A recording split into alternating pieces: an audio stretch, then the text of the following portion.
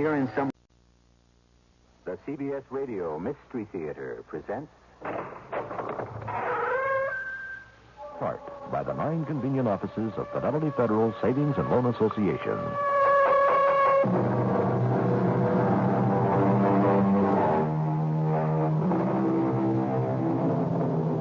Come in. Welcome. I'm E.G. Marshall. The title of our drama is General Laughter. Let me explain its derivation. In other times, playwrights often ended their comedic works with the overall stage direction, exit all amid general laughter. That meant that the characters at the finale should joyously troop off the stage the quickest way they could, thus leaving the audience with a warm glow of satisfaction that everything had, after all, turned out all right.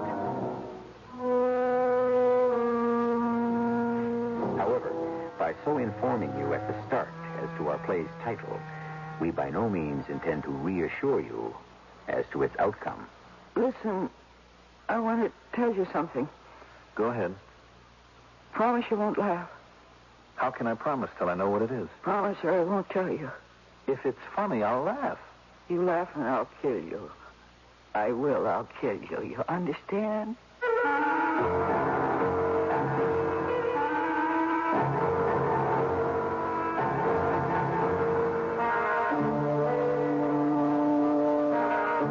Our mystery drama, General Laughter, was written especially for the Mystery Theater by Elspeth Eric and stars Mercedes McCambridge. It is sponsored in part by True Value Hardware Stores and Buick Motor Division. I'll be back shortly with Act One.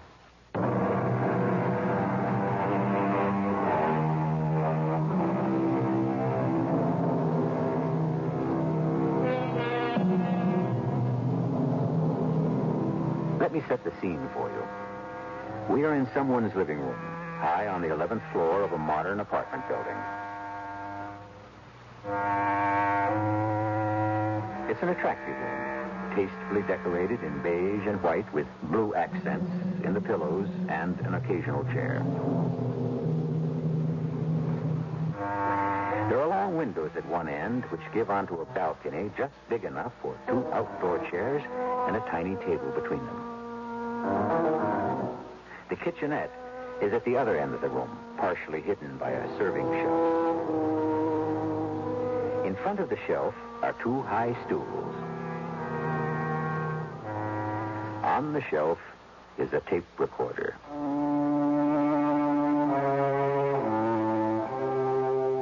I want you to listen to this. It only runs about 40 minutes.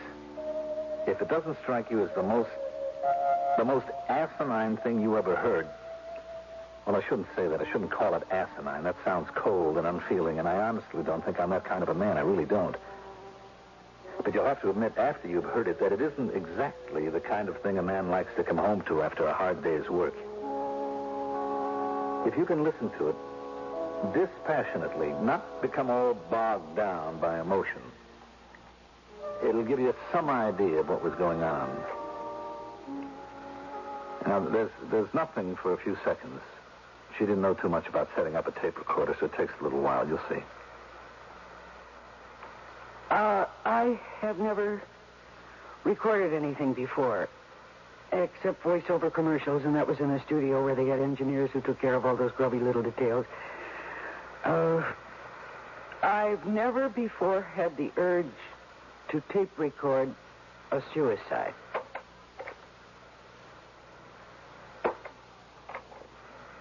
I've never before had the urge to tape record a suicide. Okay, it works. Things mechanical scare me. I always expect them to blow up right in my face. But then I expect everything to blow up right in my face. I get a part in a play, I expect the theater to burn down. I get a commercial, I expect the company to go out of business. I get a running part on a soap opera, I expect to be written out by the end of the week. I think failure. I chase success, but I think failure.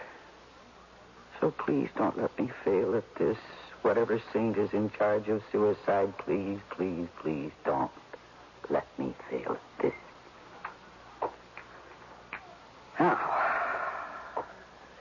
1, 2, 3 bottles of sleeping pills. That ought to do it. I don't know how many pills to take. There's nobody I can call up and ask. I really came to this little rendezvous unprepared.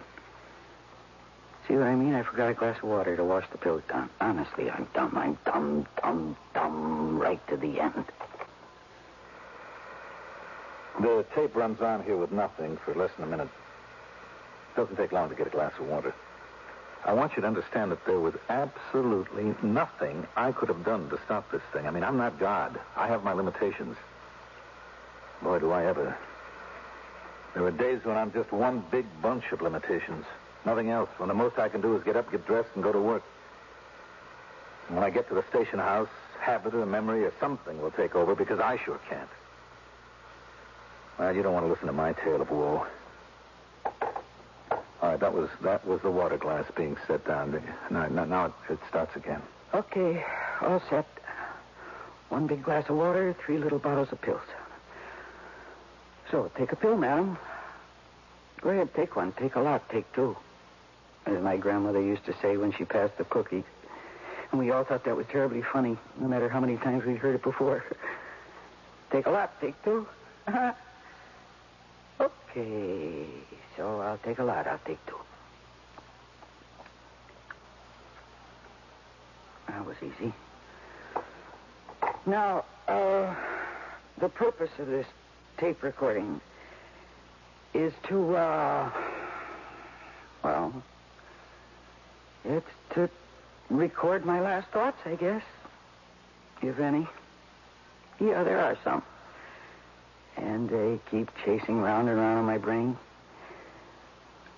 Still, what I would like is to tell the truth. For once. I have days when I'm not sure I haven't been lying from sun up to sundown. Even my dreams are lies. But that's some days. Other days? No. You know what Sarah Siddons wanted chiseled on her tombstone? The words, I was an honest actress. Just that. Nothing more. Well, I tried to be an honest actress. And now at the very end of my life, I would like to try to be an honest person. You know? I mean, not to hold back anything, just to let it all hang out, as the kids say these days. I don't know why they talk so funny. Why can't they just say, speak the truth? I want you to know that, I want you to know why I have to do this, why I think I'm driven to it. Not that I know why I don't. But maybe if I keep on talking, something will surface. I've chosen to put this on tape instead of writing it down because when you write things down, there's always the temptation to go back and read it over and change it, make it look better, make it read better. I don't want to do that. See, what I want is for every word to register precisely as it comes out of my mouth, out of my head. And that's why the tape. So, to begin with, I don't feel anything. Maybe a little music could help. Wish I had a record of Peggy Lee's Is That All There Is? That'd be perfect. That'd be the absolutely perfect thing for right now. Is that all there is? Is that all there is? If that's all there is, my friend, let's keep dancing. I ought to have that record. I could go down to the store and get it right now. No. That's an excuse not to go through with this. You're dodging and ducking just the way you've always dodged and ducked. Is that all there is? Is that all there is? If that's all there is, my friend, it isn't enough. If that's all there is, it isn't enough. I can't go on any longer. Who was that Hollywood mogul who said in the ambulance on the way to the hospital, he said he looked up at his wife and he said, it's too tough, it's just too tough, and he died. Right then and there he died. I think it was Harry Cohn who said that. Well, Harry Cohn, I'm with you. I'm crying. What am I crying for, Harry Cohn? I never even met Harry Cohn. I was never in Hollywood. I was always a New York actress. New York actresses are devoted to the theater. I couldn't go to Hollywood. I had to stay here where the theater was. That was the reason. That and the fact that Hollywood never made me an offer. It's truth-telling time, all right. I never had a decent offer anywhere. That's more the last time I saw anybody about any kind of a part in the theater. It was almost 6 months ago. A little pipsqueak of a producer nobody ever heard of said to me, I see nothing for you in my first 3 productions. Jiminy. So I am reduced to parts on daytime television where I never know the lines, not really, no matter how hard I study them. And I know what he'd say. He'd say, nobody's forcing you to be an actress. Because as usual, he's right. Only I know that as long as I live, I'll never be able to stop trying. Ergo, stop living. Which brings me right back to where I started, with the pills. Why don't I feel sleepy, at least? I don't. I feel wide awake, and I feel hungry. Oh, no. I can't feel hungry. Nobody in the process of taking her own life ought to be hungry. Now, that's too much. That's embarrassing. Nevertheless. Time out here for a minute or so. It's true. I did used to say, nobody's forcing you to be an actress. I admit it. I wasn't always sympathetic. Actually, I hardly ever was. Because to begin with, it's always seemed to me that being an actress is 9/10 suffering and hardly any joy at all. In fact, you have to be pretty much of a masochist to even think about being an actress. All that being rejected over and over and over again. I know I couldn't stand it. I wouldn't stand it. I'd kill somebody first and go to jail. Here she starts up again. 2 saltines. That shouldn't interfere with anything. And I'll think better if my stomach isn't empty. Maybe. I suppose if you feel hungry, you don't really want to die. That's what all the smart people would say. They'd say, don't be silly. If you can eat 2 saltines, you can go on living. Well, smart people, poo-poo to you. It's not so easy to end everything. It's not easy at all. And maybe that's my last message to the world. If you think ending it all is a snap, you better think again and think it hard, because that's what it is, hard. It isn't just slipping out of the world the way you slip out of a room at a party you found boring. Well, I feel something. Drowsiness or wooziness or something. I never felt so clear-headed in my life. Oh, I feel something. I didn't even eat the second cracker. Didn't eat any breakfast, no lunch. I ought to feel something. Oh, Lord.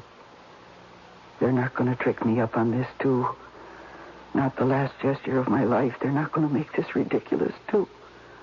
Like everything else, they're not going to make me a failure in this, too. I won't stand for that. I won't. I'll take the rest of the pills. I'll take all of the pills. Where's the bottle? The other bottle. This one's empty. What does it say here? 1 capsule 3 times a day for longer, stronger nails? What nails? Oh, no. Oh, no.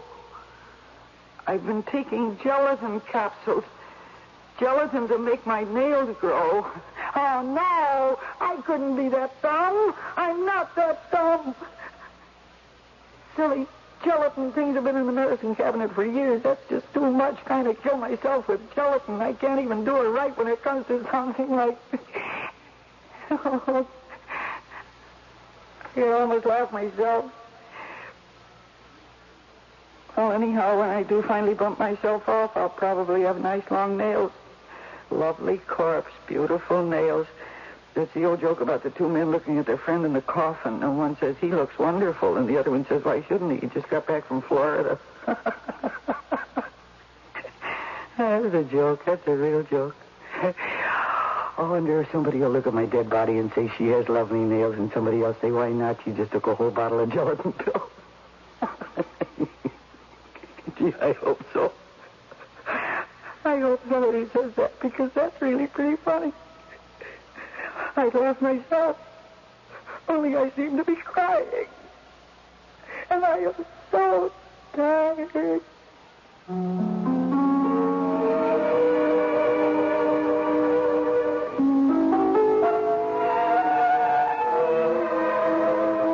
Once upon a time, a poet wrote, I am tired of tears and laughter, and men that laugh and weep.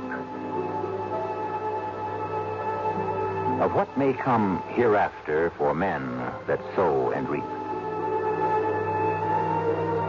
I am weary of days and hours, blown buds of barren flowers, desires and dreams and powers, and everything but sleep.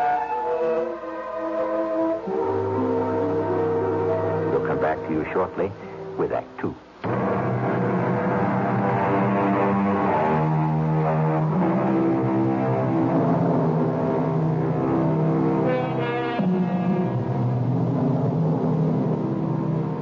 We left our desolate heroine between tears and laughter. Midway in the supposed act of taking her own life, she discovered that the bottle she had thought held sleeping pills contained instead gelatin capsules. Gelatin to make the nails grow long. This is a most distressing discovery to make when one has embarked on the drastic enterprise of suicide. We pick up her story where she left off, between tears and laughter. Now I have to start the whole silly business all over again because I took a wrong pill. But these little fellas, these are the right ones, because it says right on the bottle, 1 capsule as needed for sleep. That's what it says, so I'm not wrong this time. Only I drank up all the water. See? It's always something. Now I gotta get some more water. Let me tell you, I haven't been married to an actress for 12 years without learning something. You know, people generally think actors are very conceited, always showing off, always looking for applause. That's only partly true. The rest of the truth is that their little egos are so shaky that the only way they can get through life is by pretending to be somebody else. They can't wait to stop being themselves and start being some other person. I don't understand that. I never have, I never will, but I swear to you it's true. What I said about actors is true, and don't forget it. They're shadow people, living in the light of the imaginary people that they pretend to be. Personally, I think that's very sad.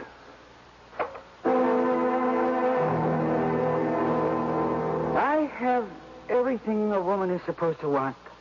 Lovely apartment, lovely furniture, lovely children. I see, isn't that terrible? I put my furniture ahead of my children. I put this damn apartment and the rotten furniture ahead of my children in my list of worldly blessings. That just goes to show you I'm a lousy mother. I'm a lousy wife. Gee, I ought to start to feel something pretty soon. And in the meantime, some music. I meant to put on some music. Why didn't I do that? Why don't I do that now?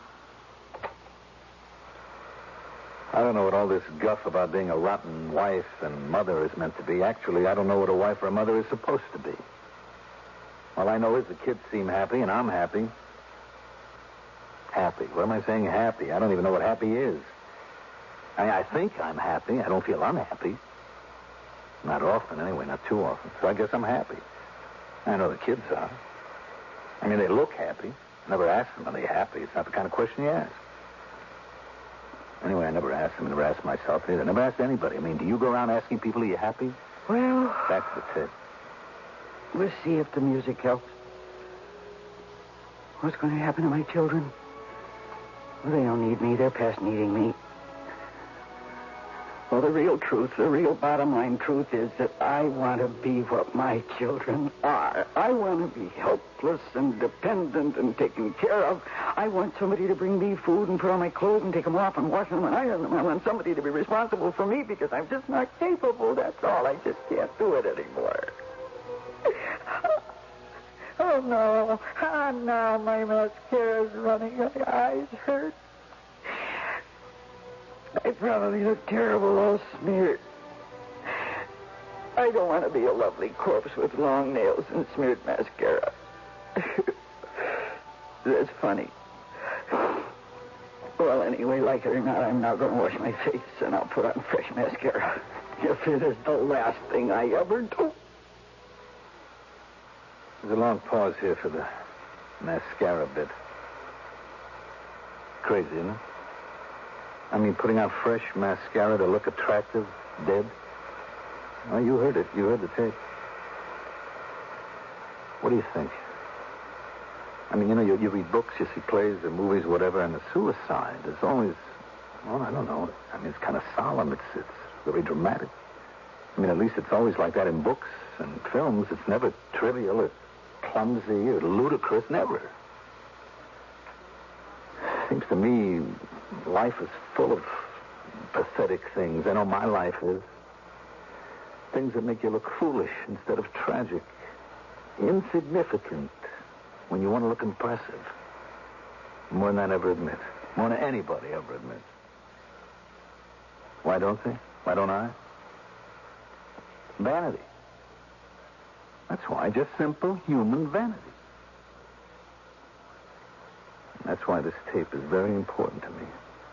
I think it should pick up again right about now. I'll just sit right here and put on this dumb mascara. Oh, boy. My hands are shaking.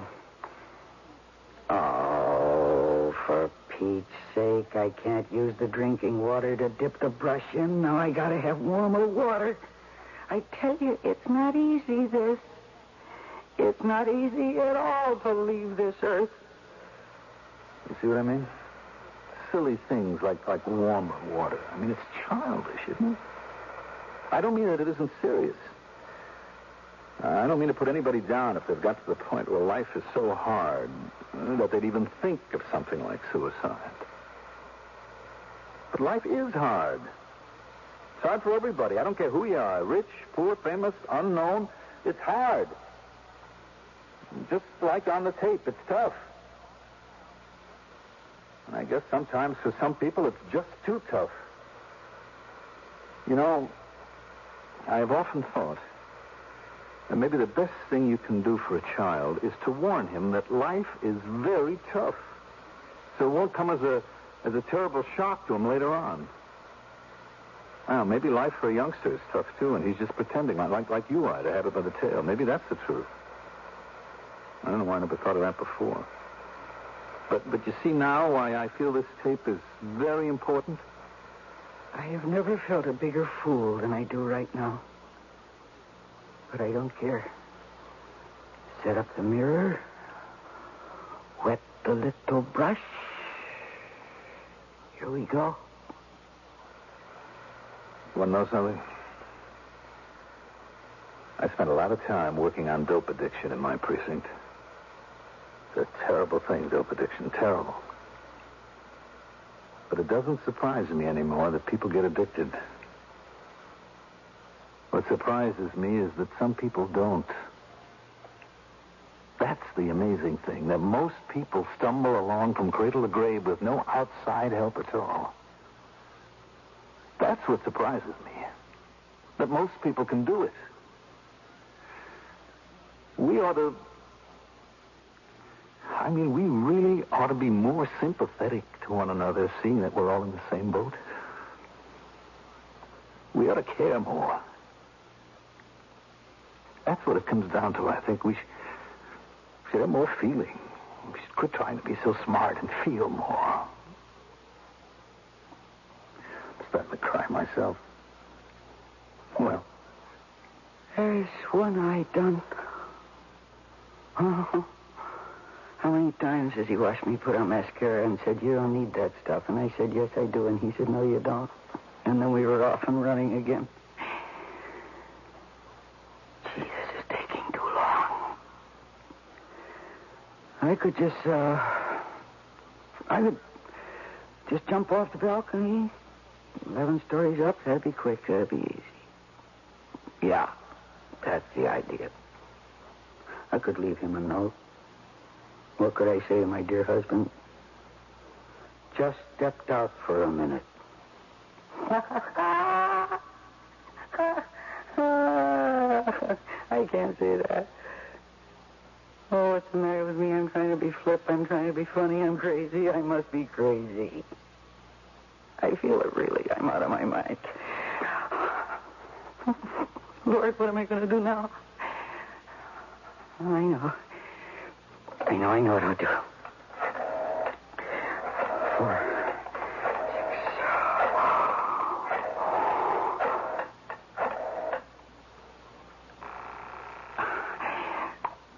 21st Precinct. Is that you? Yeah. Yeah, this is me. What's up? Oh, listen to me. Listen carefully. Are you listening carefully? Sure, baby. What's the matter? Well, I've been trying for an hour and a half to kill myself. What? You trying to do what? Kill myself. Honey, don't kid around. I'm not kidding around. Baby, listen to me. Now, talk a little slower or something, will you? I'm not reading it all, honey. Okay. I have decided to kill myself. Yeah? And I got all the stuff here, all the sleeping pills. I took one whole bottle of pills. All right, go on. Only they turned out to be gelatin pills that I bought to make my nails grow. Well, did you take any pills at all? I mean, besides the gelatin? Oh, sure. How many? I don't know. Who cares how many? Well, I'd just like to know. What's the difference? I've decided now that I'm going to jump out the window. Honey, sweetheart, please, honey. So I thought that I was going to leave you a note. I mean, not just jump and not leave you anything. Anyhow. Keep talking. I wanted to write you a note, see, a farewell note, you know. Yeah, just keep talking to me, honey. And I tried to think what I could say. I thought I'd write down the first thing that came into my head. Yeah? Well, the first thing that came into my head, and I could see the words like headlines on a front page of a newspaper. I could see them there. I could see the words, you know. I could see them. Boy, I'm getting woozy. All right. Just keep talking to me, honey. Tell me, what were the words? What came to mind? I don't know if I could tell you. No, now. you can tell me. No, I don't Well, think... you must have wanted to tell me. You wouldn't have called, honey. Now, what were they? Okay. If I tell you, and you laugh, I'll kill you. Tell me. Promise you won't laugh. If it's funny, I might laugh. Come on. What were the words? I was going to write, just stepped out for a minute. Well, that's pretty funny. Everything considered? Are you laughing? Kind of. I told you I'd kill you. It's all right if you kill me, honey. But leave yourself alone, please. Listen, I'm going to hang up now, see? Now, baby, talk to me, do you hear? No. Listen to me, I'm not laughing. I mean, didn't you mean for me to laugh when you called up? All right, Think listen. now. Think, huh? I mean, you know you can always make me laugh. That's one reason I fell in love with you, honey. You made everything so easy to take. No. Are you listening to me, darling? No. I'm getting sleepy. I have to hang up. No. Don't hang up now. Don't hang up.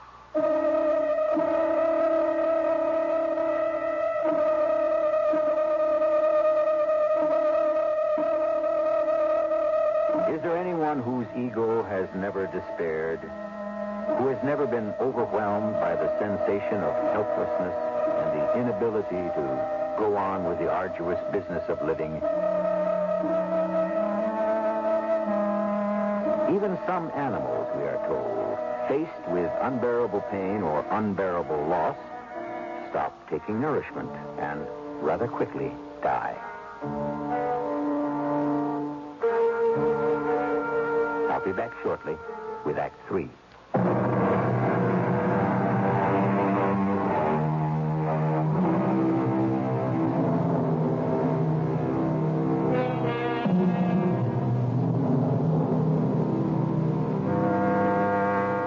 unhappy heroine has determined to do away with herself. In addition, to record her thoughts on tape during the process of self-destruction. Firm though her intent may have been at the start, she has run into difficulties. Difficulties of her own making, to be sure, but nonetheless, effective little roadblocks. Somebody in there? Anybody home? It's Harry from downstairs. The doorman, Harry. You want to let me in? I'm using the pass key in case you... Anybody home? Your husband called me, told me to come up here. Anybody home? What's that noise? I hear something. Well, you know, a tape recorder. What's that on for? Must be some reason. Somebody turned it on and went out. That's not like... Lady, what is it? You faint or what? Oh, she's breathing. She's not dead. What do I do? Call the super. House phone. We're in the kitchen. Yeah. Call the super. Oh, boy. Mr. Shattuck, this is Harry. I'm an 11K. Listen, there's a lady... Yeah, the lady that lives here. I don't know her name. They're new in the building. Listen, her husband called me a while back, said to come up here, see if there was anything wrong. Oh, she's passed out on the floor. I think she's sick. She's fainted or something. There's a tape recorder going. You know, she's some kind of an actress. What do I do now? Call a doctor? Well, her husband's a police lieutenant. Do I call him? Well, maybe I better, huh? Oh, Mr. Shattuck, I think I hear somebody at the door. Yeah, I do. Maybe it's him. I hope so. It's him, Mr. Shattuck. Harry. It's your wife. She's fainted or something. See, over there? Good Lord. And this tape recorder was running when I came in. Turn it off, Harry. Unplug it.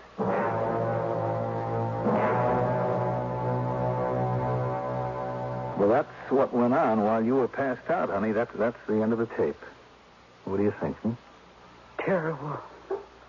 Terrible. Oh, I don't know. I do. I just thought you should hear it. Terrible. Why? Why is it terrible? Because I couldn't do it. You sure tried. And I couldn't do it. I lost up the whole thing. I couldn't even take my own life. I couldn't even do that right. I never do anything right. Oh, come on now. I don't know about that. Well, I do. No, you don't. Lots of things you don't know. You can say that again. Why didn't you just let me die? Oh, come on. I couldn't do that. I'm a policeman. Oh, what's that got to do with it? Well, killing yourself is against the law. You're kidding. No, not. It's on the statute books. Nobody is supposed to commit suicide. It's illegal. What do they do? Send you to jail? Give you the death penalty? Suicide is punishable by death. How do you like that? You feeling a little better, honey? Oh, I think so. Kids will be home from school pretty soon. Oh, don't tell them. Oh, no. No. I mean, they wouldn't understand. They're too young. There's somebody at the door. Better see who it is. You be all right? Sure, I'll be all right. Go on. Go ahead. Don't worry. I'll get rid of him. Come right back. Take your time. Coming. Oh, hello, Harry. Is she all right? She's fine, Harry. Oh, that's good. We were worried, Mr. Shattuck and I. Shattuck? Super. I was talking to him before you came in. Oh, well, you're very nice to be concerned. So is he. Everybody here likes your wife. We all like her a lot. That's good. I'll tell her. You and her haven't lived here very long, but everybody likes you both, especially her, because she's so cheerful, you know? Cheerful? Yeah. Always got a little joke going. You know, some little joke. It livens up the day. Yeah. And some people are so frozen-faced, you know, so kind of sour. Not your wife. She's always smiling, making some kind of a joke. It livens up the day. I'll tell her what you said. She's really all right. Fine. Oh, good. Well, when I saw that tape recorder running, I figured, well, she was rehearsing something. I know she's an actress. Was she rehearsing something? Well, kind of. And there was a saltine lying there beside the tape recorder. Maybe that's all she'd had to eat, and she felt faint. You know, something like that. Yeah, it was something like that. Yeah. Well, you tell her I'm glad she's okay. I'll tell her. I'd hate for anything to happen to her. Her and her little joke. Yeah, well, thanks very much, Harry. I'll tell her. Honey? Yeah. There's a doorman. Harry. What do you want? He wouldn't know how you are. Oh, that was nice of him. He said to tell you that he wouldn't want anything to happen to you. You and your little jokes. Jokes? What jokes? He said you made little jokes. I don't remember any little jokes. Said they liven up his day. He tells me I'm too thin. I tell him he's too fat. We kid back and forth. That's all. They're no jokes. Well, to him, I guess they're jokes. Anyway, they liven up his day. Well, I'm glad. He likes you. How do you know? He said so. He said Mr. Shattuck likes you, too.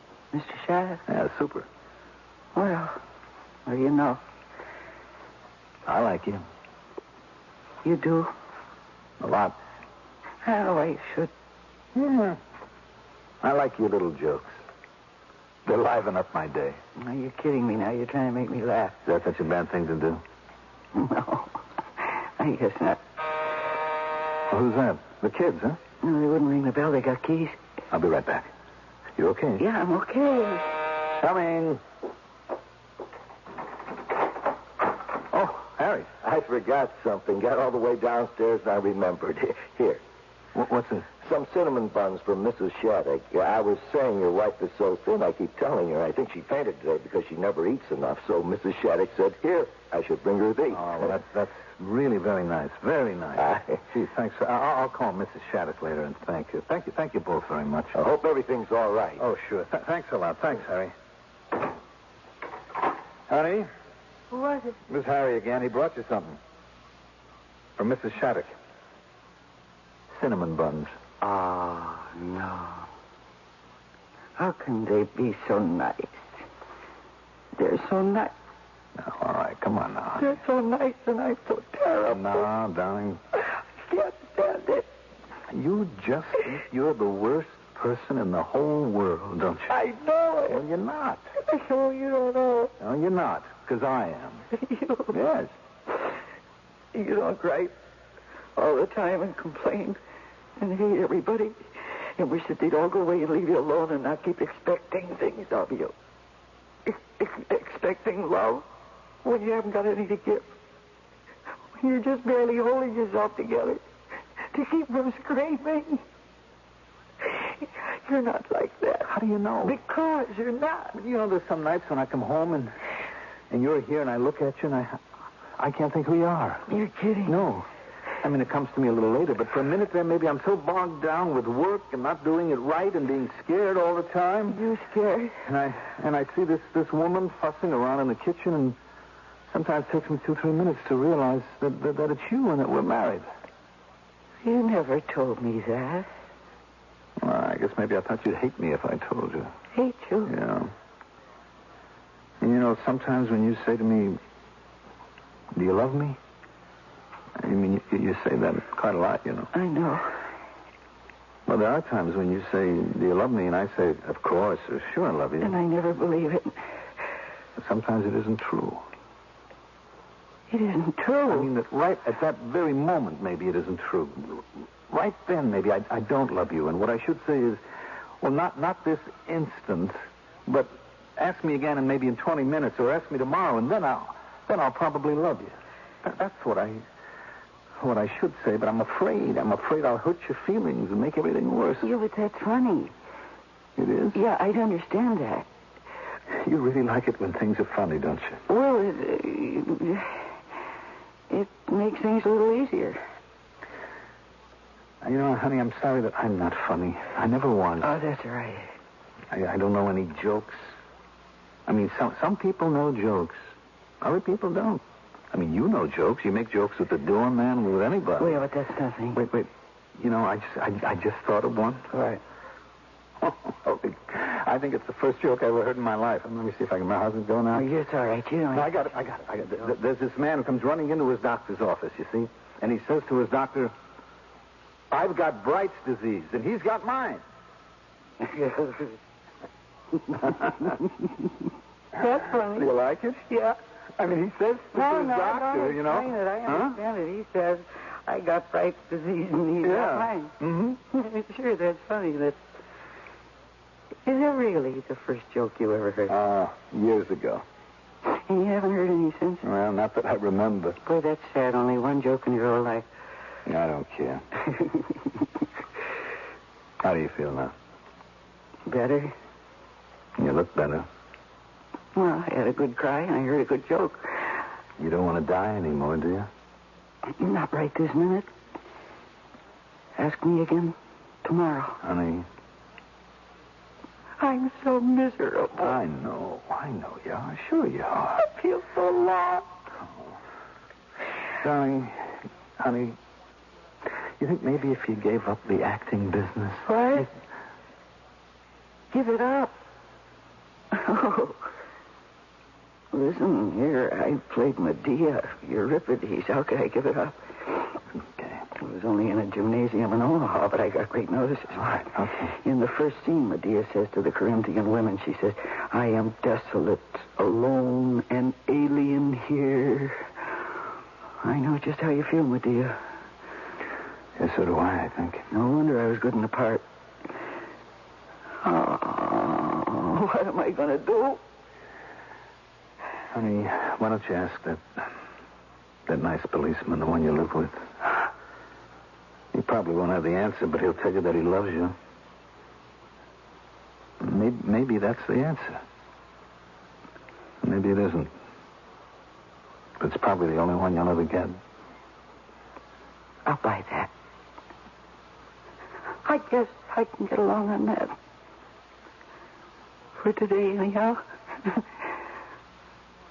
Ask me again tomorrow.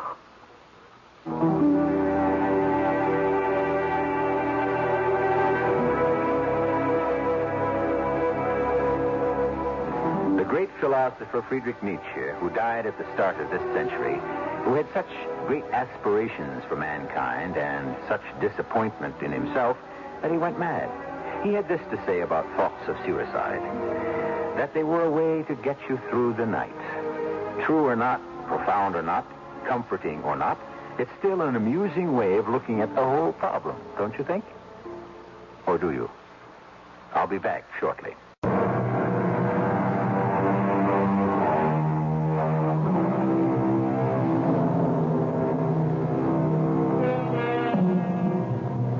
I trust we haven't depressed you with our little tale of attempted suicide.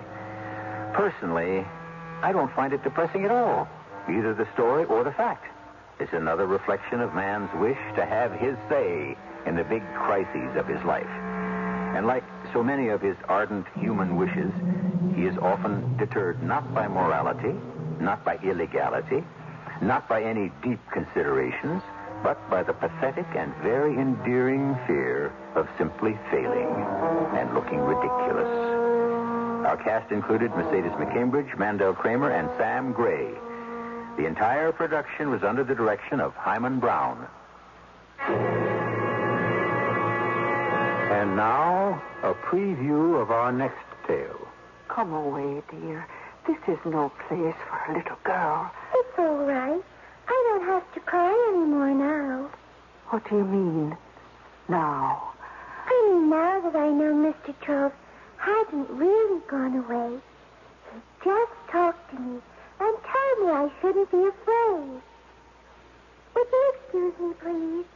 I have to go upstairs to my room and think about all the things he told me. Is that child all right?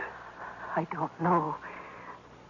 The three people she loved most in the world, taken away from her in less than a year. I'm not wise enough to know what that might do to the mind of a child, especially one as sensitive as her. Radio Mystery Theater was sponsored in part by Anheuser-Busch Incorporated, brewers of Budweiser. This is E.G. Marshall inviting you to return to our Mystery Theater. Another adventure in the macabre. Until next time, pleasant dreams.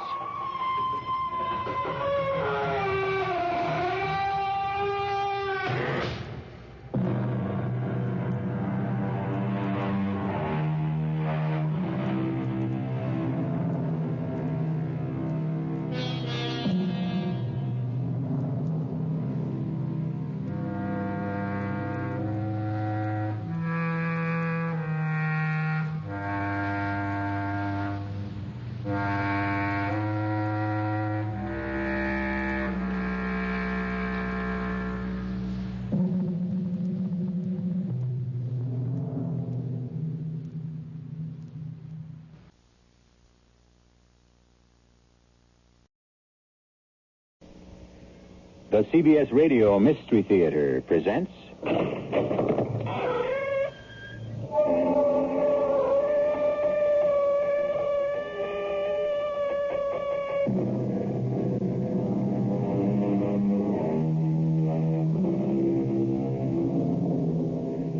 Come in. Welcome. I'm E.G. Marshall. The fantasy world of a child. All diagonal squiggles of shimmering color, the effervescence of cascading balloons, mint candy sticks and sugar trees, gingerbread houses, and yellow brick roads. Or something dark and terrifying, because the logic of a young mind has no moral strictures yet to shape it. That's what this story is all about. Which is which? Yes, Mr. Charles. I heard you. I knew you wouldn't leave me. Mr. Charles? What does the child mean, Ellen? It's the name she's taken to calling her grandfather. Oh, Lord, take us. She's talking to the corpse. Of course I won't cry anymore now. I promise, Mr. Charles. Yes, I understand. What? Oh, I see. Well, then, goodbye for now, Mr. Charles. Lisha, child, what are you doing in here, talking to the dead?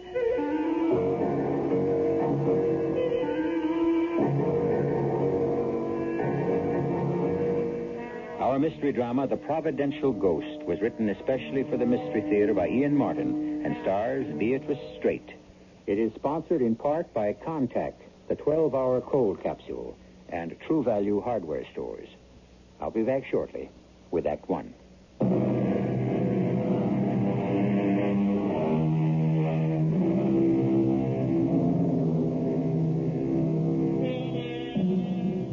Silver Birch Hills is the kind of exclusive community you will find within a comfortable limousine ride of any large American city.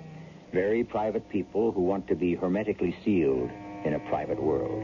Huge estates, accumulated wealth, frozen attitudes about life that go back generations. Great for the people who like to think they're the only people, but not so wonderful for little girls of 10, full of curiosity and excitement about life, like Felicity Depew Miller, who may never know how lucky she is that she has Ellen Gardner in her life, and, of course, that lovable old recalcitrant grandfather of hers whom she calls Mr. Charles. What's he saying, Mr. Charles? I should think he's saying thank you for the peanuts. And isn't it a lovely day since you came along, Felicity? There you go again. Don't call me that. It's your name. And I hate it. It's a nice name. It means happiness, joy, good luck. Just the same, I hate it. The way you don't like me to call you Grandpa. Or like that. Well, Grandpapa and Grandfather makes me sound old and creaky and falling apart. Which you're not. And Felicity makes me feel the same way, which I'm not. So you promise to call me Lisha. Yes, I'm your Mr. Charles. Right on. Hmm? That's the thing they say now. Right on. Oh, what's it mean exactly? I don't know. But if you say it, it means you're not no pope, like Aunt Sissy or Aunt Jane. I I don't know how I ever fathered them, but there they are. All right, Lisha. That's better. See, even the elephant agrees. Well, animals are smarter and nicer than people, especially elephants. Right on, Mr. Charles. You made your point. But why Charles when my name is Henry? That's only one of your names. I saw all the others in the big family Bible. Oh, good Lord. Forget those. Still, why Charles? Because Mr. Charles is my panda. Oh, yes, of course. See, Mr. Charles is my very favorite person in all the world. So, that's why when we didn't want to take Grandpa for those other things, I decided you were my real Mr. Charles. I'm very flattered. What should we do next? You want foam candy or ice cream? You know what I really want, Mr. Charles? No. What? I don't really want to go home because it isn't like a home now. It's a big, gloomy old barn. I've got to admit that, but still. I liked it enough when Mom and Pop... But after they went away, there was just you. Well, now, there are your aunts. I hate my aunts. I hate them. Well, dear me. I don't know I altogether blame you, but you do have Ellen and me. I know. And I love you both. It's just, You what, dear? I just don't want to go back to Lakeview House. But that's your home. Not since Mom and Pop. Aunt Sissy and Aunt Jane said I'd have to say went away. That isn't how it was. They died. They were drowned. Come, Nasha. Let's not think about that. We're out for a nice day at the zoo. Mr. Charles, what's wrong? Nothing, little one. Not a thing. But you look all white and sort of papery. Oh, that won't do at all. I'll just take a magic pill. You'll see. I'll look all ruddy again. I'm scared, Mr. Charles. Oh, whatever for? If you ever went away like Mom and Pop, I don't know what I'd do to be safe. Safe? Just you and Ellen. That's all that keeps me safe. And if you weren't here, maybe Ellen wouldn't. Wouldn't what? Wouldn't be here. So you see, you just can't leave me. Oh, I promise you, I never will. Elliot. Keep quiet, Henry. No, I'm on your damn diet. No booze, no cigarettes, nothing but pap to eat. I can't dilate my arteries just to please you. And call me Charles. Charles? What for? It's the only name that means anything to me. It's what my granddaughter wants to call me. And I like it. Okay, Charles, if you want it. How long can I live? How the devil can I answer a silly question like that? I can't die, Elliot. It's Lisha. Lisha? My granddaughter. Oh, Libby's child, Felicity. It's a whole new deal. I'm Charles and she's Lisha. Huh? Whatever you say, Charles. I'm going to ask that question again. How long? Okay. The general condition you're in right now, you ought to be in a hospital. You could have another heart attack any day. And the next one's pretty sure to be the last. Well, I have to last long enough to make sure Lisha grows up safe. what are you so worried about Lisha for? She has your housekeeper and your other daughters to bring her up. Oh, Ellen is fine. But Sissy and Jane are something else again. Well, what's the matter with them? They're fine church-going women who have forgotten, if they ever knew, how to be a child. They're sour as buttermilk. You're too hard on them. Maybe, but in turn I find them too hard on Lisha. If she were left alone with them, well, as I say, I'll just have to make sure she isn't.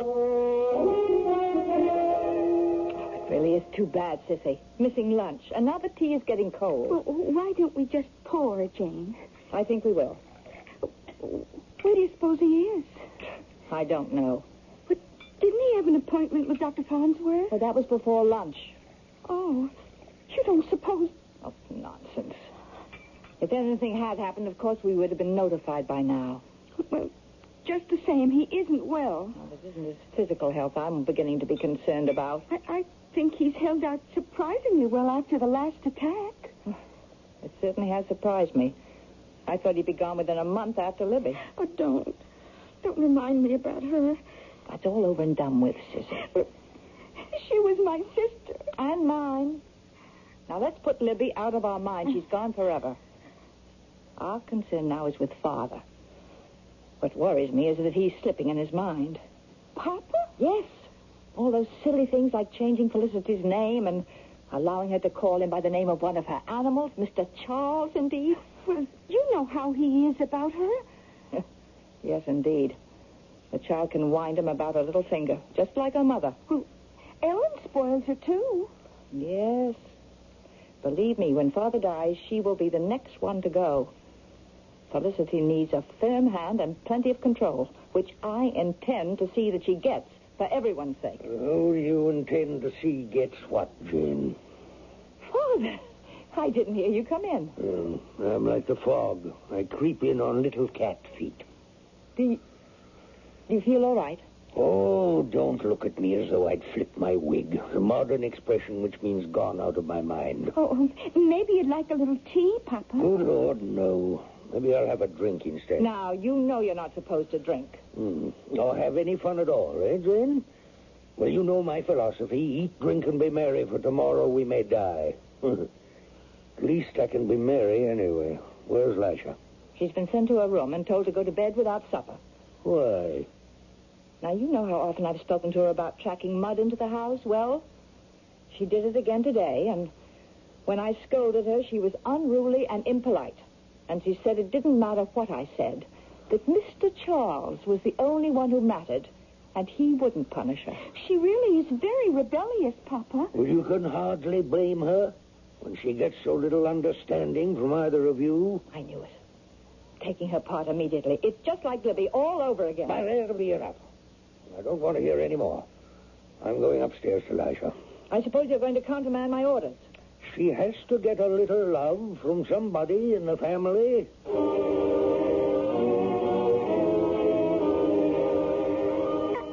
didn't mean to dirty up the old carpet. Oh, there, baby. I was just hurrying home to see you, Mr. Charles. Why does he have to be so mean? Well, now, Lisha, you don't want to be too hard on Auntie Jane. Yes, I do, because I hate her. Just the way she hates me and she used to hate Mommy. She's the one who should be just like Mommy and Daddy. I wish she was dead. Dead. Honey, that's no way to talk. I have to. Don't you see, Mr. Charles? If you ever went away like Mommy, then she'd want to get rid of me.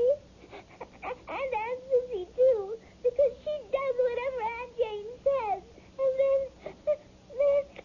if I was all alone, I don't know what I'd have to do. Don't you worry, Lisha, don't you worry. Even if I had to go away, you trust me to make sure that somehow Mr. Charles would be around to protect you.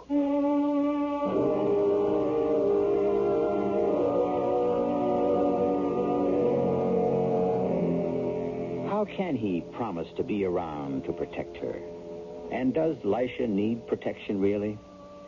Is what she says true of two strict old ladies, or does she fantasize them as witches?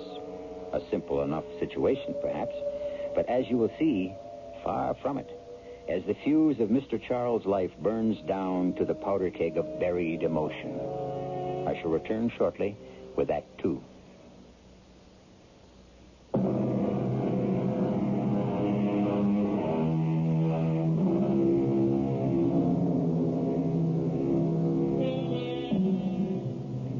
Elisha has been left temporarily to the comforting arms of Ellen, the housekeeper. Mr. Charles sits momentarily exhausted in his great armchair while the pain of the angina recedes from his left arm to a still dull ache in his chest. Another nitroglycerin tablet eases it enough for him to make a phone call for Dr. Farnsworth, and now a second call to his lawyer, Mr. Courtley. Arthur, Henry Poindexter. I'm sorry if I'm interrupting your dinner, but this is an emergency. Well, don't ask, just listen. Did you prepare that codicil for my will? Good. Well, I want you to get it over here to me as fast as you can. I said just listen, damn it. Bring someone, Cora or your secretary, I don't care, as a witness. No. Dr. Farnsworth will be here, and he can be the other. For obvious reasons, not my daughters or Ellen. Yes, I'm waiting to make sure of that right now. Please come. It's an emergency. Just a minute. Who is it? It's Ellen, Mr. Poindexter. That's Ellen now, Arthur. I'll see you in a hurry. Come in, Ellen. Close the door and come in and sit beside me. Oh, Mr. Poindexter, are you all right? No, Ellen, I'm afraid I'm not. Oh. No. The doctor's on his way.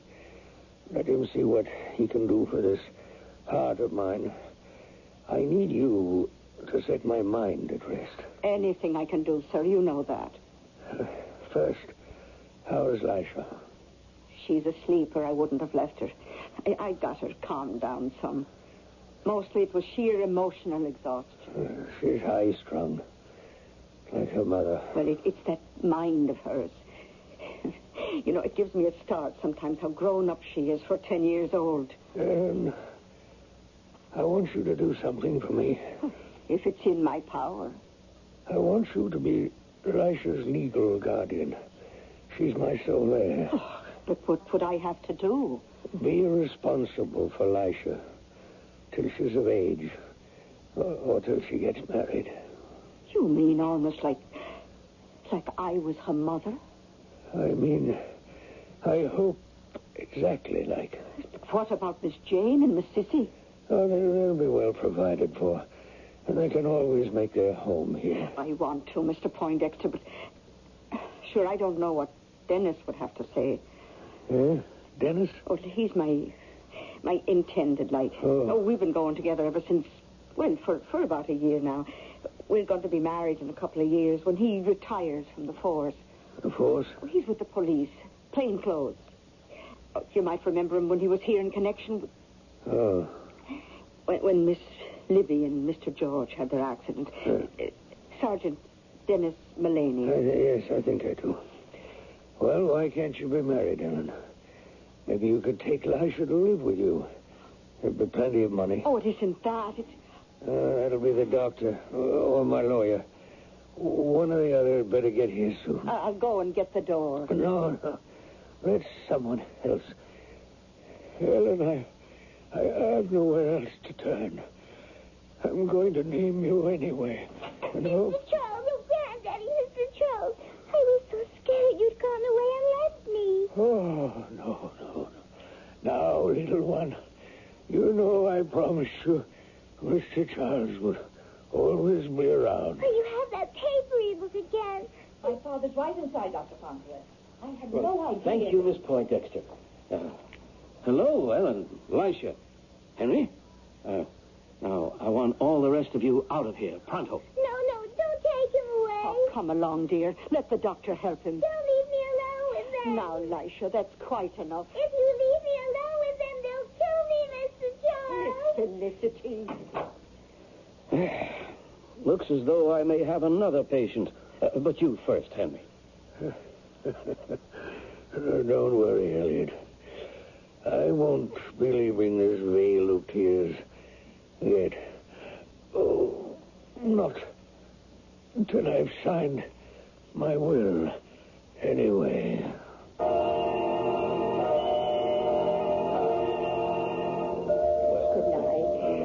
Thank you all for coming to pay your respects. Thank you. The funeral will be tomorrow morning, 11 o'clock, at St. Andrew's Cathedral. Thank heavens. I hope that's the last of them, Helen. Mr. Poindexter had so many friends. Yes.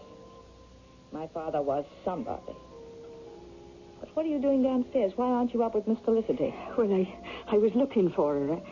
I was out of the room a moment, and she disappeared on me. Now, look, you were told to stay with her. Mr. Courtley is waiting in the library for the reading of the will. Go and ask Miss Sissy to come down there, and then find Felicity, and see she stays put. Yes, ma'am. I'll take care of it. And I'll take care of you, Ellen. Just as soon as the funeral is over, out you go. Good afternoon, Mr. Courtley. Miss Poindexter. My sister will be right down, and we can get this ridiculous formality over with. I think, under the circumstances, that Miss Gardner and Lisha should be here, too. Who? Well, I mean Felicity and Ellen. Under what circumstances? They are both principals. Ellen? My father made her a legatee. Not precisely, but she must be here. I don't understand, but I see no reason for a child of 10 to be involved. Well, since Felicity is a minor and her interests will be represented, perhaps we can dispense with her. From your attitude, perhaps you'd like to dispense with me and my sister also. I think at least one of you should be here. Absolutely inexcusable. I can't believe what I've heard.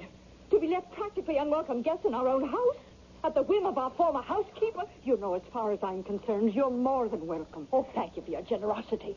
But will we be received with joyful open arms by our niece? Oh, sure you will, ma'am. Now, you give me the chance. I'll bring her around. You can't be seriously considering fostering this madness, accepting the terms of this will. He must have been out of his mind. I assure you he was not. In no sense. I have affidavits from Dr. Farnsworth and 2 psychiatrists your father insisted on having examined him the day before this will was signed and witnessed. You mean there's nothing I can do about this? In my legal and personal opinion, not a thing. That's something which we shall see about. Well, Ellen, it looks as though you're going to have a rocky time. If there's any way I can help you. Oh, I'll manage. And I'll have to talk to you later, Mr. Courtley. Right at the moment, if you'll excuse me. It's Lisha I'm worried about. I don't know where she's got to, and she's that upset I've got to find her. I'll walk out with you. You know, this is a tremendous responsibility that's been thrust on you. I think if you have a lawyer or some friend that's close, perhaps you ought to talk it over with... I will, but wait a minute. Yes, Mr. Charles. I hear you. I knew you wouldn't leave me. Mr. Charles. It's what she's taken to calling her grandfather. Oh, the Lord take us. She's in talking to the corpse. Of course I won't cry anymore. Now I promise. Yes. I understand.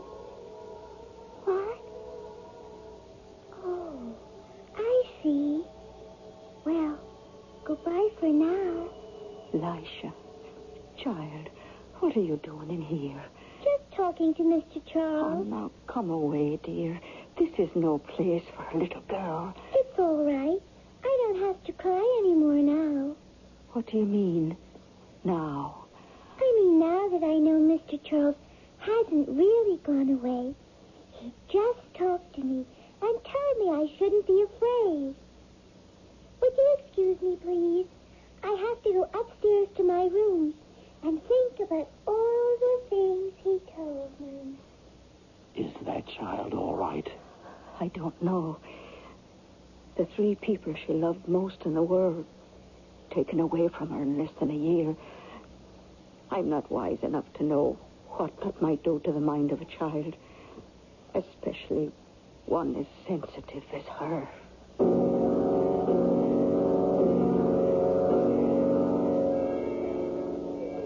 Ellen.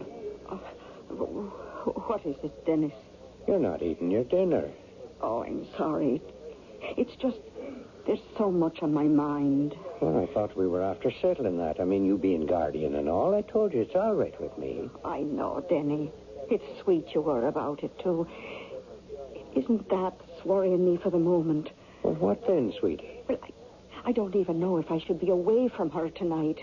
Well, sure, it's your regular day off, isn't it? Oh, yes, but I don't know if I should have left Lisha alone.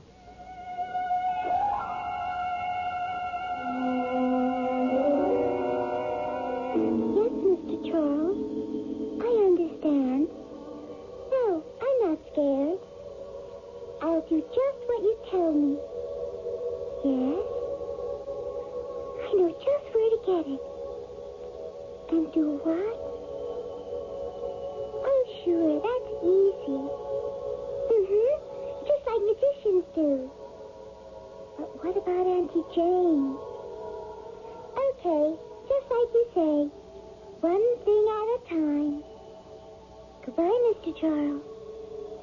I love you, too.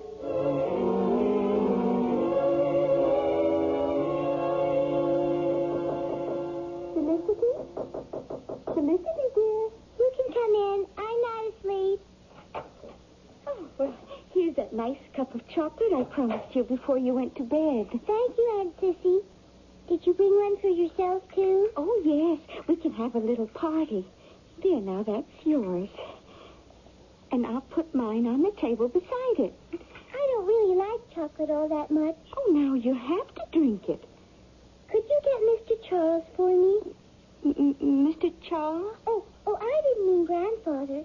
He's passed on now. I mean the other Mr. Charles. I left him in the bathroom. Oh, of course, dear. Your big woolly panda. I'll get him right away. Only he's not. I'm talking to you, Mr. Charles. My real Mr. Charles. I'm doing what you said now. There we are. Mr. Charles in person. You suppose he likes some nice hot chocolate, too? He doesn't like it much either. Oh, well, then let's just show him how good it is. Hey, you drink it all down, dear. I made it especially for you. You drink all yours, and I'll drink all mine. It's a deal. Well, Sissy, did you have your chocolate with Felicity? Yes. How did it go? Well, I can't believe it. It's no problem at all. I'm so relieved. Oh, yes. I'm glad Ellen's night out gave us the chance. Maybe we're getting somewhere with Felicity after all. Wouldn't that be nice? It would solve everything. Ellen!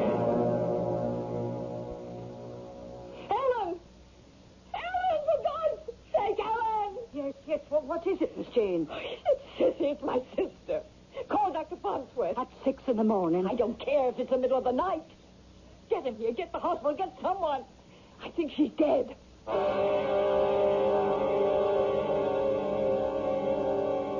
Now, what is going on at Lakeview House?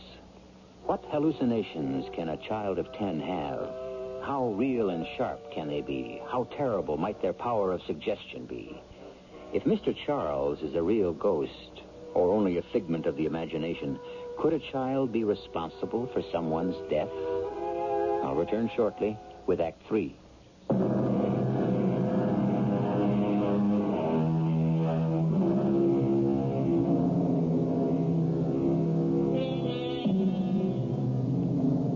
In her bedroom, Sissy Poindexter lies dead. Lisha has been mercifully packed off to school, as usual, to protect her, however briefly, from this new shock. And among the unexpected visitors at the house are Sergeant Dennis Mullane and, of course, Dr. Farnsworth. Well, Doctor? No question, Miss Jane, as to the cause of death. Cardiac failure. But that's impossible. It's been a long time since I examined either of you. I think perhaps I should do an autopsy, if you'll give me permission. No. Why not? I will not have the body of my sister desecrated. It might help to know why she had cardiac failure. How? Would it bring her back? No, let well enough alone, Dr. Farnsworth. This family has a curse on it. Leave us to handle it in our own way. Now, why do you suppose she's all that vehement about it? Who are you? Oh, I'm sorry. Sergeant Dennis Mullane. You'll remember we met on the sad occasion of the drowning of Miss Poindexter's young sister, little Elijah's mother, and her father. And that Ellen and me are engaged to be married. Of course, yes.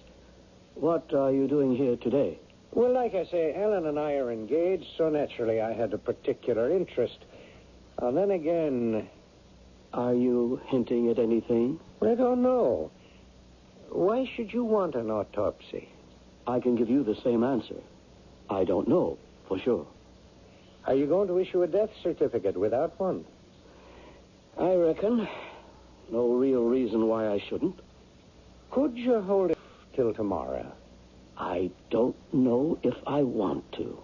Why should I? Well, let's be frank, Doctor. For whatever our own reasons, we both think there's more here than meets the eye.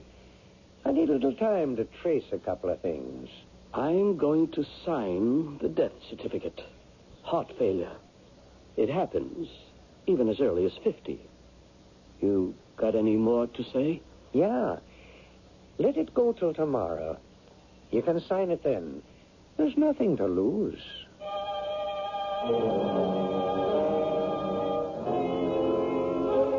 But you're not like yourself at all, Denny. I don't know why you have to ask all these questions. Sure, it's only to protect us all. So what about that bottle? Well, it was only a prescription the doctor gave to be filled for Mr. Poindexter. Was it digitalis? Something like that.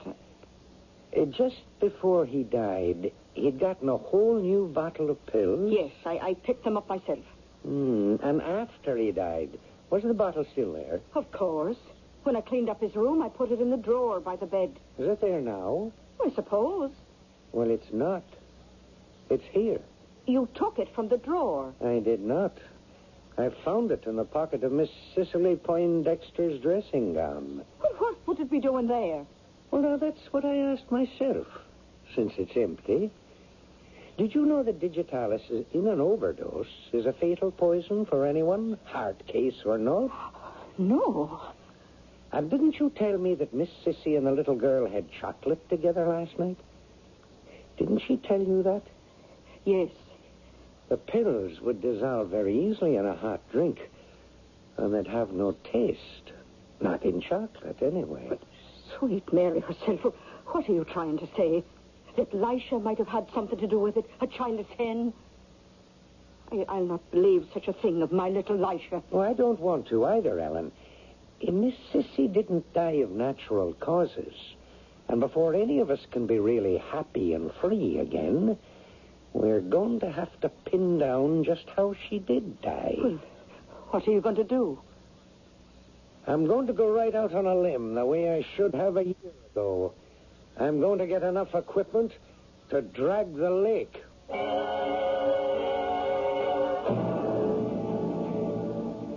Yes, Mr. Charles. I understand. No, I'm not worried. I guess if it hadn't been Aunt Sissy, it might have been me. But who should I tell?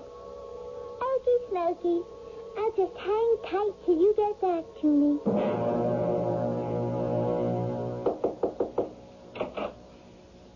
Oh, there you are, Felicity, dear. I was looking for you. What for? Why, Ellen has to drive in and do some shopping, and she thought perhaps you'd like to ride with her. That's funny. What is, dear? Ellen just told me she was going to have a bit of a lie down. A what? A lie down. That's what she says when she means a nap. Oh, well, she's changed her mind. She's down in the car in the small garage. She was just starting it up, and I was telling her some last-minute things, and all of a sudden she thought you might like to go along. Oh, I would. Well, then let's go down to her. I have something else to arrange. Is it just to Poulter's Farm? Oh, no. You'll be going further than that. Quite a long way, in fact. I don't care. I don't care if we never get back. Such a nice thing to say, Felicity. And you know something? What? Neither do I. She shouldn't let the car run with the garage door closed. At school, in Safety First, they told us it's dangerous. There's a gas that could kill a person. Why? The things they teach you at school nowadays. But they're perfectly correct, Felicity. It's exactly what it's going to do. You pushed me. You scraped my knee. Don't worry. Soon it won't hurt at all. Nothing will hurt you anymore, Felicity. Going somewhere, Ellen? Oh, Miss Poindexter. Well, yes, I just wanted to see if Lisha was all right. You won't have to worry about Felicity, or Lisha, as you call her, anymore. What do you mean? I better go to her. No. It's too soon. That's a pistol. That's just what it is, and pointed at you, Ellen. Oh, what for? Oh, don't be alarmed. As long as you do as you're told. You see, you're not mistress of this house. No matter what the will said, I am. So back up. Into the room. And sit down. I don't understand. And while we're waiting, I'll try to make it all quite clear. Make what clear? What we're waiting for, of course. Miss Jane, you really... Shh. Quite still. And don't think I'll be afraid to shoot. I have before, you know, when I killed Felicity's mother, Libby, with this gun. And her weakling of a husband. Oh, killed them? But they were drowned in an accident. Yes, that's what everyone thought. Just as I told Sissy we could make them think. You remember that day, don't you? I'll never forget it. I was away with Lisha at dancing school when we heard. Quite right. Father was in bed with his first heart attack. And I just found out about his will. Oh, it didn't surprise me that Libby was to get almost everything. She was always the favorite. From the time she was a baby, Libby was the center of everything. Libby always came first. Oh, Miss Jane, don't do this to yourself. Don't. Shut up. Now, you listen to me if no one else will.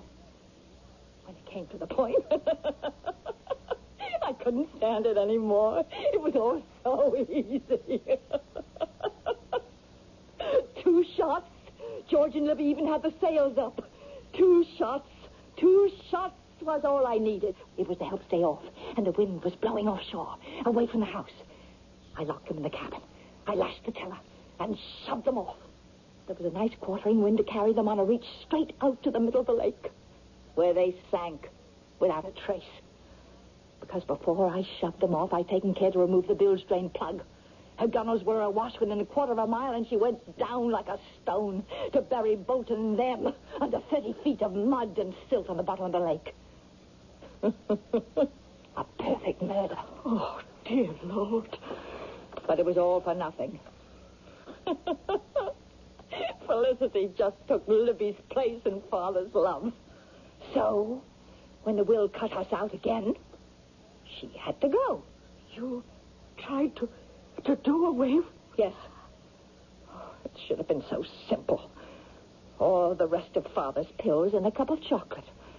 Oh, but I should never have allowed Sissy to handle it. She's always bungled everything, clumsy little fool. She must have mixed up the cups. And it wasn't a heart attack. Where's Lisha now? Well, what have you done to her? I haven't done anything. Carbon monoxide will do that for me. I don't understand. She's locked in your little garage. The connecting door to the house needs a key. The overhead door is far too heavy for her to lift. And the car is running. Oh, Mother of God, don't look so stricken, Ellen. It's a very gentle way to die.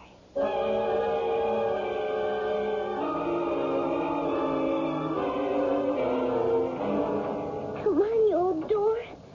I can't open it. Oh, Mr. Charles, where are you when I need you? Now, don't get panicky, Elijah. You know I'm always around. It's getting awfully hard to breathe, and I feel so sleepy. We'll soon fix that. The way we did before. You mean when I switched the chocolate cup? Something like that.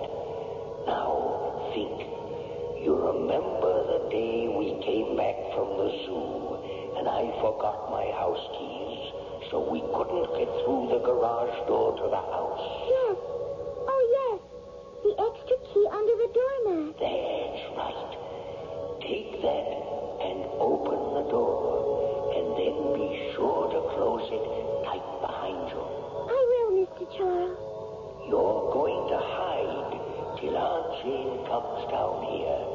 And as soon as she does, you go let Ellen out of her bedroom, and the 2 of you take my car and run for your lives.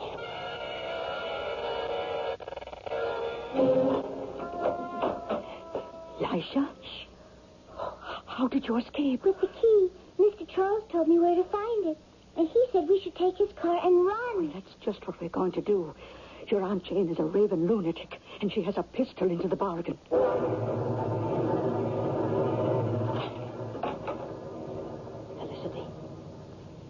Felicity. If she could hear me. But where is she? Not in this corner. Under the car. No. She couldn't have escaped. What's that? Who shut the door? Got to get the key. Open the door. No! It isn't there. Open the overhead door. It won't budge. What's the matter? Someone's holding it outside. There's a cat. I can't see. No! Father! Father, don't! Help me! Help me! No one to help you now, Jane. You brought it on yourself. Yourself.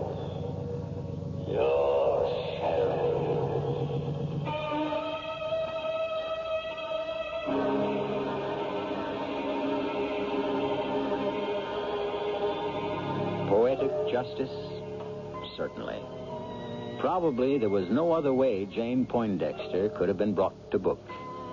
There was small chance of Libby and the boat ever being found, and what proof was there that the digitalis had ever been in the cocoa cup, since Sissy was careful to wash them both out? As for the rest, it would only have been Ellen's word against Jane, which leaves only a couple of questions that I'll try to answer when I return.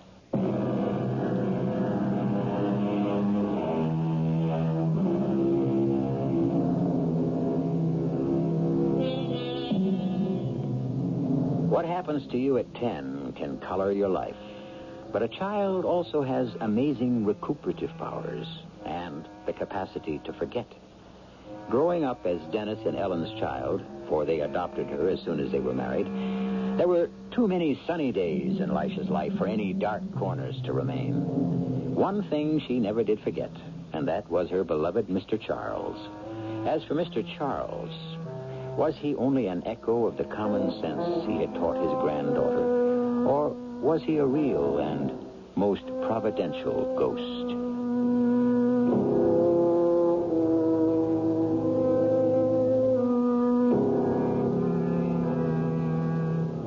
Our cast included Beatrice Straight, Hetty Galen, Bryna Rayburn, Court Benson, and Gilbert Mack.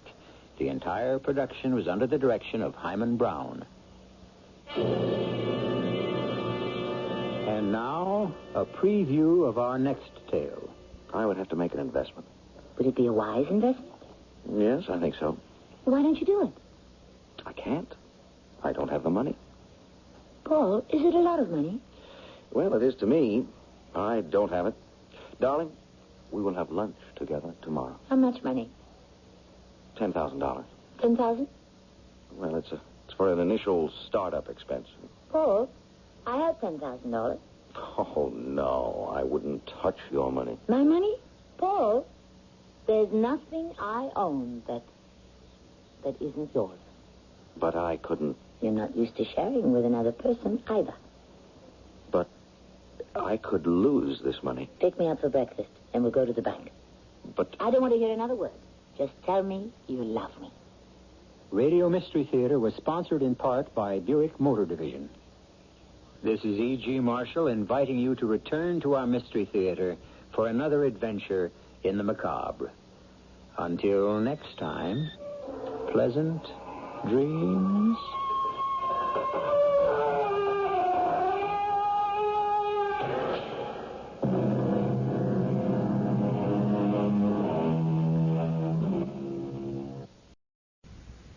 Something one may learn, or do you just have to be born lucky?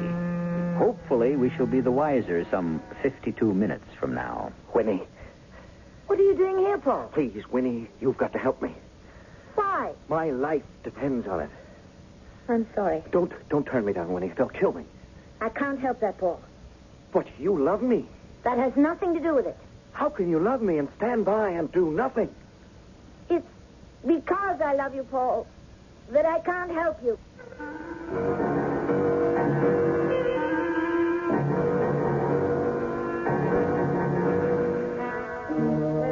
Our mystery drama, Half a Life, was written especially for the Mystery Theater by Sam Dan and stars Tammy Grimes. It is sponsored in part by Buick Motor Division and all state insurance companies. I'll be back shortly with Act One.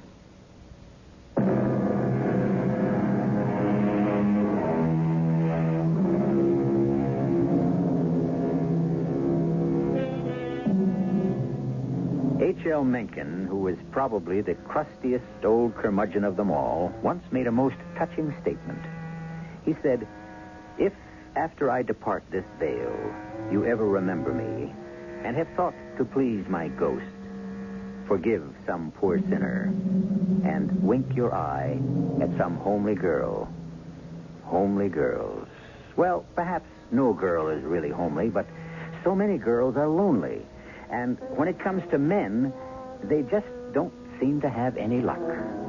As they were growing up into young ladyhood, if I may use that old-fashioned term, they were very rarely asked out. And as the years went by, they dated less and less frequently until that point arrives when a woman realizes she had better make the best of the life that exists in reality and give up on the one that can only exist in her dreams, if she can. You wanted to see me, Mr. Mossman? Sit down, Dr. Prentice. Now, how to begin? How to begin what? Dr. Prentice, what's wrong? Wrong? Yes, doctor. Are you having a problem? A problem? Oh, hang it all, Winnie. Something is wrong. What are you talking about? I don't know. Something's come over you these past several months, and I... Really? Yes, that's what I mean. You're even fighting me. I'm not aware that I'm Look, fighting. look, now, just look at the mood you're in right now. You've got a chip on your shoulder, you're on the defensive. Well, why not? I've just been summoned to the present. Oh, cut it out, will you, Winnie? Now, something's wrong. Do you want to talk about it? Talk about what? All right. I won't try. Your personal life is your personal life, but we do have a problem. A serious problem. Thanks to you. To me? Yes. The last person in the whole world who antagonized is Senator Faraday. How did I antagonize? All right. I've received the following letter. Dear Mr. Mossman, and so on. As you know, I have long questioned the value of the services your agency performs for our government. Oh, that. Yes, that.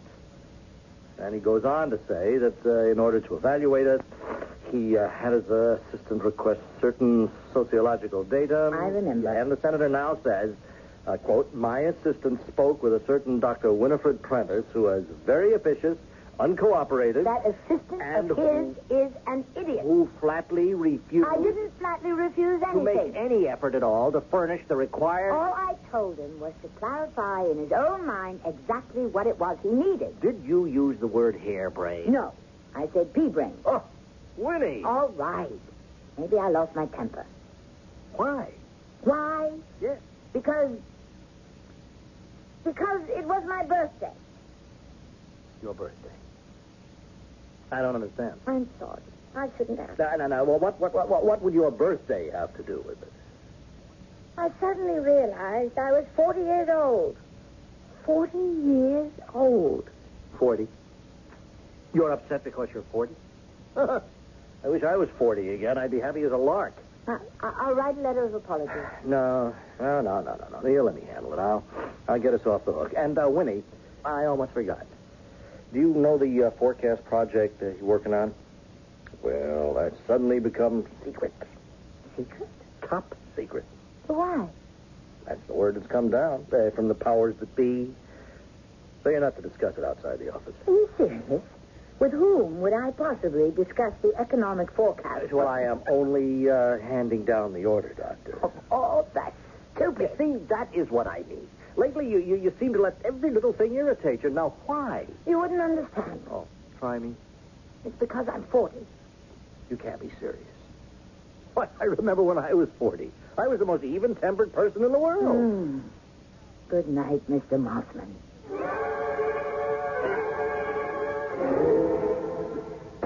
Winnie? Yeah, it's Winnie. Oh, my, but we're in a cheerful mood tonight. Oh, shut up. This is all I need to come home to little Mary Sunshine. Any mail? What a question. It's September 1. Which means... We have to renew the lease. It's funny. Why is it funny? Well, remember the day we first looked at this apartment? 15 years ago? No, I don't remember. Maybe I don't want to remember. Well, I can recall exactly what old Hupnickel said. That's because you have a fantastic memory for trivia. Well, he said, 9, I cannot rent a single girl. If one gets married, and the other has to break the lease. Forget it. Well, Winnie, but you charmed him into changing his mind. See? I charmed one man in my entire life. And who is it? Old Hufnagel. Well, where's all the acid coming from tonight? There was a collection for a girl at the office. She's getting engaged. Well, why take it out on me? I've been there 13 years. At lunch, I sat down and I figured out how many engagement showers I've contributed to. 13 years, I'd say 52. 38. How'd you get 52? Well, in my office, we average one every 3 months. That's 4 year times 13. I guess my office is more conducive to spinsterhood. You want to go on a cruise? Why? Who did we meet last time? Well, how about romantic Costa del Sol? Does it matter where we go? We never get to meet anybody anyhow. Now, who can that be? Maybe it's Prince Charming. Yeah, yours or mine.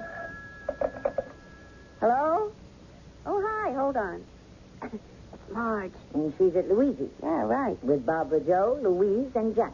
Well, you're hot tonight. And we'll join him for dinner. Do you want to? No. Okay, Marge. Winnie and I'll be along in a few minutes.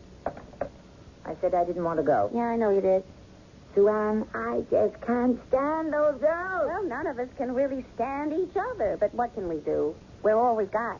When unmarried men get together, are they as boring as we are? Probably. Are they as mean, as petty, as vindictive, more? I'm so fed up. The same silly people every night, the same pointless, stupid chat. Winnie, this isn't like you. But it's getting to be like me. It's getting to be more and more like me every day. Soon I'll be like this all the time. Sour, nasty, nervous. Winnie. It's even beginning to show in the job. Old Mossman had me on the carpet this afternoon. Well, you've got to learn to make the best of things. Don't preach. Well, let's be off. The group is waiting dinner for us. The group? How about the bunch? Well, I prefer the crowd. How about the gang? What do you think of Crick? Why don't we just call ourselves by our right name? The Leftovers.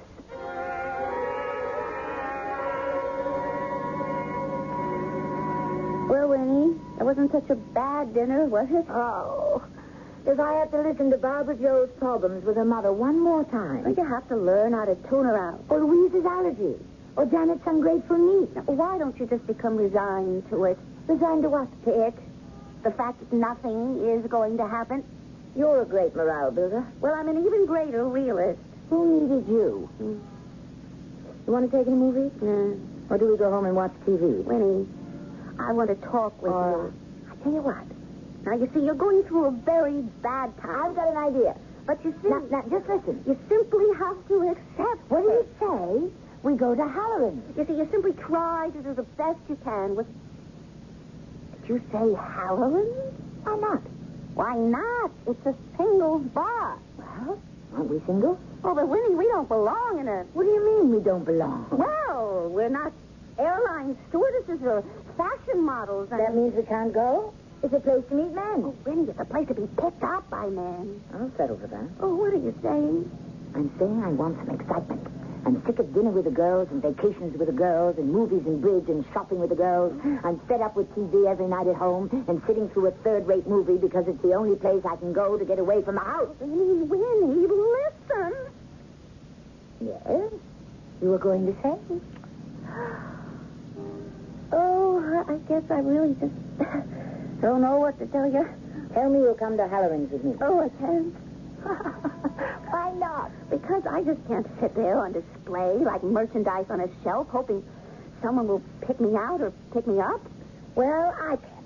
But Halloran's, what when you're a Ph.D.? I'm also a woman. You coming? Oh, why don't we go home? I'll drop you off at the house and go by myself. All right. Let's go to Halloran's. Nothing else has ever worked. Oh, we shouldn't have come here. Just remember, the old rules apply. Yeah. If either of us scores, the other doesn't get in the way. Score? From the looks of this place, I don't see one of us even getting into the game. How long have we been there? Oh, about an hour. Want to go home? Well, I didn't want to come here in the first place. You were right. This isn't for us. But the truth is, we're a bit too old, a bit too plain, And the competition is much too keen. I was thinking about what you said. We are like merchandise displayed in a show, waiting to be selected. To any woman with self-respect and awareness, it's simply too demeaning. Well, finish your drink anyhow. Miss, Oh, no, thank you, bartender. I don't think we'll have another round. the gentleman standing at the end of the bar, to your left, Mr. Jones, would like to know if he might buy you a drink. Me? Yes, miss. You sure he means me? Penny, he's the one who looks like Spencer Tracy. A youngish Spencer Tracy. What does he want with me? Well, go ahead. I've got the car key. See you later. But every girl in the place has been giving him the eye. What does he want with me? Do you want to find out, or do you want to go home? Will you have a drink with the gentleman, miss? Surround. Well, this was all your idea, Winnie. The merchandise has been picked from the shelf. Thank you, gentlemen, and I will have a drink with him.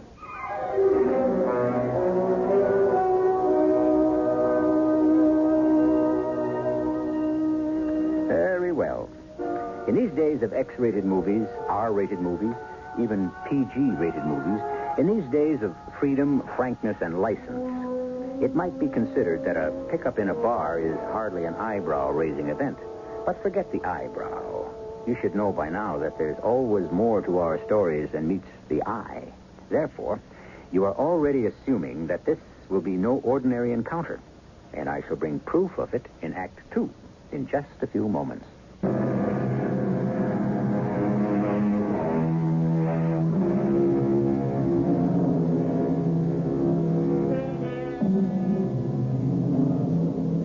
Wasn't it Henry Thoreau who remarked that so many of us live lives of quiet desperation? And here we have Winifred Prentice, Dr. Winifred Prentice, if you please, a Ph.D. in sociology, and 40 years old. And where do we find her tonight? In a library? At a lecture? Oh, no. At Paddy Halloran's, a notorious singles bar. And why? Well, didn't Thoreau just say something about quiet desperation? Hello. Thanks for the drink. That's the least I could do. The least? Well, when you fall in love with a girl, head over heels. Is that the standard line in a place like this? I wouldn't know. Somehow I would assume you come here often. Oh, how can you tell? You must be a regular. The bartender knows your name. As it happens, I do come here quite often. Do you know why? No. I was looking for you. For me? I came to the right place. Here you are. Yes, here I am. May I tell you something? I'm really very shy where women are concerned. Yes. Just like your famous namesake, John Paul Jones, suffered from seasickness. Well, why did you say that? I think you're the most handsome man I ever met. Oh? And what does that mean? It means women are attracted to you. No, not women. Girls. I don't follow that. Girls. Girls for fun and girls for frolic and girls to pass the time. But a man reaches a certain point where he realizes he doesn't have a woman. A real woman. Well, tonight I looked for a real woman, and there you were. Am I supposed to believe this? Oh, whether you do or don't, it doesn't change the fact. After all, nobody believed Columbus when he said the world was round. Did that mean the earth was flat? Continue, Mr. Jones. And so, I fell in love with you. Really? That's all I have to say. You don't even know my name. What is your name? Winnie. Winifred Prentice. Winifred Prentice. I love you. It's the first time in my entire life that anyone has ever said, I love you. I wondered who would ever say it and where. And it turns out to be just a ritualistic slogan for a pickup in a bar. Oh, is that what you think this is? What else is it? It's love. Love? No.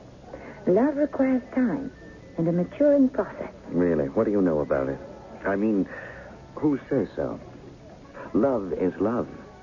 And when it happens at first sight. I don't believe that. No. Life is crazy. Maybe I should have waited. But why waste time? So much time has passed us by already. I'm not 18 or even 25. I'm 37. And I'm 32. Every day is important. The truth is, I'm really 35. It doesn't matter. Actually, I'm 40. I said it doesn't matter. I love you. What do you want me to say? Right now, you don't have to say anything. I realize you're very conservative. You weigh, you balance every word. That's fine. We'll be good for each other. Because I'm a crazy kind of a guy. I say whatever I think. I wish I knew what I was thinking right now. Okay. The timing is different for different people. I fell in love with you. Look at me.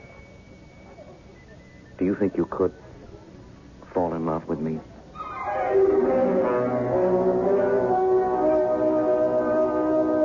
Oh, tell me. I just told you. He's in love with you. That's what he said. He's in love with you. I can't believe it. Well, why can't you believe it?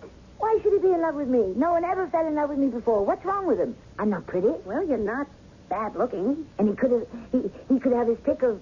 Well, maybe he's a peacock. What? Think about it. Stunning-looking girls. Do you ever see them with really great-looking men? No. They choose plain fellows. Yeah, but what has this have to do? They want to be the center of attraction. Men, too. Maybe he's attracted to me because I'm plain, and therefore no threat to his ego. Winnie, please, don't destroy this thing with your 10-cent psychiatry. Even my name, Winifred Prentice. It sounds as if you're swallowing vinegar. We'll change it to Mrs. Paul Jones. That sounds as if you're gargling with honey. It can't be happening. Well, it is happening. It's a dream. I'll wake up. So, will you be any the worse for it?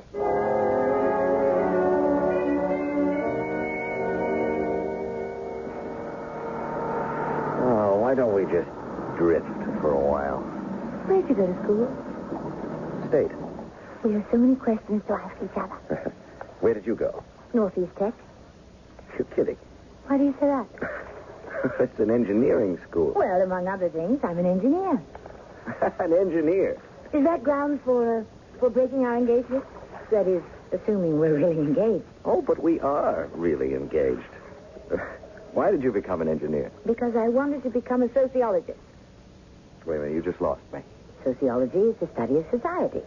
And since ours is a highly technological society, I wanted to understand the machinery that makes it go. Then I went on to take my Ph.D. Now, where did you find the time to do all that studying? Oh, I had plenty of time. The truth is, I had nothing else to do. I wasn't exactly besieged by boys who wanted to date me. No, they must have been crazy to let you go by. You were very good for my morale. Winnie, I love you. What do you do, Paul? And I'm in sales. I bet you're good at it. Yes, I'm great. Who do you sell for? Right now, nobody. I've got a few things lined up. Who are you with? I was a salesman for national distributors. And you left them? I had to. What do you mean? No future. The VP in charge of marketing was my age. Do you think you'll be able to find... No problem at all. Listen, I need something from you. You do? What? Well, we've known each other for a month. We've seen each other every day. And every day I tell you I love you. Do you have anything to say to me? Yes. Say it. Paul, I love you. Well, when did you know? The minute I saw you at Halloran.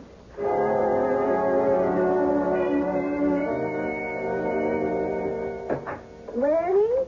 Oh, yes, indeed. It's Winnie. Oh, I can't get over how marvelous you look. I'm not. I feel marvelous. How's Paul? Divine. Oh, Suhan. Dinner? No, Paul's picking me up. Have you set a date? He's willing to get married tomorrow. But I want my folks to come from the West Coast. Well, I'm off to you-know-where to have dinner with you-know-whom. Suhan, I hope something like this will happen to you. Well, maybe it will. I just can't tell you how it feels to be in love, just to be part of something with someone. And I've given up. You must always hope. Sure. Well, you don't know what I'm talking about. But maybe one day you will. Yeah. Well, I better not keep the girls waiting. I envy you so much, Winnie. Who would have dreamed it could happen to me? The most wonderful thing about him is his absolute sincerity. You just know that everything he says comes from the heart. Whatever did I do to get so lucky? Everything a girl ever dreams of. Handsome, intelligent, and such a wonderful human being.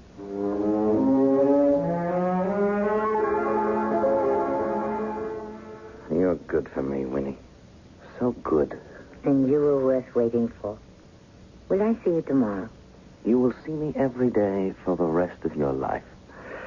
Now, I had better be getting along. It's still early. Well, I have an appointment the first thing in the morning. With whom? Oh, I shouldn't have asked.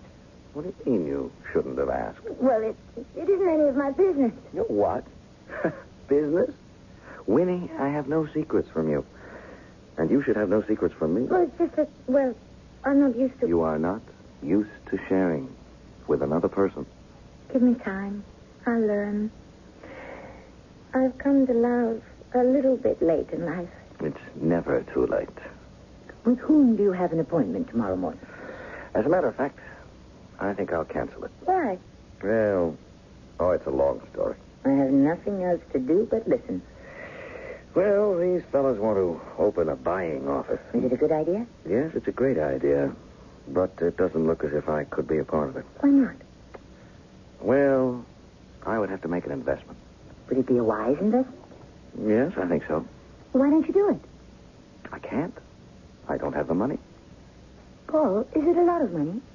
Well, it is to me. I don't have it. Darling, we will have lunch together tomorrow. How much money? $10,000. 10,000? Well, it's for an initial startup expense. Paul, I have $10,000. Oh, no. I wouldn't touch your money. My money? Paul, there's nothing I own that isn't yours. But I couldn't. You're not used to sharing with another person either. But I could lose this money. Take me out for breakfast, and we'll go to the bank. But I don't want to hear another word. Just tell me you love me. Winnie, are you sure you really want to? I want to do this, Paul. Yes, but it's such a lot of With money. all my worldly goods, I thee endow. That's something I should say to you. No. Today, it's something men and women should say to each other.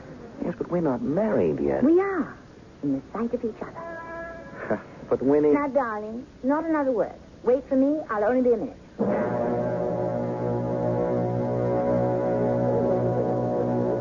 Well, hi.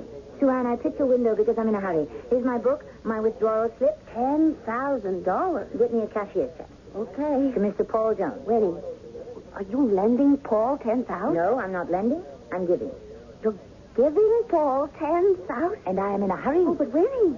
Sue-Ann, will you please? Wait, Winnie, are you sure? Of course I'm sure. You hardly know him. I know him well enough to know I love him. You know him well enough to give him $10,000. I mean, love is one thing, but money.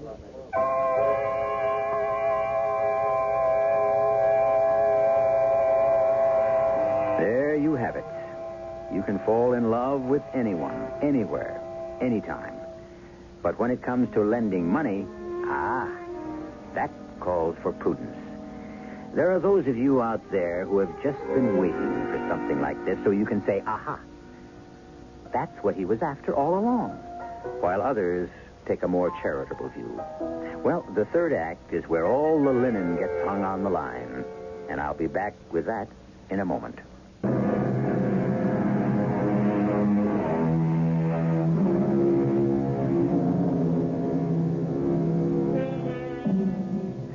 Some girls are left over.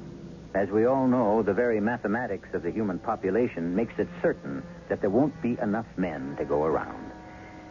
And why do some girls get their share, and some more than their share, and some no share at all? Well, this is one of the great mysteries of life, which is why we pose it to you. But, Winnie, think about what you're doing. Sue-Ann, make the withdrawal and write the check, or I'll go to another window. Okay, but don't say I didn't warn you. Warn me about what? Nothing. I'll complete your transaction in just a few minutes. And that check is to be made out to... Mr. Paul Jones.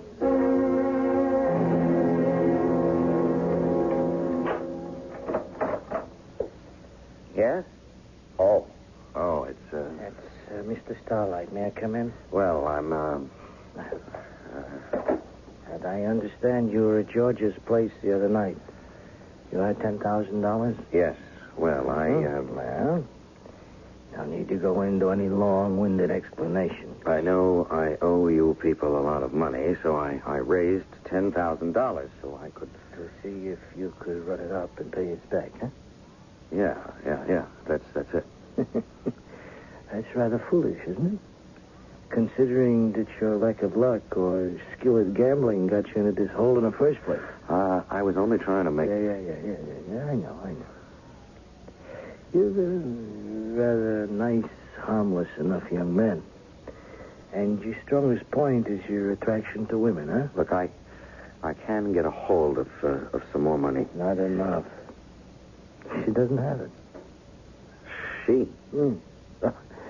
We know all about Dr. Winfred Prentice. You do? Sure. When a man borrows our money, we make it a practice to turn his life inside out. What are your plans concerning Dr. Prentice, huh?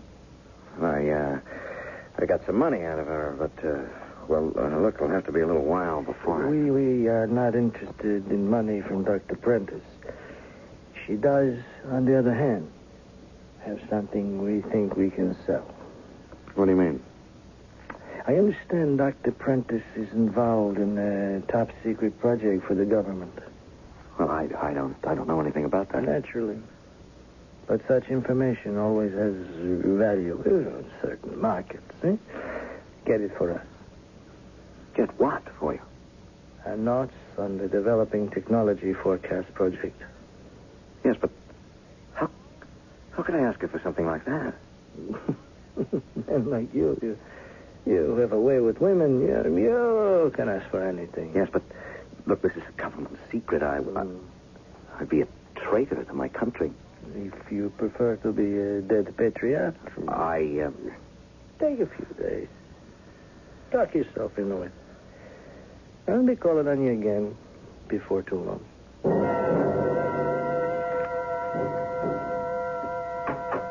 Oh, hi. Hello. What are you doing home? I thought you'd be out with Paul. He has a business appointment. Did you have dinner? Yes? Did you? Yeah. I ate with the girls. How is everyone? The same. You want to watch some TV? I suppose we better. What does that mean? That means if we don't, we'll have to talk. All right. Let's talk. No. Our friendship is strained enough as it is. If it has to break, let it break. No. You're going to need a friend. Afterward. After what? After he walks out on you. What makes you think that How is his business venture coming, Winnie? Fine. How do you know? He told me. He told you a lot of things. You're right. We'd better watch TV. Winnie, he's a liar. I don't want to talk about it. Don't want to? Or afraid? What have I got to be afraid of? Well, as you know, I work in a bank. What has all this have to do? Well, I use some of our facilities to gather some data. Yes.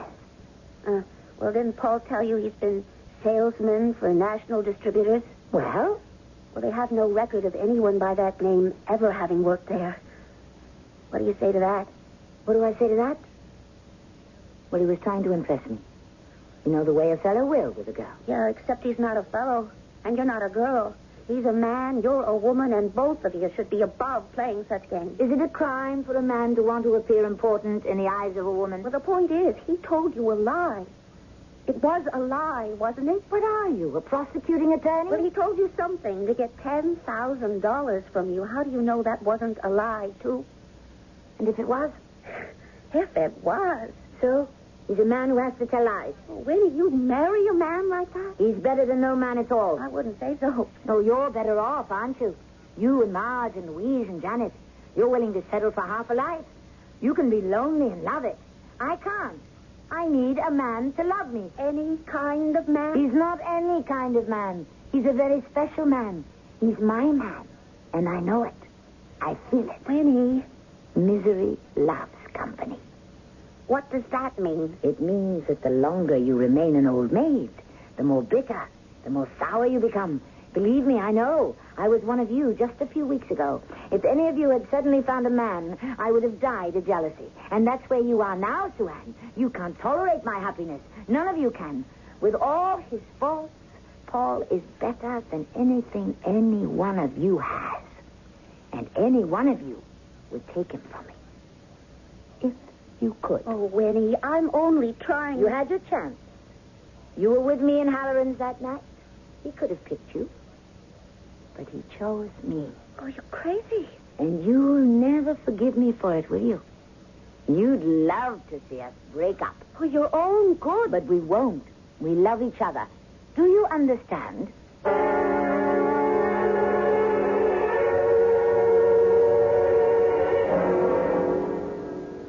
I always love to have lunch in the park. I hate to go back to my office. Winnie, I have something to tell you.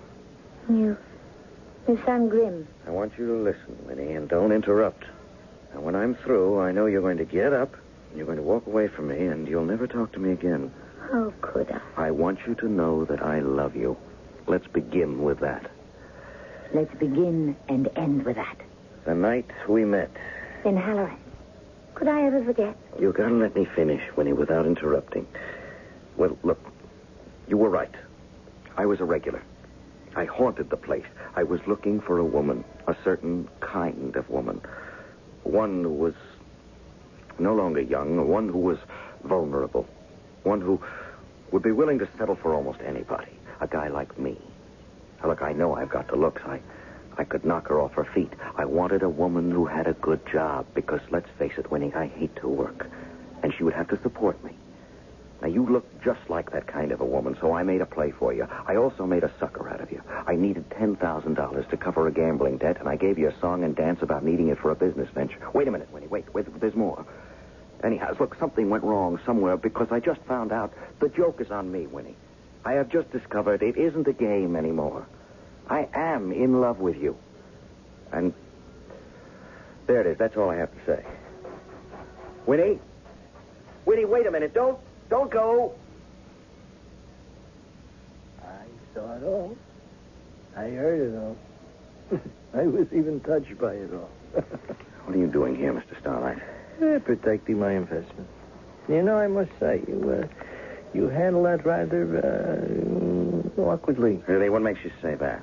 Obviously, it's the last you'll ever see her. Oh, you think so, do you? Mm-hmm. That shows you what you know about women, Mr. Starlight. I'll bet I'll have her knocking on my door with tears in her eyes by tomorrow morning. I hope you win the wager, Mr. Jones. After all, you just bet your life.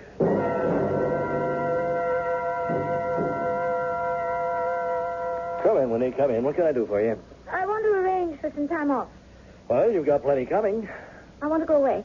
Take a nice, long honeymoon. Honeymoon? Me invite me. Well, I forgot. We're not supposed to know. No what? Well, a couple of weeks ago, your friend Sue-Ann called and said you were getting engaged. She what? Well, you didn't say anything. She thought it was time the office chipped in and threw an engagement party for you.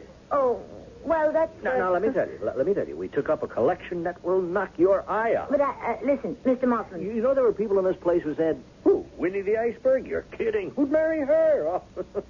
Are they eating their words?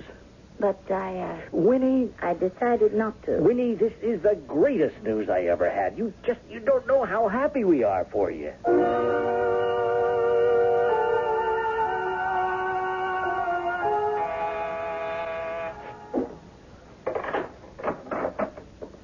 Oh.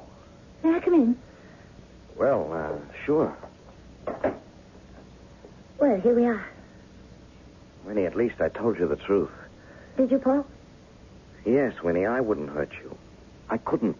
Paul, I love you. You know that. Yes. What's to become of us, Paul? We'll get married. What about you? I'll change. Can you? By myself, I wouldn't have a chance. But with you to help me, guide me, it could happen. Just hold me. Darling, I'll never let go of you. Never. We'll be happy. I know we'll be happy.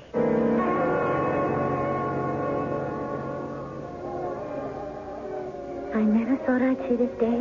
Which day, darling? The day they'd be holding one of these parties for me. You have such wonderful friends. I do. Winnie, Mr. Mossman wants to know if you want to open your gift soon. Anytime he's ready. Okay, I'll tell him. Is it my imagination, or do I detect a little coldness between you and Sue Ann? It's your imagination. Darling, look, before we open the gifts and sort of make this thing official, I want you to do something for me. Sure, what is it? I want you to get your notes on the technological forecast project. How do you know this is... I want your notes, darling. But this is top secret. Well, that's why they're valuable. But I... Unless you get me those notes, I'll walk out on you. What? I'll embarrass you in front of all your friends, in front of everyone you know. But I don't understand why. I want us to get our marriage off on the right foot.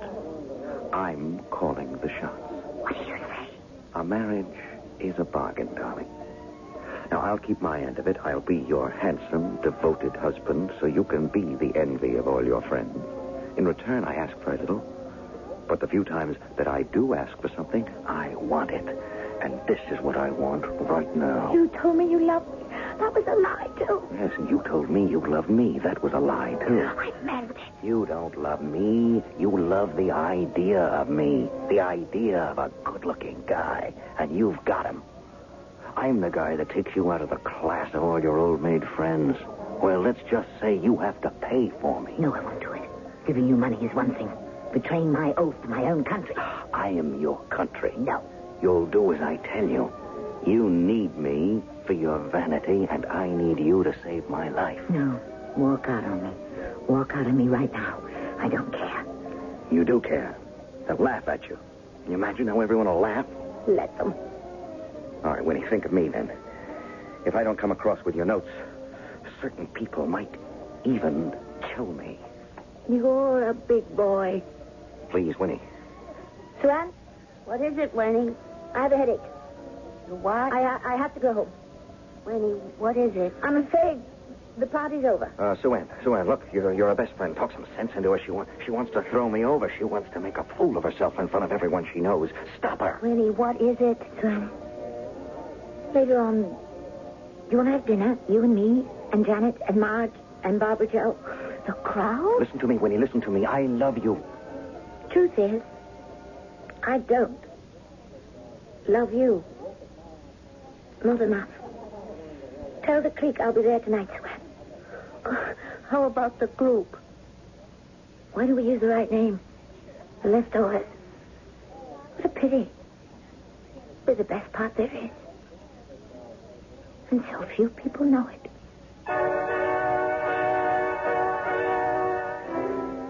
Half a life. So many are willing to settle for it. So many do. And either way, it was to be half a life for Winnie Prentice. But at least she decided which half she intended to live. But we never do things by halves on this show, which is something I plan to discuss with you all in just a few moments.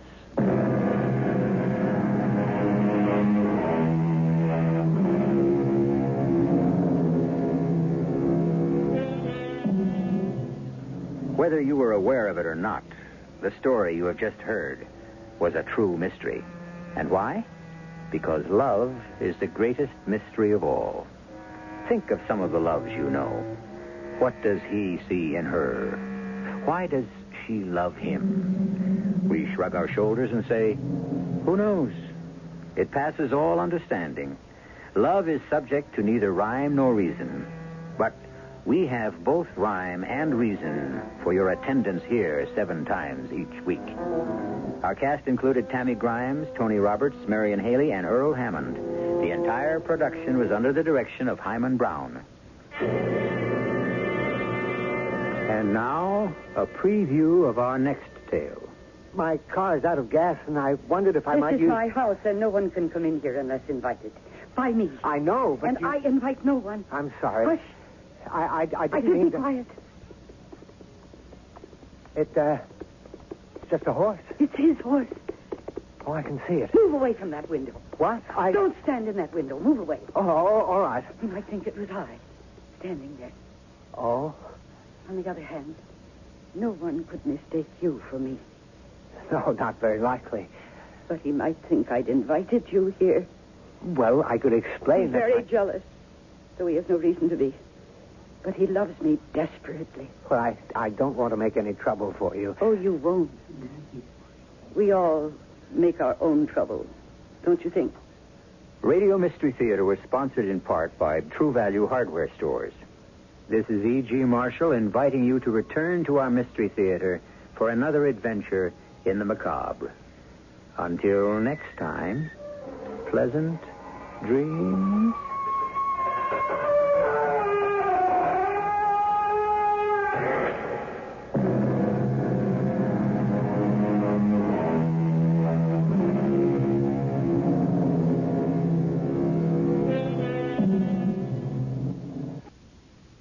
Radio Mystery Theater presents...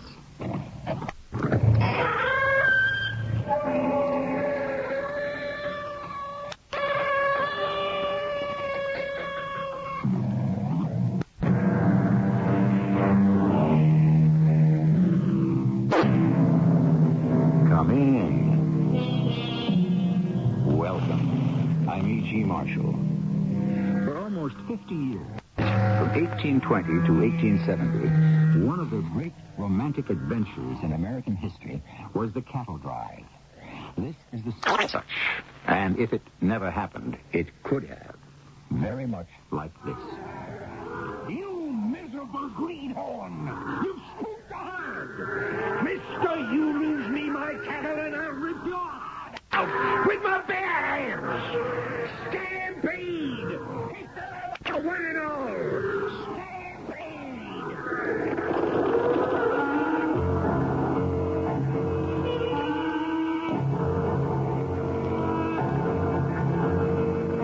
Our mystery drama, Death Trail, was written especially for the Mystery Theater by Ian Martin and stars Court Benson.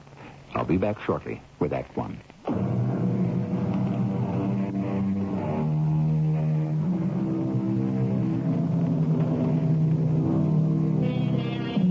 Can you even begin to imagine herding 2,600 longhorn cattle and planning to drive them some 3,000 miles through hostile country? Hostile not only because of Indian attacks or outlaws trying to cut out half the herd, but facing all the inimical forces of nature on the terrain to be crossed. The mystery begins with the vision of the man who conceived such a drive. No, Juliet. Well, you cook so almighty good you could almost make me forget your mother. Now, Daddy, you're only setting out to flatter me because I fed you your favorite old Texas steak, just like you was on the trail. You're right. Burned black as you could wish. What would I ever do without you, Judy Ann? Well, that ain't quite the question, Daddy. What do you expect you are going to do without me? I don't figure. Oh, yes, you do. You know you're fixing to start on the trail again. Only this time it's something special. You gonna let me share in on it? Well, now, I don't know how to answer that. Since your mother died and the war between the states went wrong, we've been poking for a living. Everything we had went down the drain. Well, I got a chance to remedy that. How? When I was up in Fort Laramie and Cheyenne, all that Wyoming territory, I saw such lush grazing lands. Then I began to think on our tough, lean Texas longhorns down here, how they live on mesquite and scrub and who knows what. And I said to myself, what might they be if they could fill their bellies with all that rich grass? But isn't there cattle up there? There's too few. So I got myself together with some powers who want to build herds. And with the army who needs beef to feed the cavalry. And I put myself together a deal. What? They'll take every head I can deliver. They've given me a letter of credit, enough to buy what I need, and I can buy the cattle here for $3 or under. And what would they pay that? $6 a head. Well, how long will you be gone? Oh, 5 or 6 months, going and coming. I want to go along. Well, I don't see how. I'm planning maybe the humans got less chance than the cattle. It's an all-out gamble for me. There's no place for you. Oh, no? Who's going to run your cook wagon? Lord of mercy, gal. I ain't put myself together a herd yet, much less thinking on my hands to wrangle them. You've started to build a crew whether you want to or not. I'll be running the cook wagon. Oh, well, we'll see. Yes, Daddy, you sure will see. Now, you better get yourself busy building a herd. You don't get on the trail in the next 10 days, you know darn well there ain't no ways you can start this year. I may not get home tonight. Where are you headed? Oh, check in at the bank so they can clear that letter of credit. And then I'm going to track down Jeb Akers. If there's any man west of the Mississippi knows this country better than old Windy, I don't know him. You gonna hire him as a scout? Yeah, but more than that, I'm going to pick his brains. I don't understand. I want him to tell me that I'm not crazy, that the route I want to take is going to get us where we want to go. You want to drive the herd over the Parcel trails, that'd come? If you tell me it can be done, Wendy. It's pretty near 400 miles out of the way. But far enough west to maybe keep the Comanches off our tails. And those outlaws in the Kansas Territory as thick as Lucas. You got 80 miles of desert going on into New Mexico. It's dry on a rattler's tail. It's near 100 by my reckoning. Them cattle got to have water. And 15 miles a day, that's pretty near a week. And no critter can go that long without drink. Well, we'll drive them day and night. We can make it in 4 or 5. You're taking a mighty big chance. Parcel did it. Yep, but he left in the spring, and that was a real wet year. How many head you figure in the drive? Close to 2,500, as I can round up. Parcel only had 1,000. But you scouted him a trail and took him on through, didn't you? Well, we was lucky. So you think it can't be done? Now, who in tarnation ever said that? Well, without you, I wouldn't even think of trying it. And without you to kick my butt, Colonel, I don't think I'd ever have risked it again. So where's your herd at?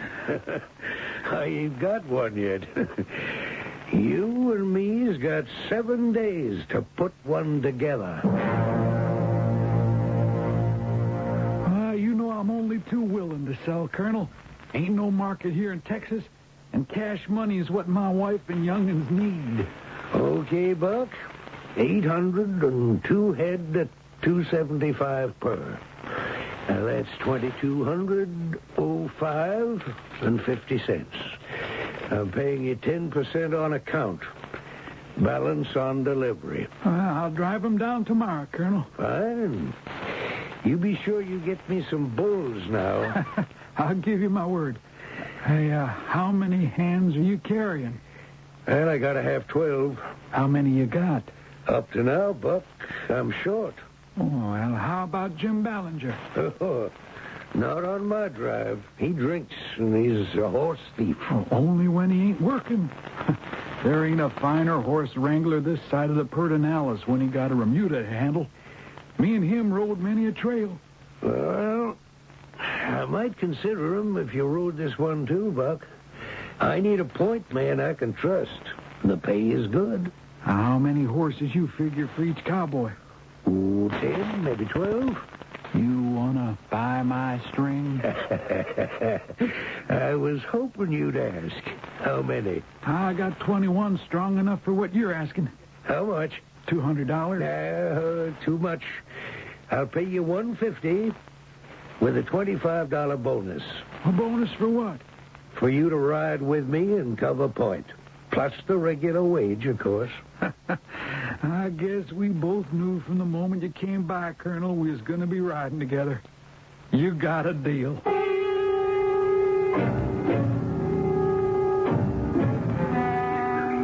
There they are, Judy Ann, the whole herd. Windy just brought in his 1,000. You're looking at 2,638 prime Texas Longhorns. That's the start of putting you and me on Easy Street. It's a mighty fine sight, Daddy. You got your crew all set? No, not yet. I'm still short some horses. And pretty out of money, except for what I owe the cowboys. Well, how long's it going to take us before we're ready to move on out? Well, it better not be too long. Well, why you got so much trouble signing on hand? It's a rough trail I'm planning to drive. Most folks think I'm local. They don't want to risk their hides. Can you make it, Daddy? Well, with Windy to scout out my route, yep. Well, then what are you worried about? Most of all, you, honey. Me? I'm afraid it's going to be more than you can handle. Cooking up chow for 12 men or so? That ain't nothing. No, it's not so much the cooking. I know you can handle that. But the hauling and the drawing of firewood and wrestling all them heavy supplies, filling the water barrel. I just don't think... What is it, Daddy? Look. What? The dude there with a face white as a Hereford cow and a go-to-meeting Eastern suit. Now, where in Spike's Creek do you suppose he laid a hold of that big old cowboy saddle he's toting? I don't know. But one thing I'd lay odds on is he's never sat astride it. Don't tell me he's fixing to join this drive. Well, you'll soon know. He's coming straight for us. I beg your pardon, sir, but would you be Colonel Royce? The same. What can I do for you, son? Well, I'd like to join your cattle drive. Oh, you a cowboy? No, sir, but I have my saddle. So I see. You got a horse to put under it? No, sir, I couldn't afford that. The saddle took all my money. You have a gun? No, sir, I don't believe in it. Can you ride a pony? I don't see why not. Well, now, let's just test that out. Judy Ann, climb on down. Let this young man try your old Baldy. Yes, Daddy. Oh, this is my daughter, Judith Ann. I'm honored to make your acquaintance, Miss Royce. My name is Edward Malden. How do you do? The rain. Oh, thank you. Damn it, man. What in top are you trying to do? You mount from the left, not the right. Yes, sir, Colonel. I should have known better. Take it easy, for Pete's sake. That don't beat all. It's all right, Daddy. I have old Baldy. Well, I'm not worried about the horse. It's that tenderfoot there. Don't worry about me, sir. Just let me get up on him again, and I'll show you I can stay there. No, thank you. I don't want you scaring that poor animal half to death. Well, I didn't mean to. Please, Colonel, give me another chance. I can learn. I've got to. Are you all right? I'm sorry. When did you eat last, son? I don't just recall. All right, tether your horse, Judy Ann. Take the dude in the house and get him some victuals.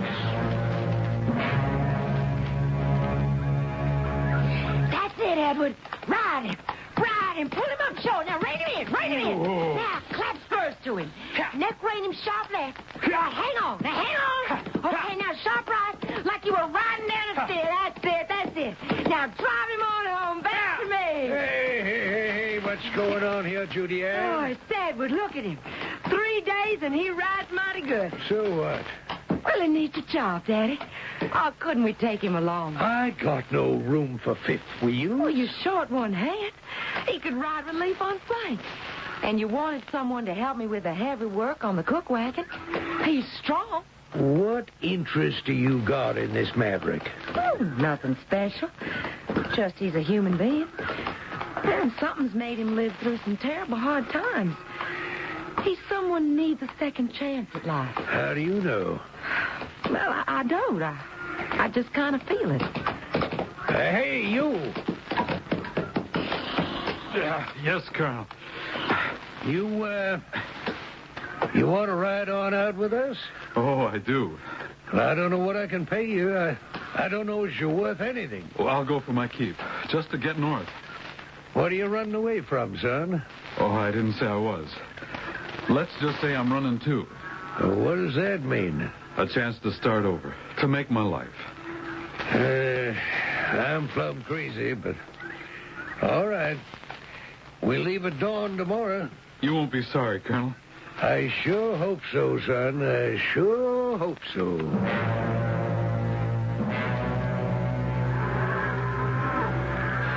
All right. Now, I'll be riding drag till we get this cattle far enough away and they don't want to keep turning home. Corky Flynn will be with me. And the rest of you ready on the points? On the flanks? On the swing? Good. That makes all of us.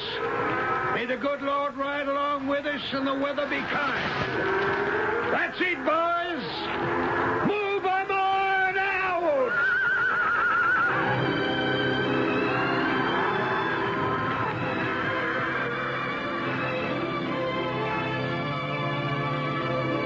It's a night we'll never see again. The big, rangy longhorns wheel in answer to the cowboys' directions. On the points at the head, 2 cowboys marshal the leaders. On the flanks, 2 others keep the herd shaped up. And in the rear, half smothered by the dust column raised by the churning hooves, the dragmen contain the stragglers and hold the long column firm. I shall return shortly with Act 2.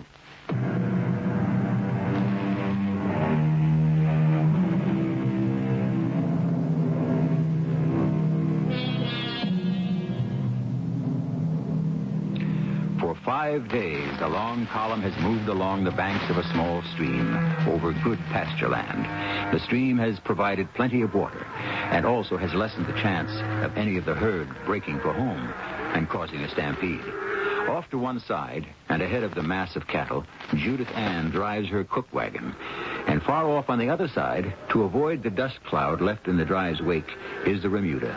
All the extra horses shepherded by the wrangler, Jim Ballinger. But now they are stopped for a rest period before heading into the desert. Hello, Daddy. Looking for coffee? Well, I could use a mug. The branding going all right? Yeah, we ought to be finished by tonight. Well, how come you didn't get them marked before we set out? I didn't want to take the time. I got to drive critters to Wyoming before we catch ourselves any snow. I had to stop here to rest the cattle before we make our run across the desert, so I figured to double up on the time. Save yourself 4 whole days. Every minute counts. Well, you're not worried we can't make it, are you? If the good Lord's willing, we'll make it. What's got me chewing nails is Windy. I've been thinking on him, too. He should have been back by this time. Yeah. I set a good deal of store on him finding me some water to tide the herd over the next 5 days. I've been thinking I'll ride on out and see if I can't spot hide a hair of him. Will you be back before sundown? I reckon I better. Once Brandon's done, the boys are all going to expect whiskey. I wouldn't want to saddle you riding herd on them tonight. I could manage. If I wasn't here, you could need help. Now, who are you going to get that from? Dude. Who? Dude. Oh, that's what the boys have taken to calling Edward. Well, it's as good a name as any for him. He's no cowhand, that's for sure. He's trying real hard, Daddy. And he's learning. I like him. He's a gentleman. Yeah, I wouldn't count too much on that. What do you mean? He's got no sun on his face. White as a trout's belly. There's only one way I know man can get that look. From doing time in jail. And Judy Ann, I don't think we take any chances on Mr. Malden, whatever. Or whoever he is. Daddy, look. What is it? We've got a visitor. Fording the river. We got worse than that, Judy Ann. The horse the stranger's leading. Why, that... Oh, I'd know that old strawberry roan anywhere. It's Windy's horse. What? Then where's Windy? I'm afraid he's riding him. But the horse is saddle-packed. And what do you think is trussed up in that poncho? It can't be but one thing. You don't leave the dead in the desert to the buzzards. You gotta bring them on home. How'd Windy die, Chet? Indians. Comanches? It's my guess. You can bear me out from that arrow I pulled out of his back. How come they didn't get you, too? Well, they was just a small raiding party, and we cut them up pretty good before they got windy. We drove them off. How'd you meet Windy? Did you know him before? Well, now, I'd heard tell of him. There ain't so many of us scouts we don't get wind of each other. We met Ford and the Pecos.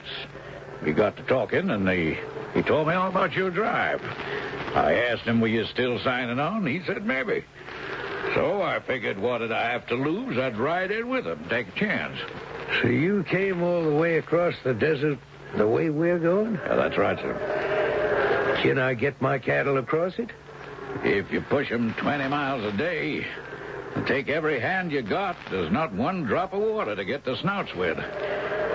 You willing to sign on with me? That's what I come for. But, Colonel. Yes? If I passed muster, could I just climb down out of the saddle? I'm bushed and I'm awful hungry. Oh, yeah. Forgive me, Chet. Come on down. No, thank you. My daughter, Judith Ann, here, will rustle you up some chow. Dude, help me get Windy off his horse.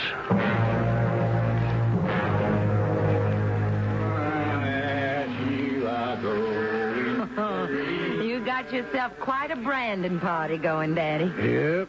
But a man needs whiskey every so often to ease him up enough so he can get himself put all together again. Well, your new recruit seems to need more than most. Well, he's had a long, dry ride across the desert. But I sure wish it was old Windy gulping his share. So do I. I don't like that man, Daddy. Chet Holmes? What do you got against him? I don't know. Somehow I just don't trust him. Well, he's just come the way we gotta go. We need him to lay the trail for us. I guess you're right, Daddy. And I guess you better take yourself to bed in the wagon, honey. You're the only woman around the boys could get out of hand. Well, they wouldn't dare risk your displeasure, Daddy. Yeah, I know, but I got a right circle on the herd. Make sure we got them all ready to move out tomorrow. No, don't you worry none about me. I'll be safe and snug. You better be. I'll stop by to check on you before I ride out.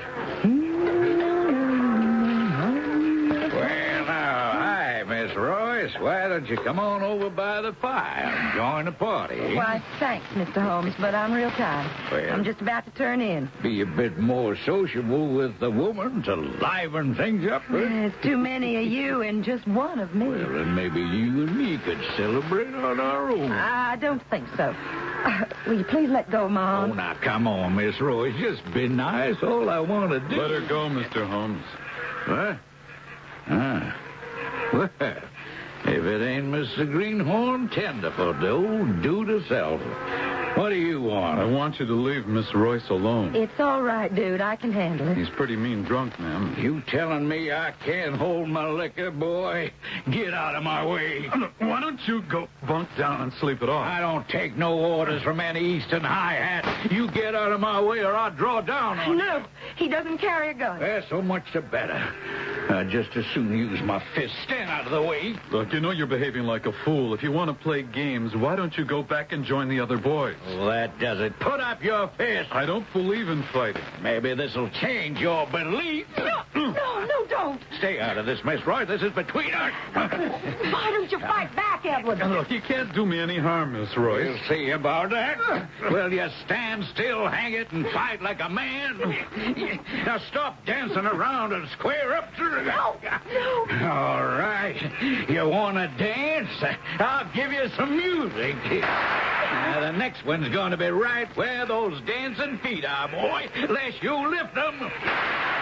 Hey! What incarnation are you trying to do? I'm just giving the dude here a little dancing lesson. You put up that gun here. You might have stampeded the herd before we ever hit the road. If I didn't need you as scout, I'd fire you quicker than I hired you. Now, Colonel, we was just hacking around. All right. But that's the end of fun and games. I want all you cowboys to hit your bedrolls and get all the sleep you can.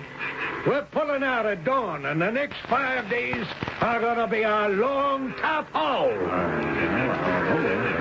What was going on here, Josephine? Well, Mr. Holmes was annoying Miss Royce. I told him to mind his manners, and he took offense. I see. Well, you won't have to worry about him for the rest of the drive. He'll be out in the front scouting our trail. All right, you better turn in too, dude. You'll need your rest. Then you're not letting me go, sir? Well, if you think you can make it, the least I can do is take a chance on you. You won't be sorry. Good night, sir. Good night, Miss Royce. Good night, Edward. Edward? Well, I don't like to call him by a name that's a put-down. He fight for you? Well, not exactly. Chet Holmes was drunk enough to want to call him out, but Edward doesn't wear a gun, so instead he started beating on him with his fist. And what did the dude do? He didn't fight back. You mean he was scared? I don't know what I mean, Daddy. He chickened out. Well, I don't feel right now, taking off tomorrow with a coward on my crew. Oh, give him a chance. Whatever he is, I could swear Edward is no coward.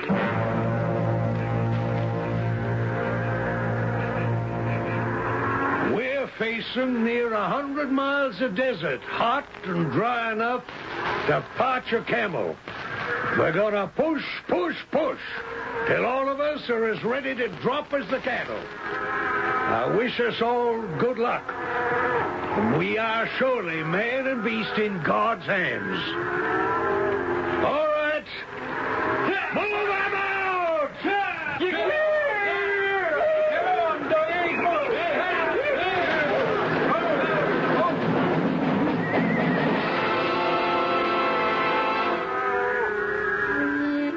Ride around, little doggies. Ride around slow.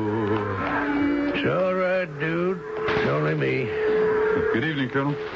I guess I should say good morning. Keep your voice down. These longhorns are so spooky, anything could set them off on the run. Well, it's been a difficult time, sir. They're parched for water. I know. We don't make the Pecos by tomorrow night and water them, they'll be to hell and gone all over Texas, looking for it for themselves. The main thing's held them together this far is Big Red there. He's a fine steer. They sure all follow his lead. Heaven help us if anything spooks him. If he took off... We'd have a stampede, wouldn't we? Yeah. With no way to stop it. Only chance would be to drop him in his tracks. He's the leader, remember that. Oh, they're awful restless. Maybe it's that moon coming up. Well, that could be lucky for us. That's why I rode on out to the point here. I'm relieving you. Relieving me? Why? Did I do something wrong, Colonel? No, but as soon as that moon gets high enough to throw us some light, we're moving on out.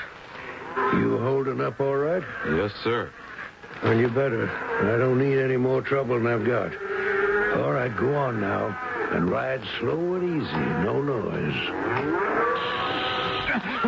What's that? Rattle off. Don't pay it any mind. Just hold that horse of yours. Whoa. Can't you handle it? Dang, tenderfoot. Can't even sit up. Hold on to the reins. Don't let him run on you. I've got him, sir. I've got him. You miserable greenhorn. Now you've spooked the herd.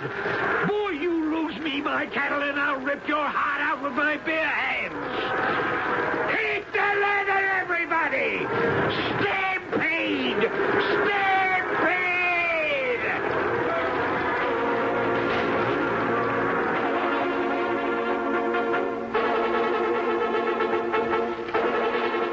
There is no measure of a stampede, no rationale, no reason. The slightest sound, a sneeze, the rattle of a cook pan is just as liable to set it off as a loud sound, like the screaming of Dude's frightened horse. Once the cattle start running, they may go for 200 yards or 20 miles. They may bunch or scatter, and in the unreasoning rush, kill themselves by sheer exhaustion or being trampled under. It is the ultimate disaster on a cattle drive. I shall return shortly with Act 3. Stampede. Once set in motion, the terror of 2,000 to 3,000 unpredictable animals is a force of nature beyond the control of man. The frightened longhorn will run over anything, heedless of broken limbs, impervious to any thought of safety. And the men and the horses who try to contain them can end up trampled to death under the sharp and pounding hooves. Ride them off the point, dude. Up toward the cliff. Maybe we can contain them. All right, Colonel. Colonel, where are you going? I've got to stop Big Red. If they follow his lead, we've lost them. How can you stop him? Put a bullet through his head. If we don't drop him now, we got a stampede on our hands.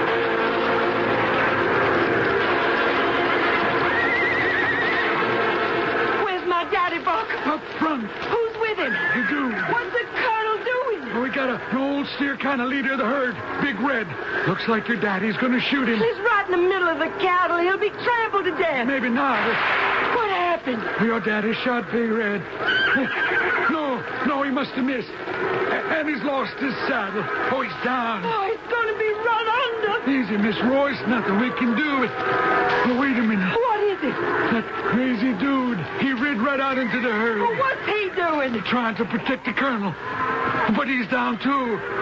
Ben, Rusty, Cookie, we got to turn them back.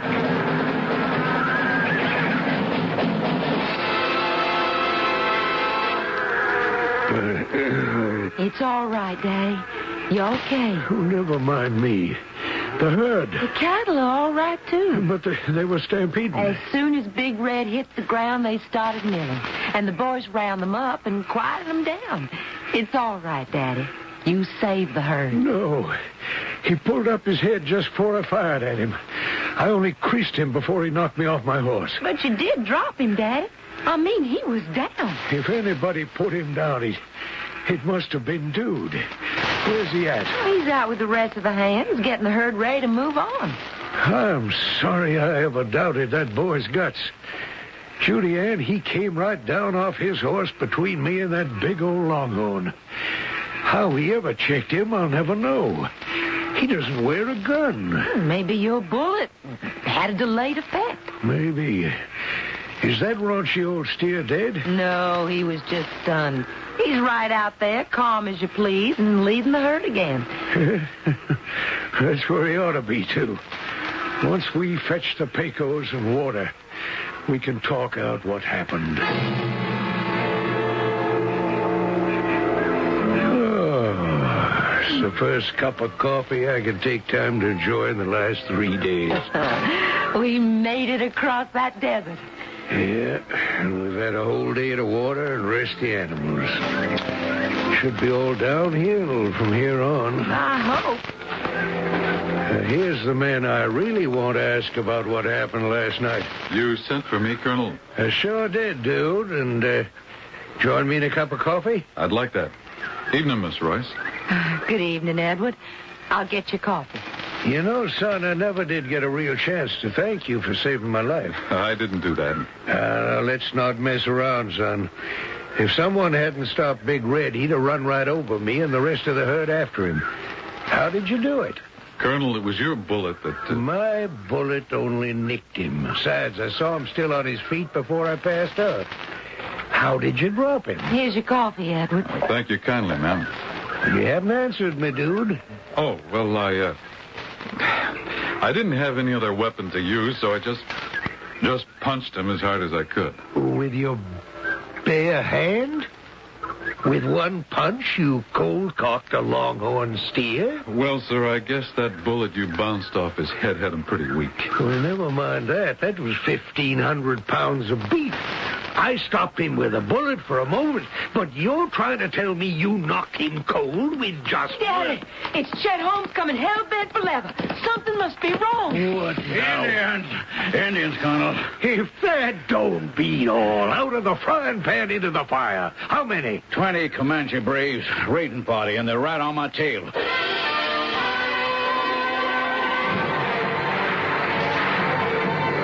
That gun of yours sure does discourage them Injuns, Miss Judith Ann. Well, it won't any longer. I'm out of bullets. Yes, so am I. But I don't think we're going to need them. We've given them a bellyful. No thanks to you, dude. You didn't fire a shot. He doesn't have a gun. I wouldn't know how to fire one even if I did. Fine help you are. You ain't even a half a man. Well, I'm out of cartridges, too. I'm going to my saddlebag to load up. Look out! Injun! He's making for Miss Royce. Drop him, Jet. No, gun's empty. Watch out for his head. There's another Indian there. I got the one with the hatchet. You take the other. With my bare hands, no, sir. It's every man for his help. Edward, look out! I got him, Miss Royce. Edward! The other one! Watch out for his Tommy Hawk! Run! No, you're hurt! And he has a knife! Judy Ann, are you all right? Don't worry about me, Daddy. It's Edward. Watch that other Indian. Edward knocked him down. Buck's too busy taking care of him. You don't have to worry about this one. I killed him dead as if he was made of wood. Oh, but how's Edward? He's got a hatchet buried in his right shoulder. Well, if he hadn't been there, it'd have been in my heart. Daddy, we've got to save him. We'll do everything we humanly can. Whatever wrong that boy did that put him behind bars, he's even to scale by all he's done for you and me.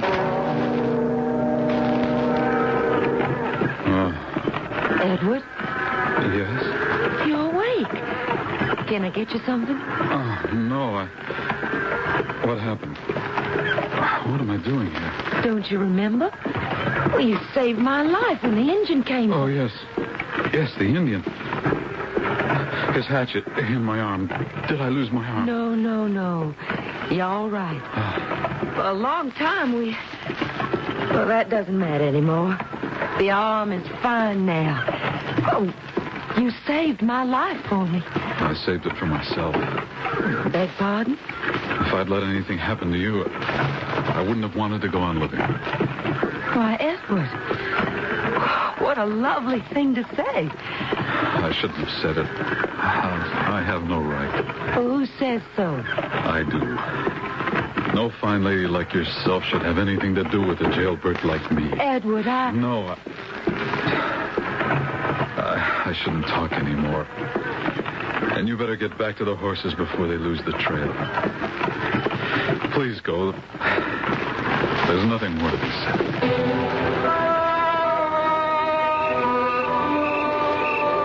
Oh, it's you, Edward. Well, now, what are you doing? Filling up the water barrel for you, Miss Royce. Well, isn't it about time, with all we've been through, you called me by my first name? I don't think I have that right. Well, I think you do. How's the arm? Fine, thank you. Never be what it was, but maybe that's the Lord's blessing. Edward, well, ever since you've been back on your feet, 3 weeks, nearly a month, you've been avoiding me. Why? I think you know. Well, I think I do, too. And it's silly, isn't it? Well, can't you understand what's past is past? And all that counts is what's here and in front of us. I can't put away the years in prison. Why were you there? I killed a man. How? With my bare fists. More exactly, with my right one. Was it a fair fight? No. Why not? Miss Royce, I was brought up by my father. My mother died when I was born. He was a prize fighter who never found his dream and died with his brain scrambled. He brought me up to fight, well, to live by fists, too. I never knew any better. You fought? In the ring? 38 fights, and I won them all. If knocking the other man senseless means anything. And then one night in Boston, I was having dinner with my father in a bar, and this big, beefy man started to make fun of him. I got mad. One thing led to another, and the man called me outside. With one right hand, I broke his jaw and something in his head.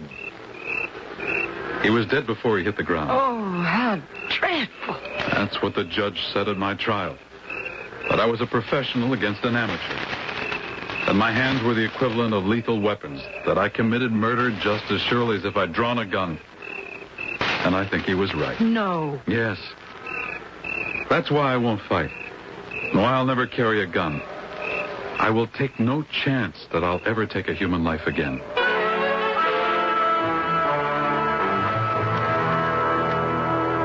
What is it, Daddy? Why are we holding up? You see that pass ahead of us? Through it, and we're into grazing land and water and the promised land. Well, why can't we go there? Because that two-faced snake-belly Chet Holmes has led us straight into a trap. What do you mean? Well, here he comes. You're going to ask him for yourself. What's the holdup, Chet? Well, now, I tell you, Miss Judy, me and some of my friends are holding the pass. It's sort of like a toll gate. They want 50 cents a head to let us through. It'd break me even if I had the money to pay it. So we go further west and find another way. There ain't no other way. What water you'd find is alkali struck. It'd drop every critter dead in its tracks. Like I could do with Miss Royce's big 44 here? Dude. No, don't reach for your gun. Even an amateur like me could blow you right out of the saddle. Just take your gun easy, forefinger and thumb, and drop it. I'll make you pay for this. I'll give you the chance. Just drop it. Now get off your horse. Huh? Yeah, that's fine. Now, you once asked me to put up my fists against you. I didn't want to take advantage of you then. Now, with my bad arm, we're a little more even. Judy, take your gun. But Edward... Please let me handle this. Come on, Chet. Let's mix it. It's gonna be a pleasure to knock out your brain. Be my guest.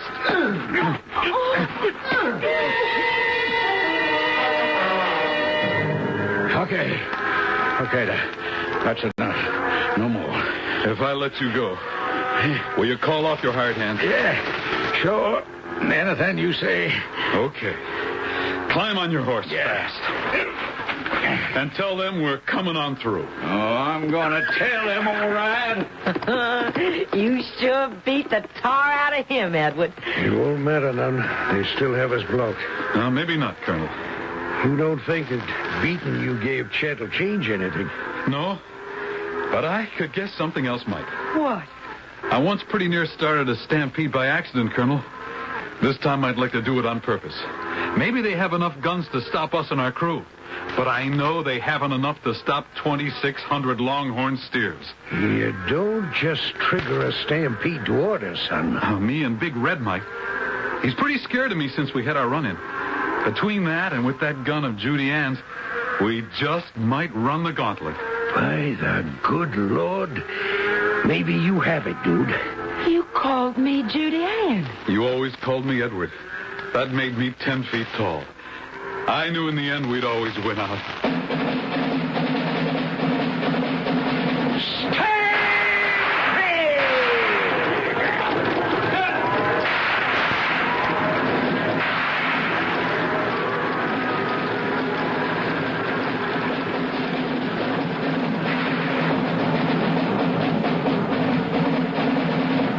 Taken by surprise, the gunmen guarding the pass were not ready for the sudden, overwhelming surge of the herd.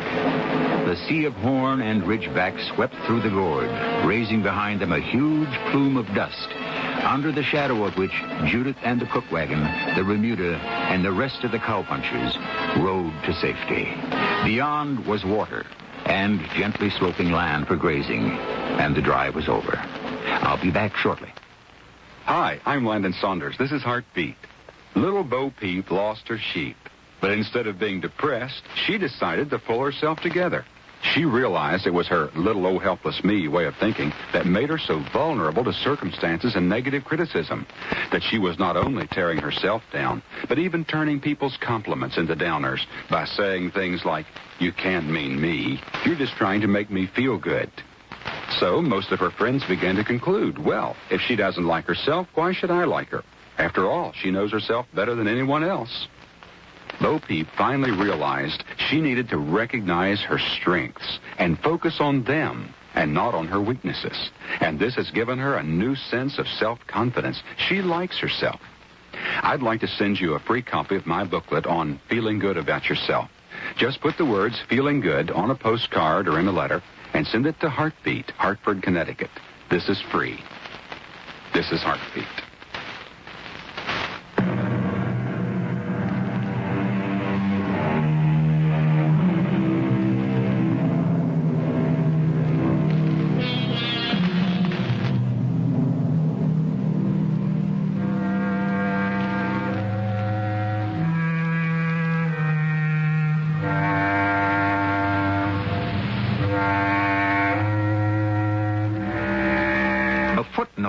to this particular history. During the summers of 68, 69, and 70, on other drives, the colonel built up one of the great cattle ranches in the country. But what was more important to him was the extension of his own family, which grew in those 3 years by 3 grandchildren, 2 boys and a girl. The children, of course, of his daughter, Judith Ann, and Edward Malden, a man who had found the greatest gift of the Old West, emancipation. Our cast included Jennifer Harmon, Court Benson, Ian Martin, and Lloyd Batista. The entire production was under the direction of Hyman Brown. And now, a preview of our next tale. Gods have many wives. Well, never mind all that for now. That kid has to go to a hospital. I'll take him in the boat. No. No? Malana will kill herself. Why? Because you will place him in the guard boat and take him to the sky. No, I'll take him to the Cedarville General Hospital. No, the god Henry must cure the child here. The people wait. Well, let's get this straight. I never said I was able to... Henry must cure the child, or the people will turn on their god. Turn on their gods? What does that mean? Killed? Cure the child. But how? By a miracle. A miracle? How can you expect me to make a miracle? You cannot make a miracle. It will prove that you are a false god. This is E.G. Marshall inviting you to return to our Mystery Theater for another adventure in the macabre. Until next time, pleasant dreams.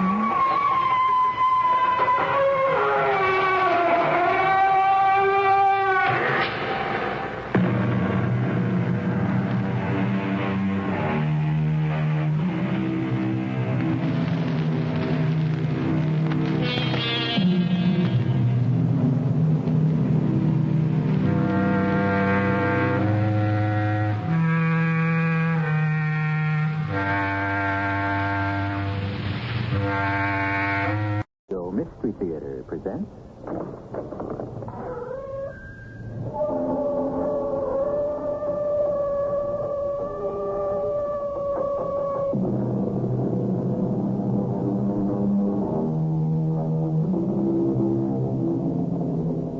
Come in.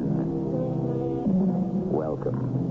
I'm E.G. Marshall, bringing you, hopefully, an enjoyable shudder. Certainly, fans of the occult like the dark and dangerous tales we spin because of the vicarious enjoyment that comes from the delicious shiveries of the supernatural. But let me issue a warning to all you ghost lovers. Do not, I repeat, do not ever make the mistake of thinking that ghosts are fun. Mrs. Mary Boyne and her husband did, and this tale tells what happened to them. I stood at the library windows of the beautiful old house of Ling and peered out in the gathering dusk, and I saw a figure. For a moment, a shudder ran through me. I thought I'd spotted the elusive ghost of Ling, and when the figure entered the library, I gasped. What's the trouble, Mary? Would you believe it, Ned? I mistook you for our elusive ghost. Oh, Mary. Mary, we've had a great marriage up till now, and my problems stem from America and not from any crazy old ghost. And if you'll forget the ghost, we'll all be a lot happier.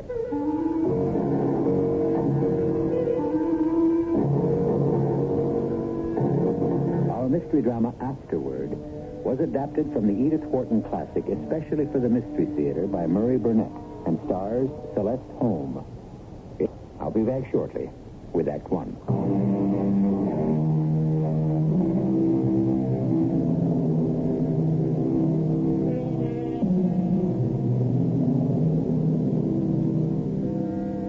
Remember the phrase, Kilroy was here, so popular back in the days of World War II?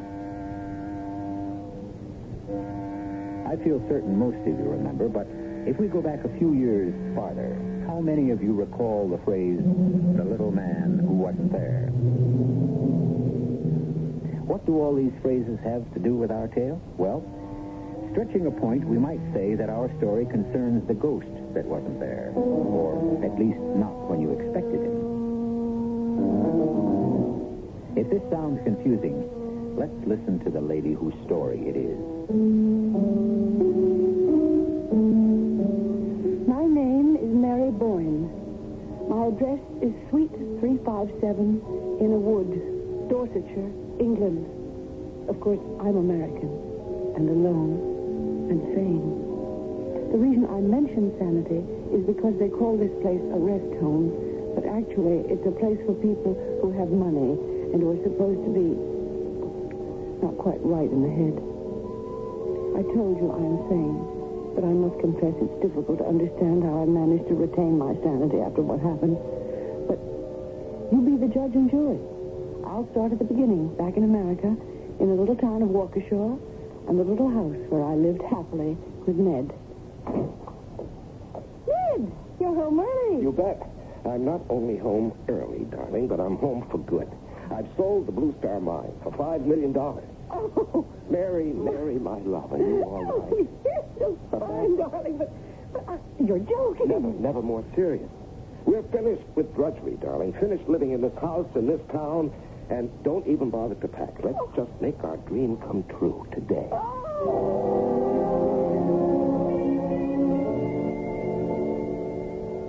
I know that Americans are often impulsive, generous, and even, forgive me, sometimes a trifle foolish. But I must say, Mr. and Mrs. Boyne, you are something new in my experience as a realtor. Well, is that a nice English way of saying you don't have a suitable house for us? Not at all, Mr. Boyne. Oh, please forgive my husband, Mrs. Stair, but our search for a house in England is the answer to what both he and I have always considered an impossible dream.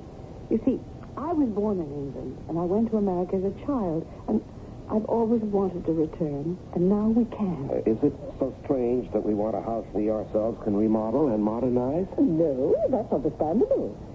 But to be so far from any means of transportation. Perhaps I should say that Ned and I are really looking for two things: to get away from our old lifestyle in America and to find our roots. Yes, I have a house that seems to be made to order for your specifications. It's been on the market for years because it needs so much remodeling, and it's 14 miles from the nearest rail station. Great. Let me finish. It was built in the time of the Tudors. Needs a tremendous amount of modernization, particularly in the matter of heating and hot water. Sounds super to me. But how about a ghost, Mrs. Stair? Oh, Dorsetshire is full of ghosts. That's nice. But I did so want one of my own, right on the premises. Mrs. Boyne, you shouldn't ask for anything like that. There is a traditional ghost that goes along with the house. Particularly nasty ghost. Ghosts are a rather strange one. Strange? How so? Because the history of the ghost of your house at Ling is that no one knows that they've seen the ghost until long afterward. Well, that's crazy. What in the world makes a ghost, except for the fact that you know when you see it? It either moans or wears white shrouds or touches you with icy fingers. Well, the only thing I can tell you is that there are stories about the ghost of Ling, and every single one of them is identical. The person who sees the ghost doesn't know it's a ghost until afterwards. Oh, forget it, Mary. No. Life is too short to enjoy a ghost. You've got to wait to find out if it's a real ghost or not. No, but this house at Ling seems to have so much else going for it. Darling, I think we really should take a look at it. We went, we looked, and we were conquered. Both Ned and I fell instantly in love with Ling. It was a lovely old Tudor house, just as the agent had described it. Exactly what we both dreamed of, and it was definitely secluded. We bought it and moved in. But although I was in seventh heaven and up to my ears in planning for remodeling the old house, there was something definitely wrong with Ned. Oh, these powders don't do a thing for my headache. The doctor said... I know what the doctor said, darling, and I followed his prescription, but I still have the headache. Darling, Mm-hmm. do you think perhaps we've made a mistake about this house? No, Ling is perfect. Perfect.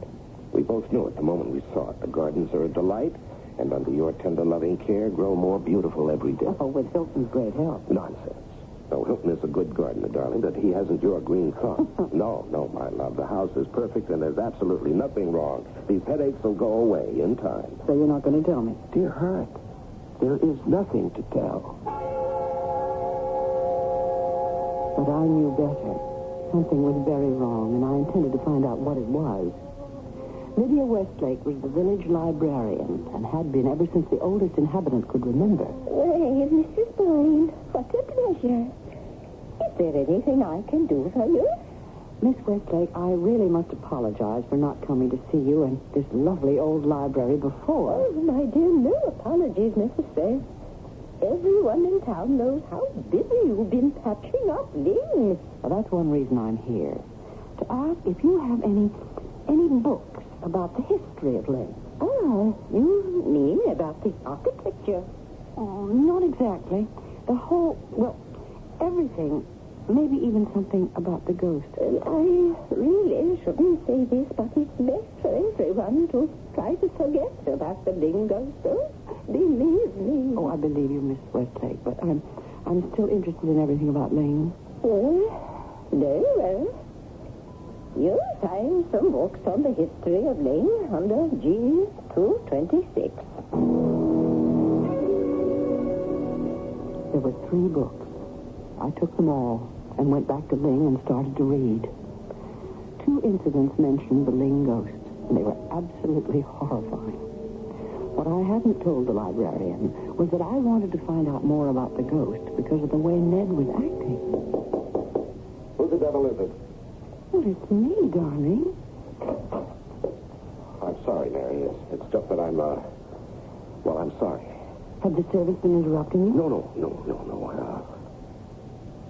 Oh, gosh, we've never kept secrets from each other. It's my consultation work with the Blue Star Mine back in the States. But why in the world should that be so disturbing? Well, there were some problems I hadn't expected.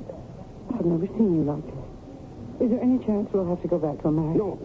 It's nothing like that. It's just that there's a troublemaker who's after me. Darling, tell me how you're coming with the house and your research on the ghost. I don't want to hear anything more about that ghost. Well, why this sudden about face? I just don't, that's all. Let's make a pact. You stop worrying, and I'll stop talking about the ghost. The pact didn't work. Oh, how I wish it had. Perhaps things would not have turned out the way they did. If we had left Ling, and I had listened to my presentiment about the Ling ghost, Ned grew more irritable, and I ever more frightened. What's the matter with those fools back in Waukesha? They can't handle the simplest matters without asking me a million questions. Ned, why don't you give up the consulting job? We don't really need it. I mean, do we? No, not the money, but in a way we do need it. I don't understand. Well, it's a complicated business, Mary, involving lawyers and a lot of legal matters that would only bore you. Bore me? I'd rather be bored or sad or anything. If only I could see you more relaxed. Well, you will, darling. It'll just take a little time. Time for what? Well, I have problems with the Blue Star. So, look, why don't you bring me up to date on your ghost, huh? Oh, Ned, because I'm frightened. I read a story in one of those books I took from the library about the young wife of the son of the man who built Ling. Uh-huh. And what about it? Well, it seems she had fallen madly in love with one of the men here before she met the Ling son. And, oh, Ned, must I? Well, please, darling, it can't be all that shocking now in this day and age. Well, she disposed of an unwanted child and kept it a secret. Oh? Some years later, after she was happily married and had a little girl of her own, she was out strolling through these gardens one day when she met an absolutely enchanting young girl, just about her daughter's age. They all hit it off very well, and soon the 3 became friends. The only thing was that they couldn't ever figure out where this enchanting child lived or who were her parents. And this began to worry the young mistress of Ling, until one day her daughter disappeared and was never found or seen again. Well, I don't understand. Don't you? The mother did. She had seen the ghost of Ling, her daughter's little friend. The ghost was the illegitimate child she'd killed. Only she didn't know till afterward.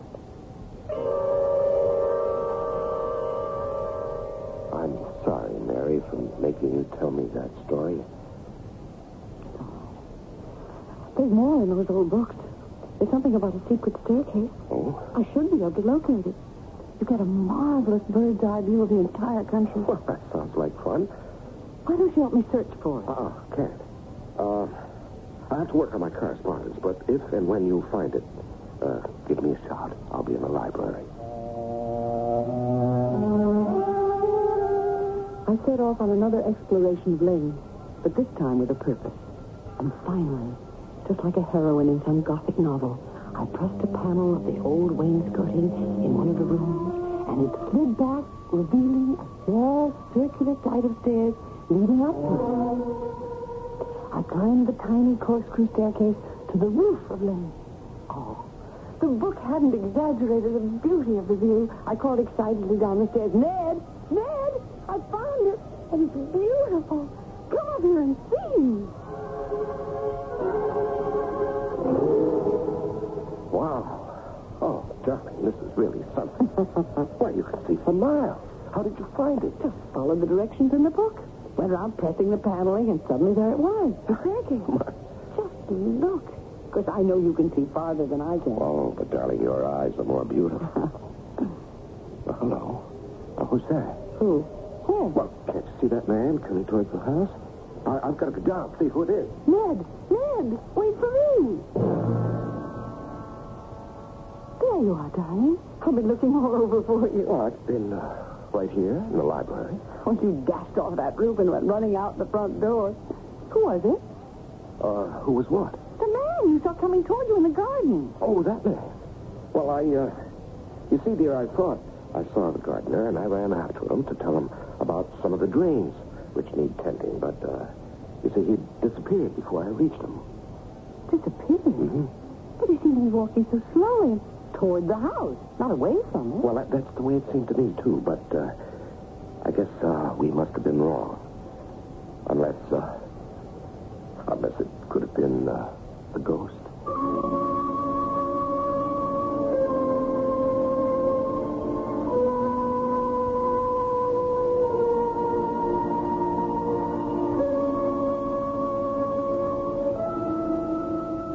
Now, we all know there are no such things as ghosts, or at least some of us know. But one thing we would all agree upon is that if there really are ghosts, they won't go away even if you don't mention them.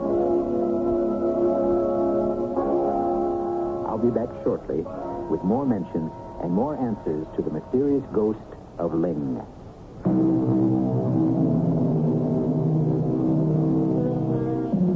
Institutions for the mentally ill have come a long way.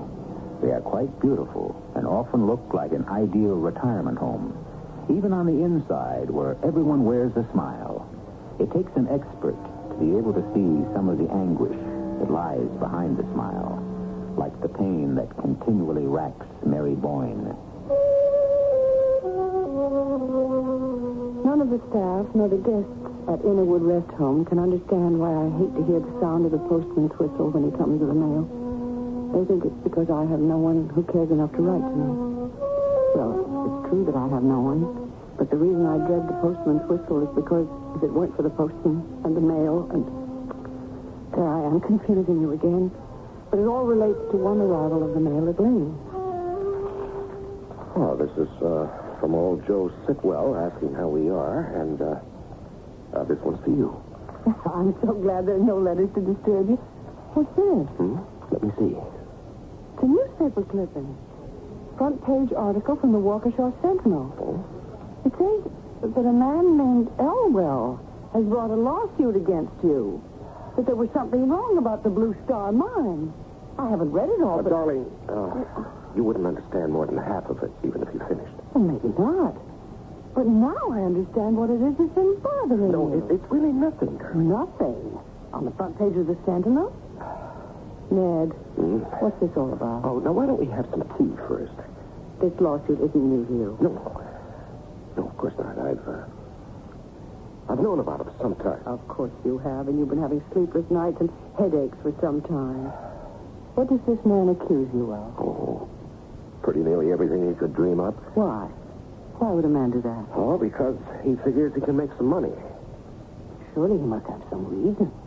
There must be something he thinks you've done. All right, darling, I'll tell you the whole story. Mary, dear, you must know that whenever a fortune is made overnight, there are always some envious people who believe they deserve a share of the windfall, and that's exactly what Elwell thinks. Who is Elwell? I don't know that name. Well, he's a man I put into the Blue Star. He made some money, and now he wants more. How did you put him into it? Well, he brought me the samples to be assayed, and, well, I told you about it at the time, but I didn't make a big deal out of it in case they proved to be worthless. I think But if everything is the way you say, and you paid... Well, of course I paid him. Well, then why did he sue you now? Oh, well, probably because some lawyer got hold of him and talked him into it, hoping for a fat fee. Or maybe he thought I'd get scared. You know, Bob Elwell ought to have known me better than that. I certainly agreed with that. Anyone did business with Ned would know he wasn't the sort to be frightened of anything. But there was no question that he was worried. And I was hardly surprised when he turned to me one night and said, Darling, have you any idea how long it's supposed to be before you know whether or not you've seen the Ling ghost? Why, no. None. Have you? No, of course not. It's rather an odd question to ask me, darling, unless you think you have seen the ghost. Well, I really don't know why I asked the question. It just popped into my head, and so I asked it. I know your engineer's mind, Ned. And I know how it worries and worries about a problem until you've solved it. Now, I want you to tell me something on your solemn word of honor. Promise. Okay, my word of honor. That you believe you have seen the Ling ghost, and that you're trying to keep it from me, and that's what's worrying you? Cross my heart, darling. I don't think I've seen the Ling ghost. At least, not to my knowledge, because according to the ancient tradition, one really doesn't know when he's seen the ghost.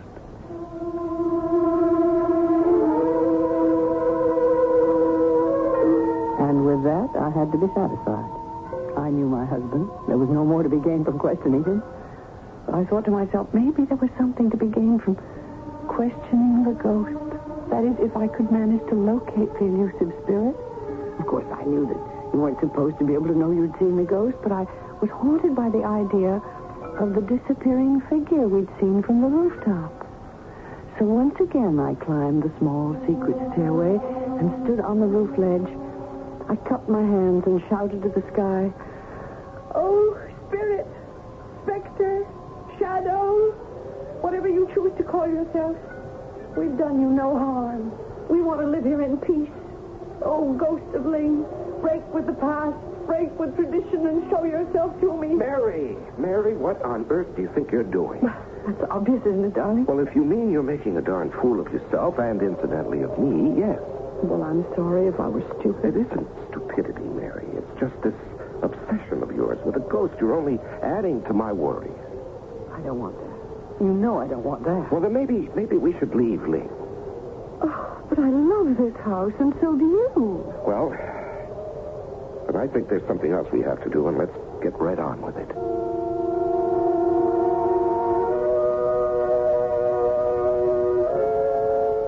Ned was just trying to help me, like the staff here at Innerwood.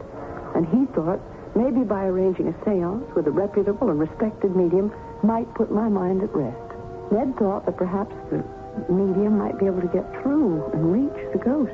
Now, you both understand that as a man of integrity, I can promise you nothing? Yes, Mr. Wood, you've already made that very clear. It is difficult to overemphasize the possibility of failure.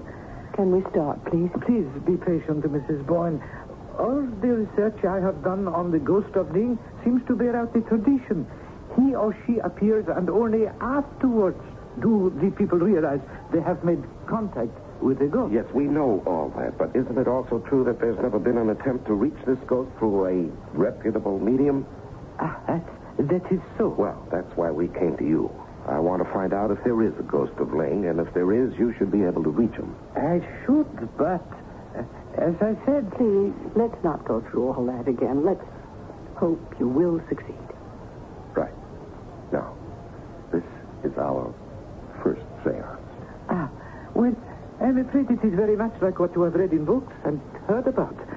We would keep this room dimly candlelit, just as it is now. And so, I ask you to join hands with me. That is it.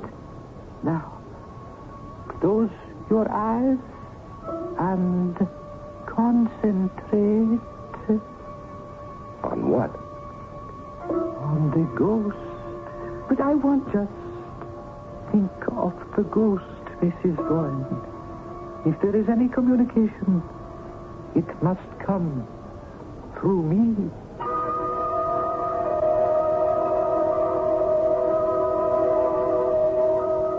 Is that all? Is it over now? It is over, yes. Well, you said you might fail. I did not fail. We didn't see or hear a thing. Did you, Ned? Oh, nothing. I pierced the veil. I reached my control. Well, then what? You said you thought I was an expert.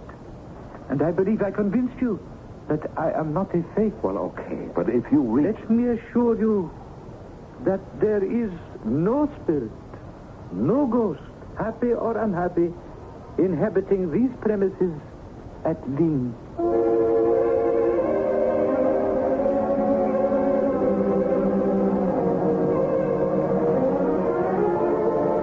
Ned, tell me, did you believe Mr. Woods? Well, darling, he's supposed to be the best, and he said there definitely wasn't any ghost at Ling.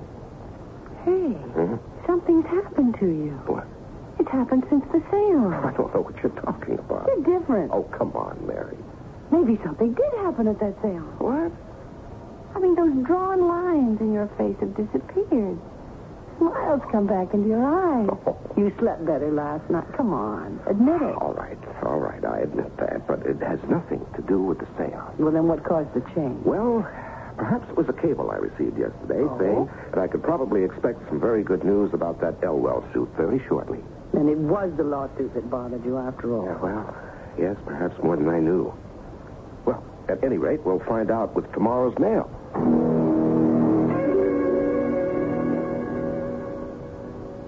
Has the mail come yet? No, not yet, darling. Anyway, I thought you were going to be all taken up with that engineer from Dorsetshire who's going to show us how to install a hot water system. Well, I'm looking forward to his visit, but I remember what you said about the mail. Oh, there's the postman now, dear. Here, let me beat you to it, Mary. We'll go together. All right. Ah, here we are. Oh, airmail special from Waukesha. What does it say? Open it. All right. Ah, good news, darling. You mean you've won? You've won the lawsuit? Oh, the suit's been withdrawn, so there's nothing to worry about. Then everything's all right. Oh, couldn't be righter. Now, how about giving me a kiss, and you go wait for that engineer.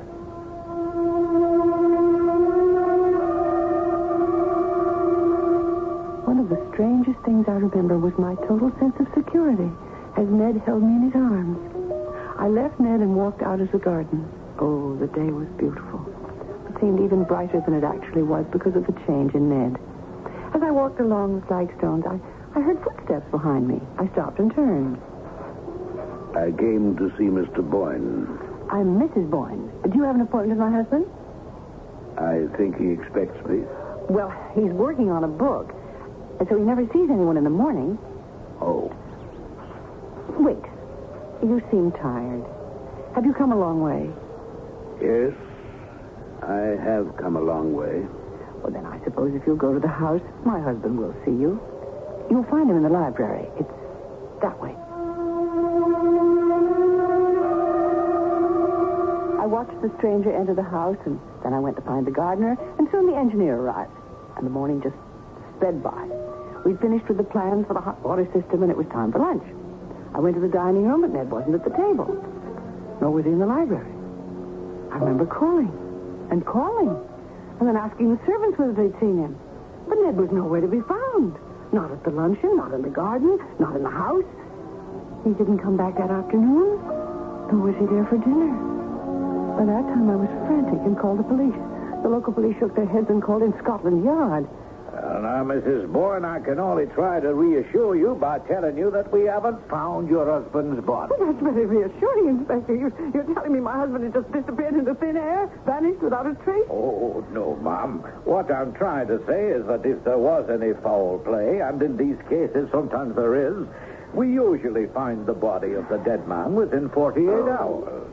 So perhaps I was clumsy, but I was trying to tell you that there is hope that Mr. Boyne is alive. Well, then where is he? Oh, of course, I can't answer that question for you at this time.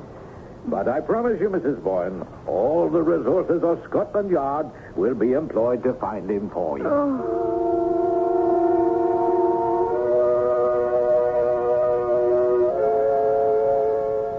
I must admit the inspector kept his word and also kept my hopes alive. The yard kept me up to date on every development. But alas, they were so pitifully few. They did nothing to nourish my hope that my darling Ned would soon come back to me.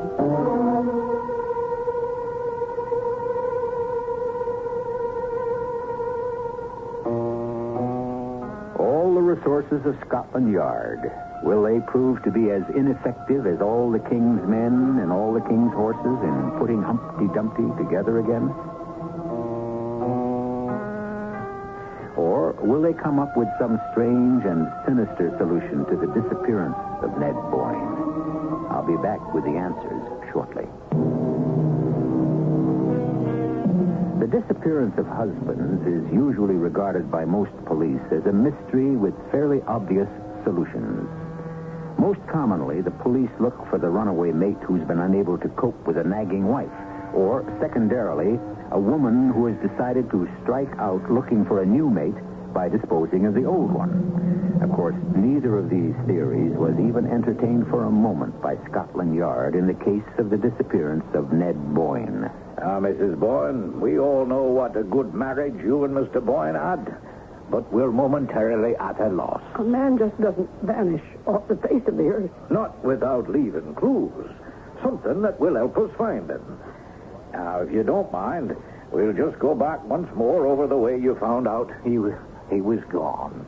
I spent most of the morning with a Mr. Loomis, an engineer from Dorsetshire, going over some plans he had for installing a hot water. If you don't mind, I'd like to get to the stranger who asked for your husband. Well, I've told you everything I know about him. And told it well, Ma'am. A good description. Much better than we got from Nellie, the housemaid. She saw him, too? Oh, yes, indeed. We even found out that he wrote his name on a card he gave her. Well, then you should know. If I may, Ma'am, let me just condense the maid's testimony from my notes here. Now, she said that the gentleman was a stranger and perhaps a foreigner. He asked for Mr. Boyne, and she asked who was calling, and then he wrote his name on a piece of paper and asked her to carry it into your husband. Well, didn't you ask her what Ned, my husband, said when she brought him the paper? Well, Nellie told us your husband didn't have time to say anything, because just as she handed the paper to Mr. Boyne, she realized that the stranger had followed her into the library. She left them together. If Nellie says that she left this stranger alone in the library with my husband, how can we be so sure that Ned left the house? It isn't the maid's evidence we're going by, Ma'am. Hilton, the gardener, swears he saw your husband leave the house by the front door, accompanied by a gentleman. And he gives a description which pretty much tallies with yours and Nellie's. But why? Why would Ned just go off like that without a word to me or to anyone? You've already said your husband has been worried.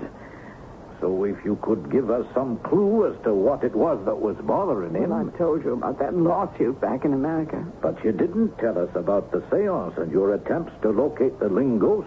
Now, surely, Inspector, you're not going to tell me that Scotland Yard is taking ghost stories seriously. Oh, no, Ma'am.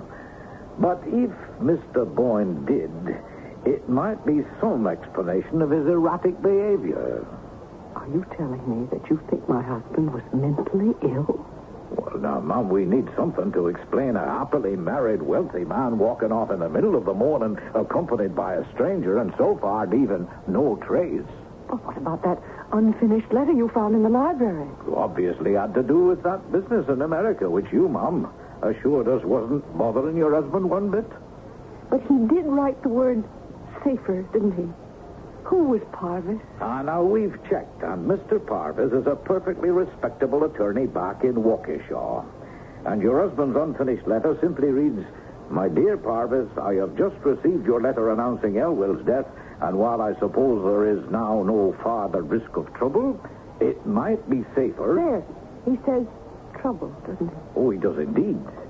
And you believe that trouble could be so serious as to make him disappear without a word to you about it? Or the reason for leaving? Oh, no, we just can't believe that, Mrs. Boyne. Then what do you believe? I mean, what has happened? Mrs. Boyne, has your husband ever suffered from amnesia? Never. Does he have any medical history you could tell us about? Ned was always healthy. Well, England is a hard place to get lost in, Mom. It's almost impossible for two men to slip unnoticed through or out of the country. How about just walking?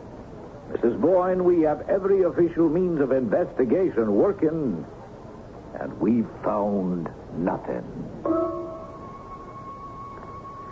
And so things remained at a stalemate for the next fortnight, despite the fact that my husband's name was headlined in every newspaper and his likeness looked down into my anguished eyes from the walls of every town and village. There was still not one single word of him, and no trace of his movements. And then one morning, Nellie brought a card to me in the library with the name Edward Parvis on it, and a new hope flooded my heart. Mrs. Boyne? Mr. Parvis, from Waukesha.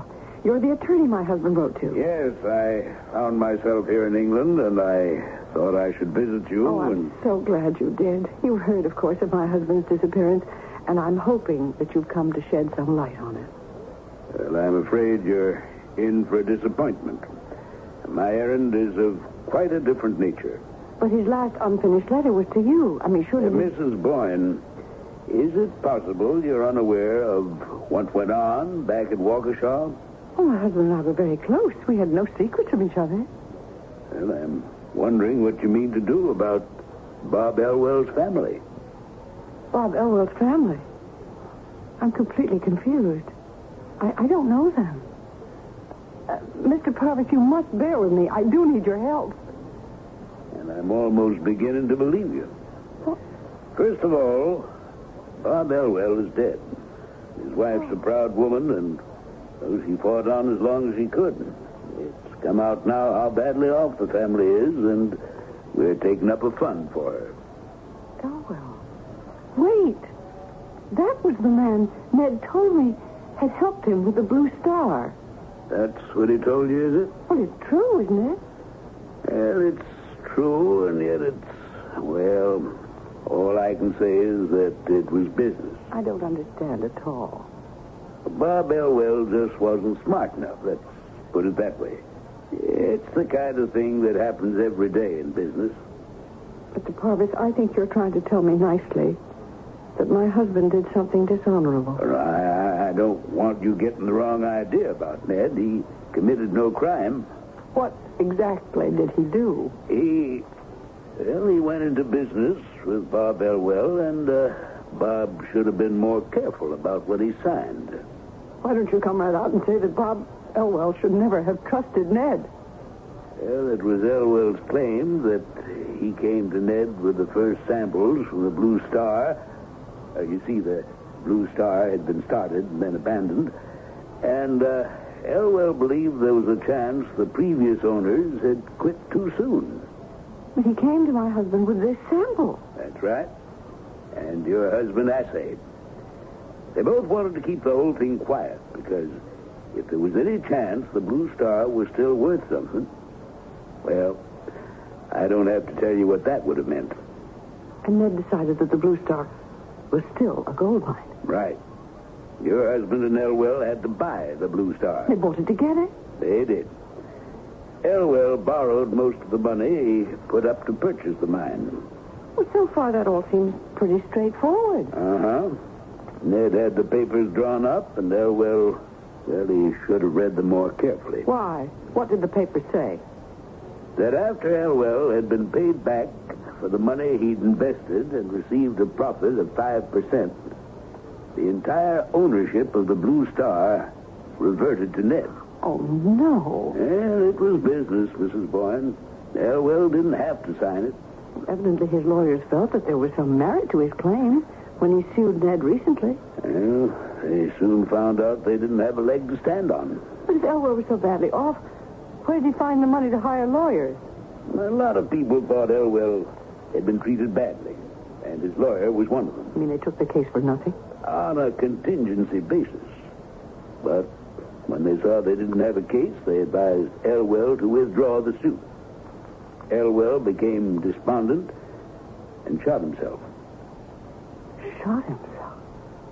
He killed himself because of that? Well, he didn't kill himself exactly. He dragged on 2 months before he died. And he tried to kill himself and failed? And then tried again? No. He didn't have to try again. Well, the newspapers got hold of it, and it's all been raked up again, and this collection thing's been started. You know, most of us back in Waukesha like Bob Elwell. Here's an account of the whole thing from the Sentinel. Maybe it would help you if you looked it over. From the headline, it would seem the Sentinel knows who's to blame. Widow of Ned Boyne's victim forced to appeal for aid. And I thought maybe you might care to... This picture! This picture! It says this is Robert Elwell. Yes, it is. But this is the man who came for my husband. I mean, I'd know him anyway. Mrs. Boyne, I don't think you're very well. Shall I call somebody? No, this is Robert Elwell. This is the man who spoke to me in the garden. That can't be the man. It's Robert Elwell. It was Robert Elwell who came for him. Came for Ned? Elwell was dead. You know that now, don't you? Robert Elwell came for him. No, Mrs. Boyne, surely you remember your husband's unfinished letter to me. It was written after he'd heard of Elwell's death. Robert Elwell was the man who spoke to me. That's impossible. Think I'm mad. I'm not. I'm quite sane. Will you answer me one question, please? When did Robert Elwell try to kill himself? When? Yes, the date. Please try to remember. I don't think we should continue this conversation, Mrs. Boyne. I have a reason for asking. I'm sure you have, but... Well, I really can't remember. I'd guess about 2 months before he actually died. I need the exact date. We might find it in the paper here. Yes, here it is. Last October. The 20th, wasn't it? Yeah, the 20th. Then you did know about Elwell all the time. I know now. Sunday, the 20th. That was the day he came here first. Came here first? Yes. You saw him twice then? Yes, twice. First on the 20th of October. I remember because that was the day I first discovered the secret staircase. And we saw him from the roof. He was dressed just as he is in the picture in the newspaper. My husband saw him first. He was frightened and ran down ahead of me, but there was no one there. He had vanished. You say Elwell vanished? Yes. I see now what happened. He tried to come then, but he wasn't really dead. He couldn't reach us. He had to wait 2 months to die. And then he came back again, and Ned went with him. Oh, good Lord. I sent him to Ned. I told him where to go. I sent him to this room. That's what they say about the living ghost. One never really knows that he's seen the ghost till afterwards. Long afterwards.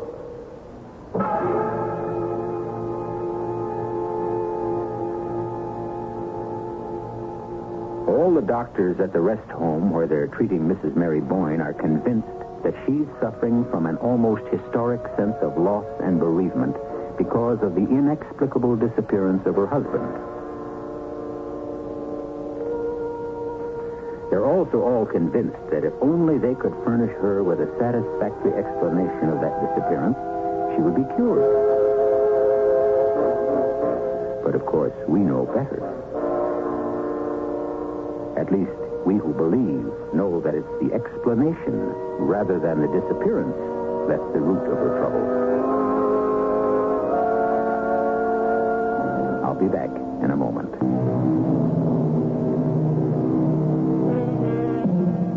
And now, the shortest ghost story in the world. the long, dark, memory-filled corridors of one of the great art museums of the world just before closing time. A man hastens to the exit. He's joined by another art lover. The first man says, "Hey, it's pretty spooky around here at this hour." "Yes," says the second man. "Do you believe in ghosts?" "No," says the first man. "Do you?" "Yes," replies the second, and vanishes. Our cast included Celeste Holm, Larry Haynes, Joan Shea, Guy Sorrell, and Ian Martin. The entire production was under the direction of Hyman Brown. This is E.G. Marshall inviting you to return to our Mystery Theater for another adventure in the macabre. Until next time, pleasant dreams.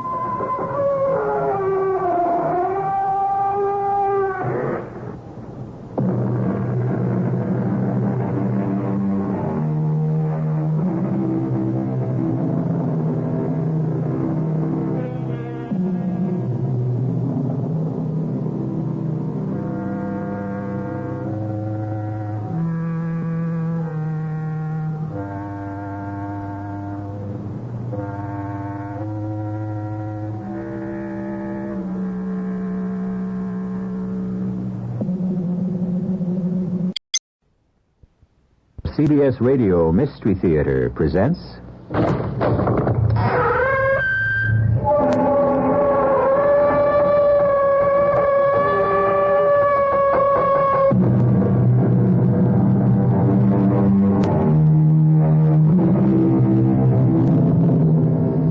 Come in. Welcome. I'm E.G. Marshall. This is a story about conscience. That small, still voice within most of us that whispers to us and tells us what is right and what is wrong. It has been said that conscience is God's presence in man. A man without a God is a man without a conscience. If this is so, how then could it be possible for a man of God to love what he believes is right and at the same time yield to what the rest of the world considers wrong? You have brought shame on yourself and on all of us, Brother Ambrosius. Now, what have you to say? I meant no harm, Father Andreas. The girl is so young, her father's not well, and she came to the church alone. What devil possessed you that you should walk into the house of the Lord side by side with the daughter of the hangman? I pitied her, and I followed my conscience, Father. Your conscience? Your conscience is the voice of God, not of your own making. Why do you not accept my censure and say that you repent? My feelings for Benedicta are mercy and compassion. Would you have me repent those? You leave me no choice. You will be confined to your cell where, God willing, fasting and self-chastisement will lead to the clearing of your mind and the salvation of your eternal soul.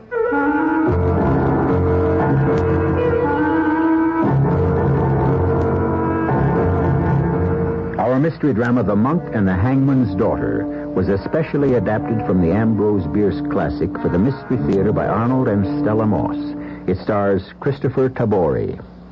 It is sponsored in part by Luden's Medicated Cough Drops and Buick Motor Division. I'll be back shortly with Act One.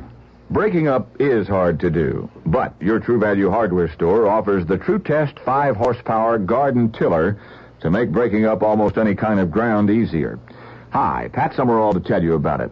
The True Test tiller's engine weight is directly over its 16 tines for extra stability. High horsepower means you can till at slower speeds without stalling. It has power reverse, so it's easy to maneuver when you run up against a fence or come to the end of a row. It lets you adjust both tilling depth and tilling width, and all the controls are conveniently located on its handle. Yes, breaking up is hard to do if you don't have the True Test 5-horsepower garden tiller to help you.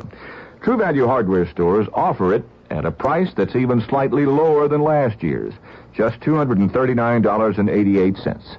This 5-horsepower model is part of a complete selection of power garden tillers at participating True Value hardware stores.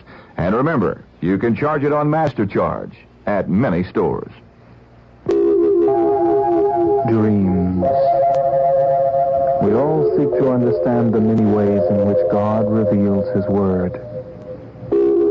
Throughout time, God has spoken to man in dreams. Jehovah said in the Old Testament, "Listen to my words. If a man be a prophet, I make myself known to him in visions. I speak to him in dreams. So pay attention to your own dreams. They might well reveal flashes of the future, predictions and warnings of things to come. They may give you a glimpse of God's guidance to lead you back to the peace and security of his way. For your free booklet on dreams, write to the Foundation Church, 1147 First Avenue, New York, New York, 10021. That's the Foundation Church, 1147 First Avenue, New York, New York, 10021.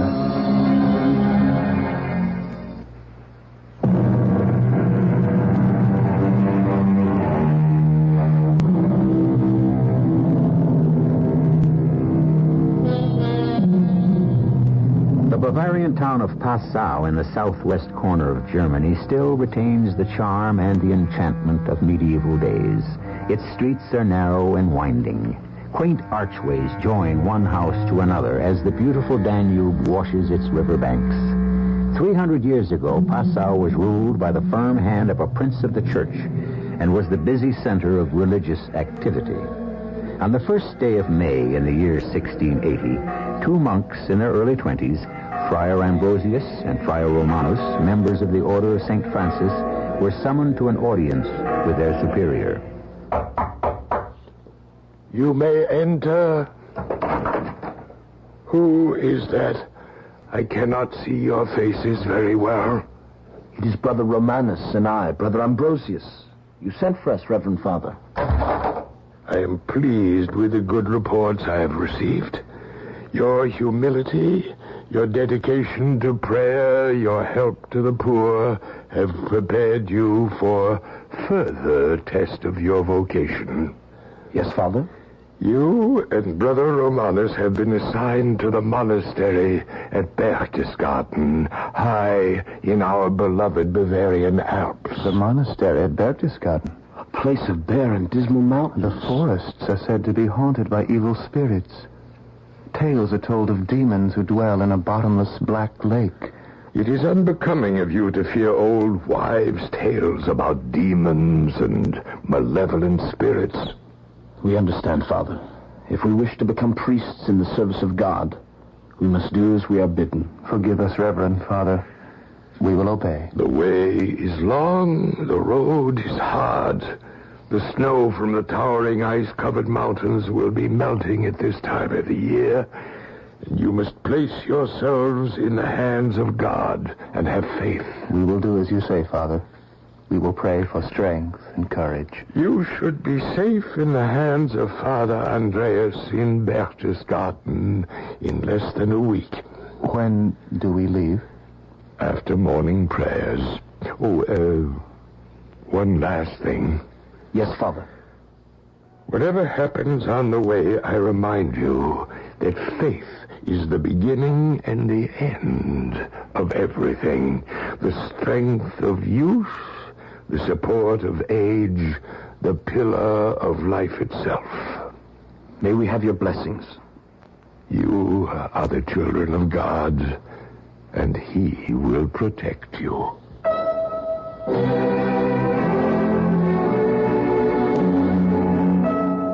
Within an hour, Brother Romanus and I were on our way. The first few days of our journey made us forget the sadness of parting. Ah, how bright the colors of the countryside are. The air smells so clean. The first signs of spring. How good the earth is as God made it. Every blade of grass, every flower, each... Queen Elizabeth I of England once said, "I will never, by violence, be constrained to do anything." History records that good Queen Bess was more attentive to truth with another statement, "I shall make you shorter by a head."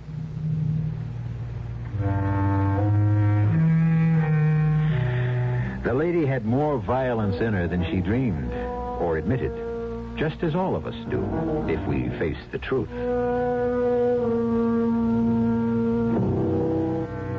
There is no one of us who has not thought murder at some time or another, and no one of us who is not capable of it, given enough provocation and the right circumstances. It is the nature of the human animal. Stop the car a minute, Hugh. Why? I have something to say before we get home. I'm afraid it will have to wait. It can't. Look, I'm ready to shoot you if you don't. Anne, put that gun away. Now, listen to me. No, I've listened to you too long. Now all the rest is silence. And now there's only me. As it always has been. I'm alone.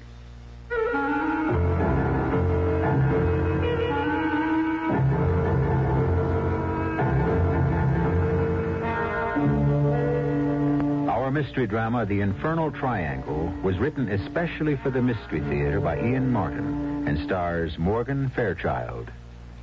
It is sponsored in part by Anheuser-Busch Incorporated, Brewers of Budweiser, and Time Magazine. I'll be back shortly with Act One.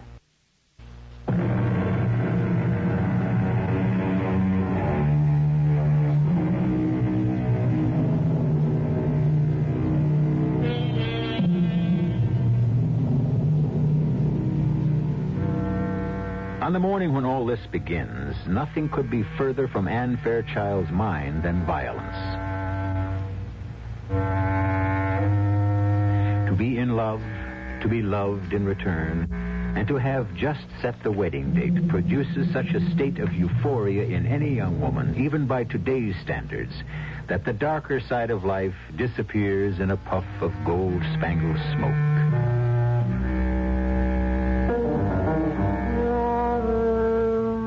Unfortunately for Anne, that smoke is as impermanent as castles in the air, and the forces of darkness are brooding and gathering to descend, bringing with them a disaster beyond her wildest dreams.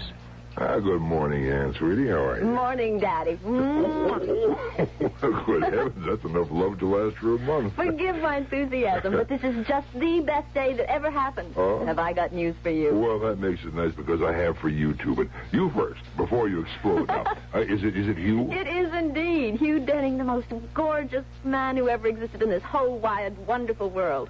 He wants me to marry him. Well, I take it you accepted. I did, indeed. Oh, Anne, I'm so happy. I think it's great. Well, when's the big day? How soon do you think you can get someone to take my place? Never. As a person. I meant as a housekeeper. Oh, by tomorrow? Maybe even by tonight. Oh, that fast? Mm-hmm. I told you I had some news, too. While you and Hugh were out last night, I had a call from Eve. She's coming home. With Roger? No, alone. Oh, they went through with the divorce? Mm-hmm. Yes. Well, don't look so concerned, honey. It isn't her marriage that concerns me. It's Eve. Well, I think Sister is strong enough to weather it. I know darn well she is. I know just how strong Eve is. I ought to. Oh, now, come on, Anne. You're not going to rake up ancient history, are you? You're far too young for Roger, and as things have turned out, well, you got the breaks. I'm not worried about the past. That was kid stuff. But I am worried about the present. I'm warning you, Daddy, if Eve doesn't keep her hands off Hugh, Annie, be fair to your sister. I thought you were over this childish jealousy. There's nothing childish about my reaction to Eve. I hate her. Anne. I've never said it right out before, have I? I always swallowed it. Choked it down because I didn't want to hurt you. I didn't know how to hurt Eve. The way she's always hurt me. Anne, I didn't mean to just blurt it out. But as long as I have, you might as well know the way I feel, Dad. It was bad enough when Mother was still alive, but after she died, Eve was really queen of the hill. Don't try to blink it off. You just never could see through her. No, I think you're being very unfair. How else would I expect you to feel? All my life, she took away from me everything I wanted or loved the most. Even when she didn't want them. Like Roger. All she wanted from him was his money. Anne, now please. I want you to stop this. Eve has had a very rough time. She's coming home to try to bind up some very fresh wounds, not open up old ones. I want you to help her. Let some of your own happiness rub off on her. Just as long as she doesn't try to poach. But if she even so much as looks sideways at my man, there's going to be real trouble. I'll kill her.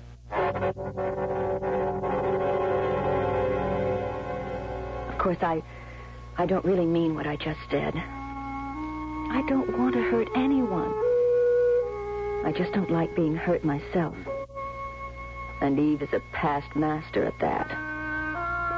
Oh, it goes back so long I can't even remember where it started, or maybe it just always was.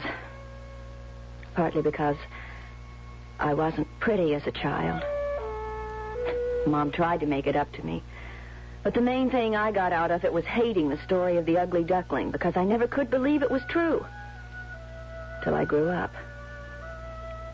And I was beautiful. Even Eve finally had to admit it, although the way she said it, I never knew if she was telling the truth or not. Like now, when Dad and I met her at the airplane. And, darling, you look simply ravishing. How do you do it? Oh, I guess the ugly duckling just finally grew up, Eve. Oh, you weren't ever ugly. You're the only one that ever thought so, right, Dad? Right, Eve. Anyway, you're still just as beautiful as ever. Me? I look ghastly. You don't realize, little sister, how lucky you are I took him away from you. I'd still rather have made up my own mind. What's the matter, darling? Still carrying a torch for Roger the Roamer? No. You successfully snuffed that one out for me. But you don't have to worry anymore, Eve. Ann here has someone to carry the torch for her for a change. How marvelous. A new lover. A man who's in love with me. And better than that, from a father's point of view, wants to marry her. But that's wonderful. When? We haven't set a date. Oh, I can't wait to meet him. His name is Hugh. Hugh Denning. And I wish you didn't have to. Didn't have to what? Meet him. Ever. I want to warn you, Eve. This is one I'm not going to let you steal.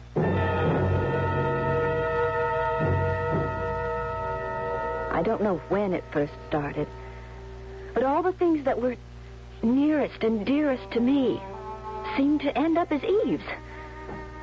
A teddy bear I once treasured. Skates I got one Christmas. Dresses, clothes. Eve got all the ones I wanted. I got the leftovers. And then when we were old enough, boys. Anyone who came to see me always ended up trying to date Eve. Now she was back again. How could I hold on to Hugh? So you're Hugh Denning. I can't deny it.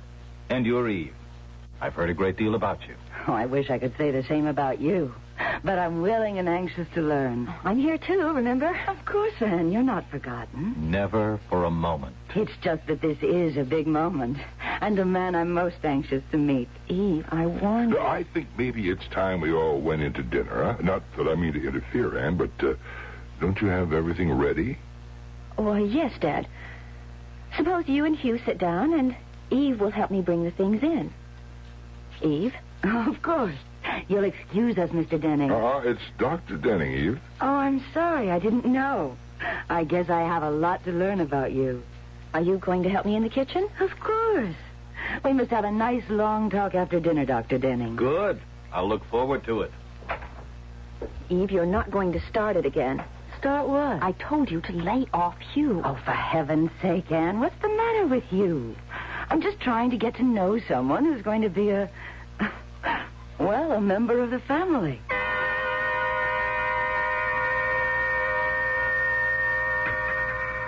Oh, I'm sorry to hear about your divorce, Mrs. Grant. You shouldn't be. And by now, don't you think you should call me Eve? All right. Eve. I'm going to keep it Dr. Denning for one moment longer. Huh. I made the mistake of marrying a man who couldn't even keep his word, let alone his wife. He even cheated on his mistresses. So I'm well rid of him. Don't you think, Anne? You arranged it so I never had the chance to make up my mind. Oh, surely you no longer care. Well, surely what we can do is drop Roger out of this conversation, huh? He doesn't mean anything to us anymore. That's gospel. So now with that subject out of the way, I can and will call you Hugh. It's my pleasure, Eve. And mine. You could be a very valuable member of the family. There's a fire in the living room. Why don't we have coffee and And maybe some brandy in there. The table has to be cleared. Oh, the dishes can wait. The ice cream will melt, and we need more coffee. Why don't you help me straighten up? Why don't I do that, huh? You and Eve are guests for tonight. Besides, they should have a moment or two to get acquainted under the circumstances. But I don't want her to be alone with... Anne, dear, I think you can trust me, can't you? Yes, but If you want, we can all do the dishes. No. Eve is tired. It's a long trip. It's her first night home. Do me a favor, Hugh. You keep her company while Anne and I clear away, all right? I think that's a good idea. I've been looking forward to meeting Anne's sister. Anne? I guess so. You do remember we discussed this? Yes. Then come on, Eve. We'll see you in a little while. Anne? Yes. Are you all right? Yes, Dad, yes. Okay. Now, where do we start? Oh, anywhere, Dad, it doesn't matter. She started. Already. Only this time, she isn't going to get away with it.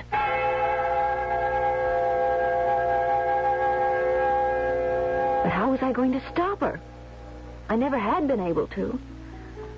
And in the days that followed, I saw them more and more together. Whispering in corners, breaking off quickly when I came in the room. Hugh was avoiding me. Never seeing me alone, he claimed his schedule was jammed. Pleaded solid appointments every day. I was getting more and more frantic. I knew I was losing him to Eve, but how to stop it? And then one morning, I started out shopping and had to come back for my pocketbook. Nobody saw me come in the door. Upstairs, I could hear a radio playing. And as I climbed the stairs, I realized it was coming from the bathroom Eve and I used. I glanced at my watch. 11 o'clock. Sure, just getting up. And as usual, playing that darn radio while she had her bath, in spite of the fact that Dad had warned her how dangerous it... And suddenly, I saw how it all could be. Only first, I would give her one more chance. Oh, who's that? Me, Anne. I'm having a bath. You mind? What are you turning the radio down for? I want to talk to you. All right, Anne, later. No. Now. I just want the answer to some questions. Are you going to leave Hugh alone? I don't know what you're talking about. Don't lie. You're just trying to steal him from me. You must be crazy. Just as you have everything else I ever wanted. So this is your last chance. My last chance for what? To promise to stay away from you. If you don't, I'll kill you. Oh, don't be ridiculous. I don't care about Hugh. You're lying. Oh, what is the use of talking about it? It wouldn't change anything. There's only one thing to do. Anne, what is it? You didn't want me to turn the radio down? All right. How's this? Listen to it. Listen to your swan song. I'm getting you out of my life forever. Anne, no!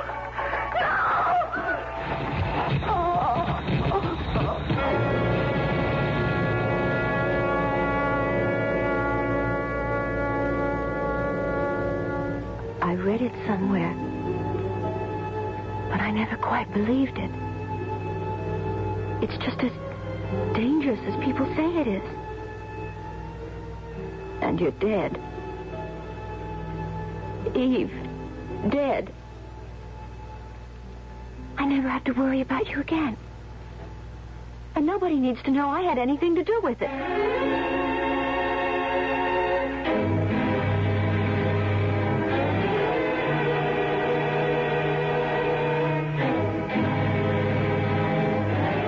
In spite of our knowledge about the danger of certain electrical appliances, too many people die from accidental electrocution every year. The most common villains are radios and electric heaters. Statistics are not available, certainly not in a case where death was deliberately caused, as in Eve's case. I shall return shortly with Act 2.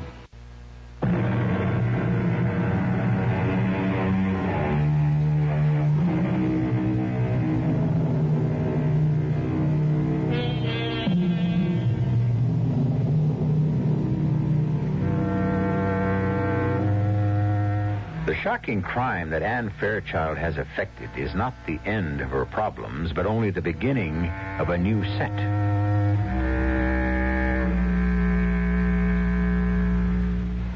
Starting with the moment when, after sneaking successfully past the door to her father's medical office, she is just about to let herself out the main door of the house when...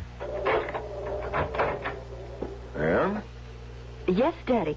Oh, you're just coming home, huh? Yes. I thought I heard you come back sooner.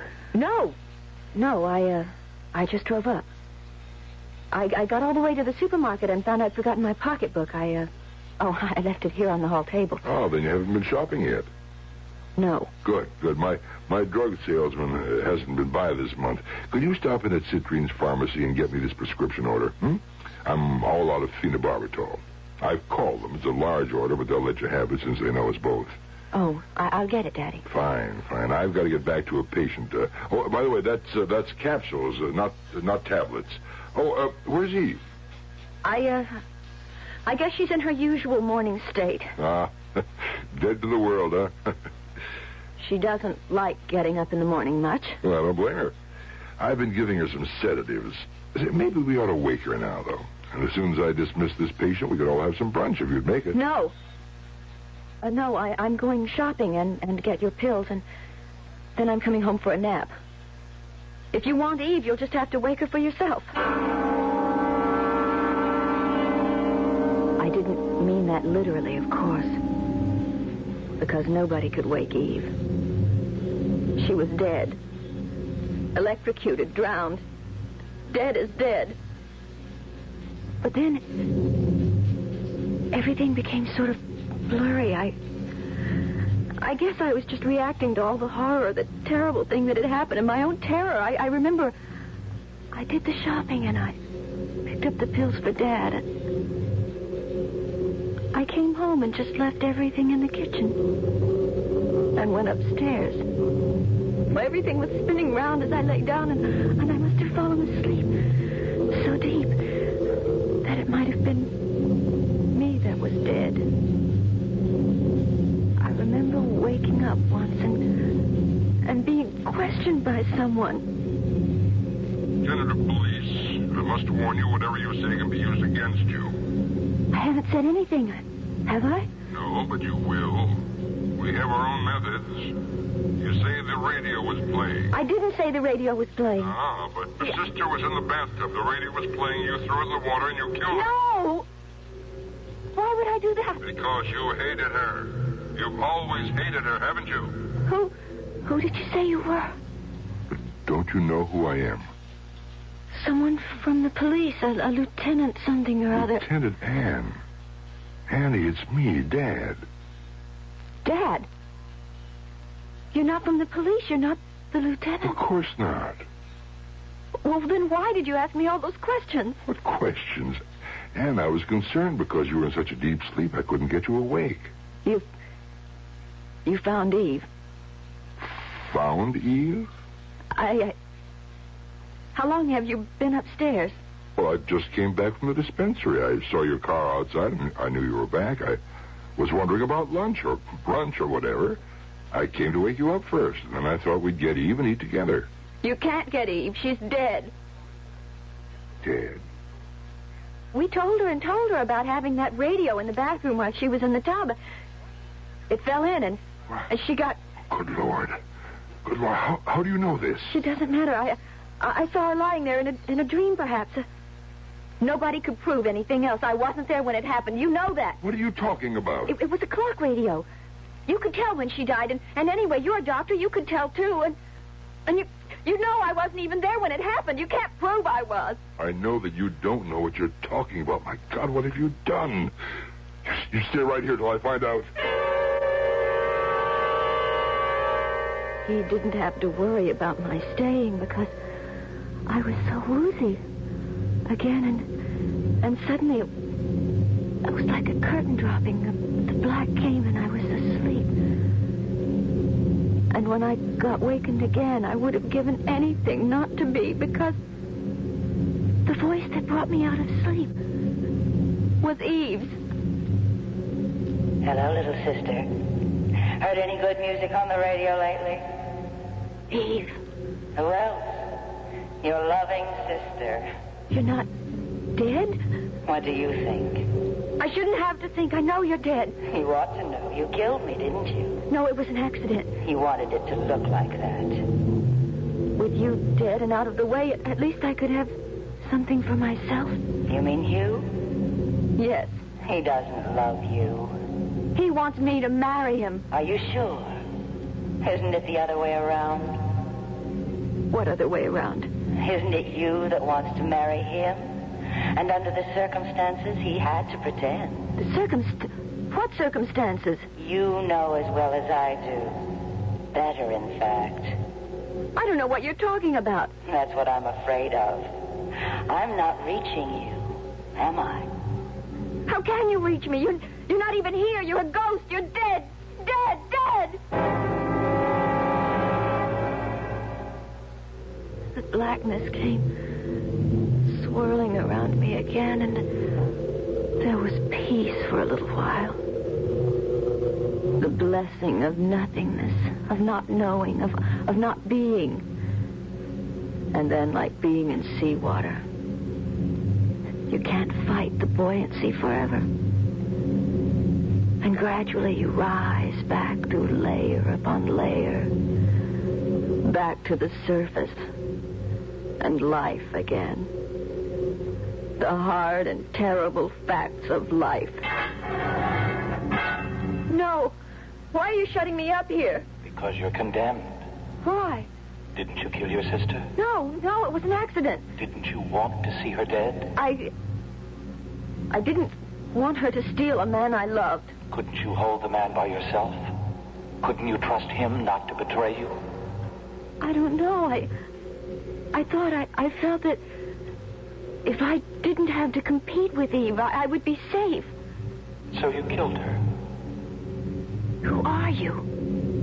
I might be yourself. No, you're not. You're Hugh. Of course. Who else? I don't want to see you.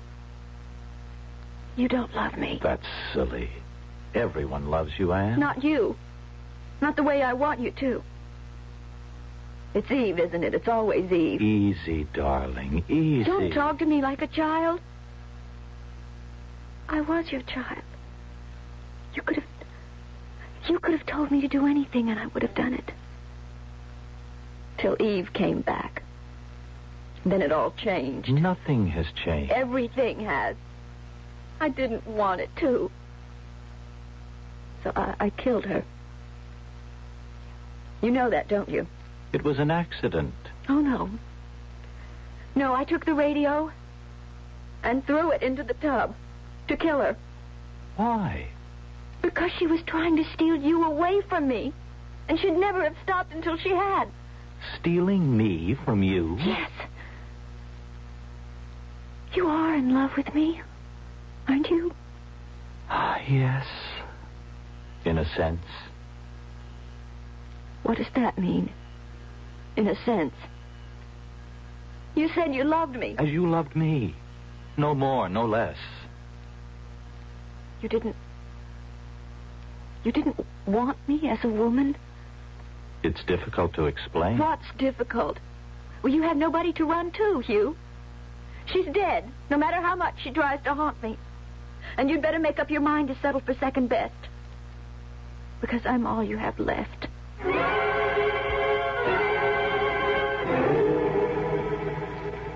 He doesn't want me. He never wanted me. I killed my sister to keep his love, but that wasn't enough. He doesn't love me. He never will. It was all a lie. So now I know I have to kill him, too. That's why I brought the gun. Daddy's gun. The one he keeps in his office. I want to go home, Hugh. I don't know about that. Am I arrested? Locked up? Am I accused of anything? No, not yet. Then can't I please go home? Would you promise to behave yourself? Yes. And how do I know you'd keep that promise? I don't know. Wouldn't you see that I did? I can't control it, Anne. You have to be the one. Please, I'd be safe with you, wouldn't I? But is anyone safe with you? Oh. Damn it, I'm going to take the chance.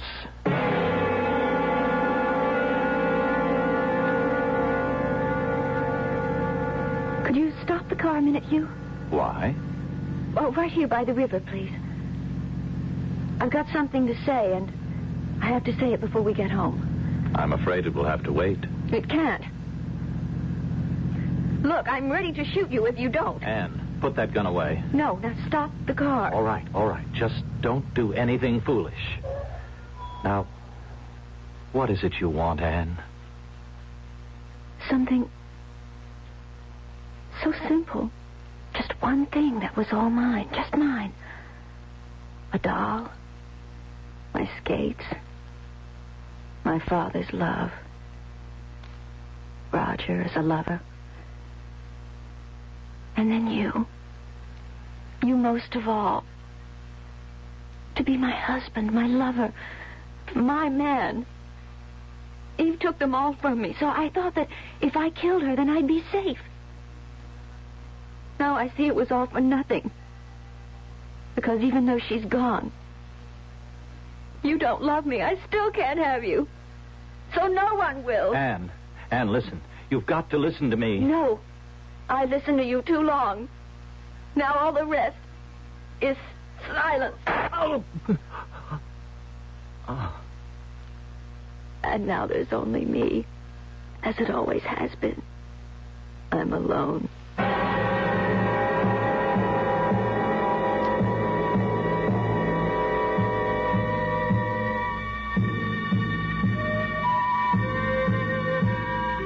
Anne Fairchild. Not the picture of your all-American girl, is she? What drives her? How does she expect to get away with 2 murders? Will the second return to haunt her as the first? And what possible redeeming quality makes her story worth retelling? I'll return shortly with Act 3.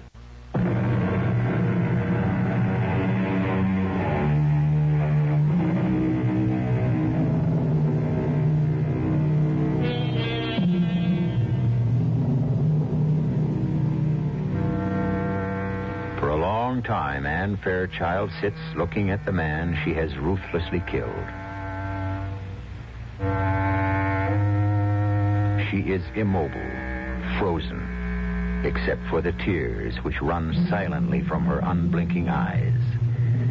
For the moment, her body is as dead as Hugh's. Only her turbulent mind is alive.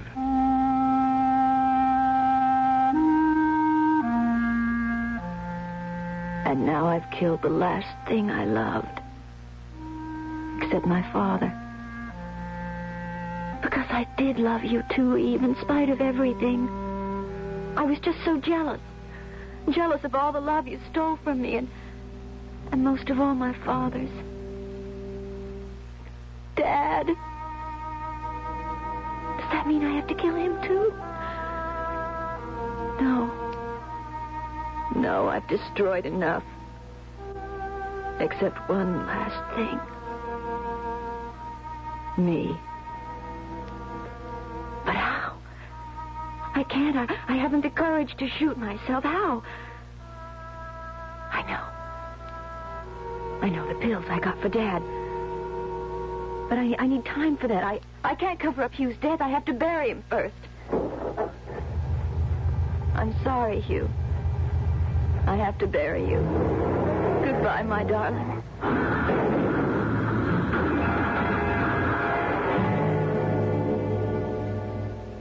I don't remember how I got home. Somewhere I must have fallen because my stockings were torn and I had bruises on my elbows. And there must have been some rain because I could feel my hair plastered to my head. It's funny that I could feel anything outside. Because inside, I was dead. Dead as Eve and Hugh, and as I hope to be soon myself.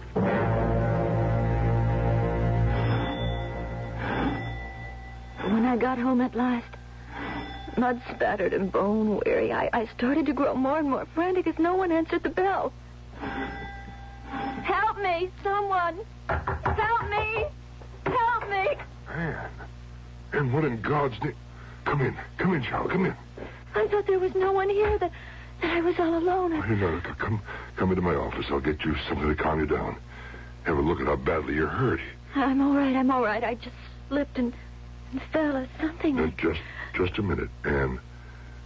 How did you get away from there? I asked Hugh to bring me. And he let you out? We started off in his car, and then I... Yes, and then? And then I had to kill him. Because he doesn't love me. That isn't true. He doesn't want to marry me, does he? Well, I don't know how to answer that. It doesn't matter. He can't anymore. I made him dead. Just like Eve. Anne. Yes? You say you killed Hugh just as you did Eve. How? How? Yes. How did you kill Hugh? I shot him. Then I got out and put the car in gear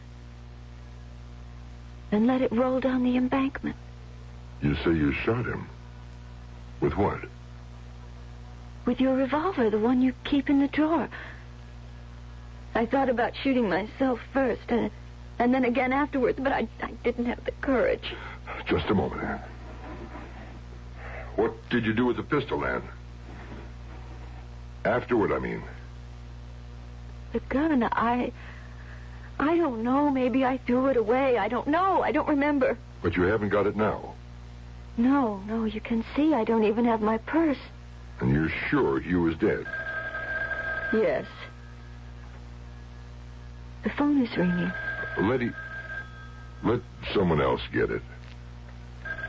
How can you be so sure Hugh was dead? Because if the shot didn't kill him, he'd have to drown in the river. The phone has stopped ringing. I know. Someone answered it. Anne.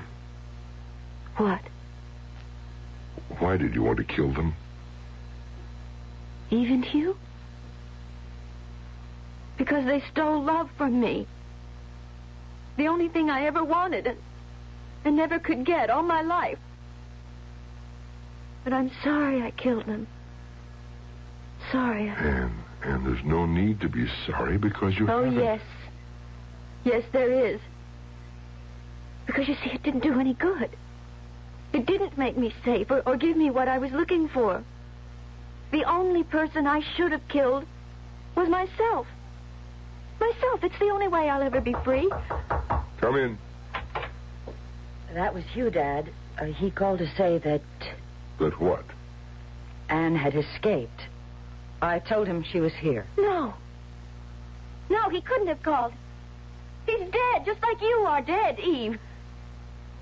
You can't be alive. Why won't you die and leave me alone? I see it now. The only way I'll ever be rid of it is to die myself. Watch it, Dad. Anne, stop it. Let go. Anne. Let me alone. Here. You all want to be rid of me. Just let me die. Hold her. Can you handle her just long enough for me to get... No, I'll get a hypodermic. Make it quick. That's it. Why Hold did her I there. think I'd ever win? I just... Easy now. Die, please, God. Anne. Please. Anne, if you'll help me, if you'll just help me, I'll bring you rest. Can't help me. I can't. Why do they haunt me? I've got to hide. Darling, my little daughter Anne, let me help you. You know I will because I love you. You love me, Daddy? Daddy loves me? Daddy loves you. And then the dreams, stretching backwards through all my life, swirling back into the past, darker and darker, till finally I came to the darkest moment of all. I don't know what age I was, very young, 8 or 9 perhaps, and I woke up and couldn't sleep. I climbed out of bed and I listened at my door. Far away, I could hear Mother and Father talking grown-up talk. And I thought, if they'd just hold me for a moment, I wouldn't be scared of night shadows and those goblins that hid in the dark. So I started down the stairs. But halfway down, I was frozen by what I heard. I never have been very good with children. You know that. I bore you one child. That's all I promised. God, what a child. Eve, everything I could ever have wanted. Bright, beautiful, brimming with life. With only one fault, so I tried again. I'm sorry I couldn't give you the son you wanted so much. Oh, poor, ugly little Anne. You could be a little kinder to her, Jim. Don't you realize that poor, overweight, stumbling child dotes on you? Centers her whole life on you? Waits trembling for even the slightest word of acceptance, of love? Oh, I'm sorry, Jim. She made it so I couldn't have any more children. Oh, I don't blame you. That's fate. And for the love of heaven, Jim, you, of all people, a doctor, can't blame a defenseless child because she turned out to be a girl. There's no way we can change that. Or that I can have any more children, even if I wanted to. I know. If only she weren't such a little... Nothing. I mean... Don't sell Anne short. Some children develop late. Maybe Anne is an ugly duckling now. Certainly next to Eve. But give her time. Oh, better than that. Give her love. To love. And not to be loved in return. I think it must be the most terrible thing in the world. And then I start the long climb up, winding around and around like a spiral staircase, until suddenly my head breaks water, and I'm back in the world again. I slip out of bed, a little unsteady, and steal downstairs into Daddy's office. The phenobarbital is in his cabinet. And then they were doing things to me. I could only hear their voices as though they were at the end of some long tunnel. There's nothing more to pump out. We've got to keep her moving. Eve, get all the hot black coffee you can. Your father and I will keep her walking. Oh, please,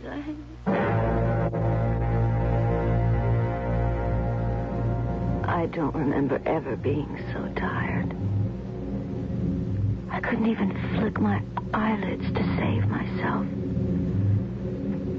But I know I don't have to. Not anymore.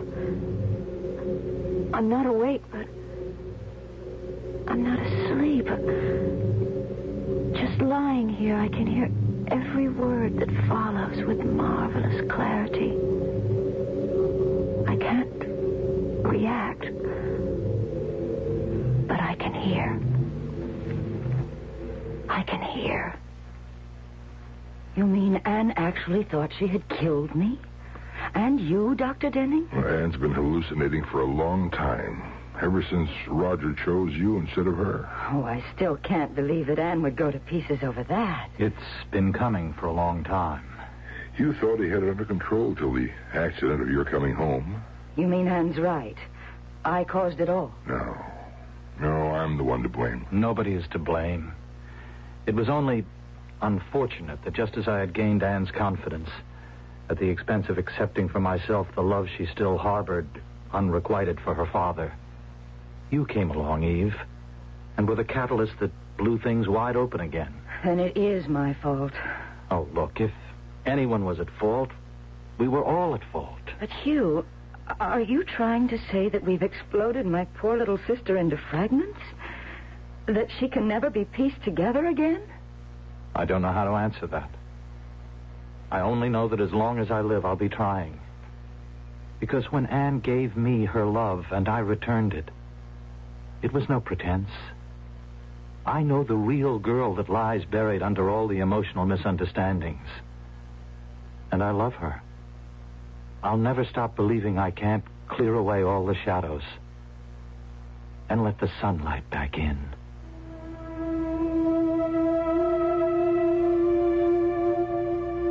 I guess there's a long road ahead. But I don't care. I know I can see my way because there's hope. Hope. That lovely word. And the reason there's hope is because I know all any woman really needs to know. That there is one man who loves me completely. Better than anything else in the world.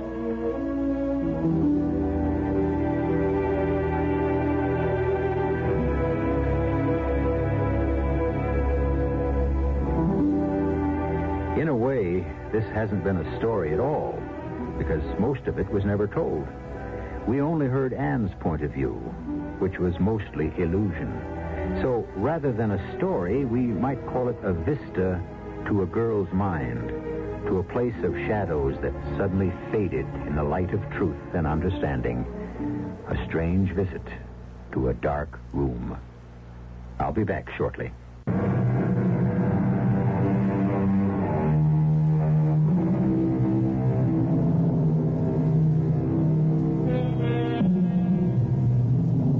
At one time, it was considered absolute heresy for an analyst to have any personal contact with a patient. But we're a more permissive society now, and Hugh Denning is not the first psychiatrist who has married one of his patients. Of course, Anne is no longer a patient. Analysis had brought her freedom to understand and control her life and be a whole woman. And there is no question that the whole experience has made Dr. Hugh Denning a better analyst. So everyone gained, and Anne's hope became reality. Our cast included Morgan Fairchild, Joe Silver, Catherine Byers, and William Redfield. The entire production was under the direction of Hyman Brown. And now, a preview of our next tale. Helen, what is it? No. Oh, no. No, come on, look at her. Face it.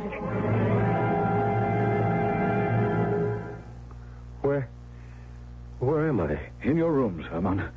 What happened to me? Oh, I remember. I fainted. I saw... Well, what did you see? You must promise not to laugh at me. I promise. She winked at me. She what? She winked at me. Oh.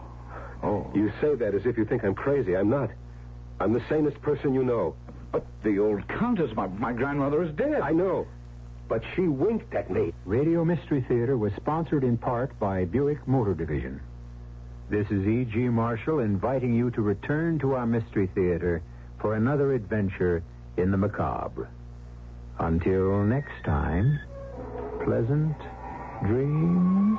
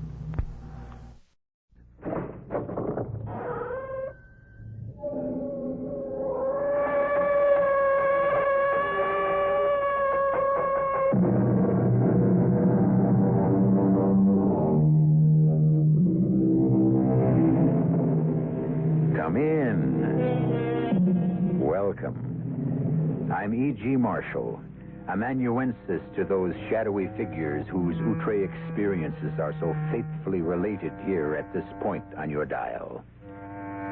Gambling, said George Washington, is the child of avarice, the brother of iniquity, and the father of mischief. But does that include a friendly little game? What happens to most friendly little games? Friends become enemies. Little becomes big. And suddenly it isn't a game anymore.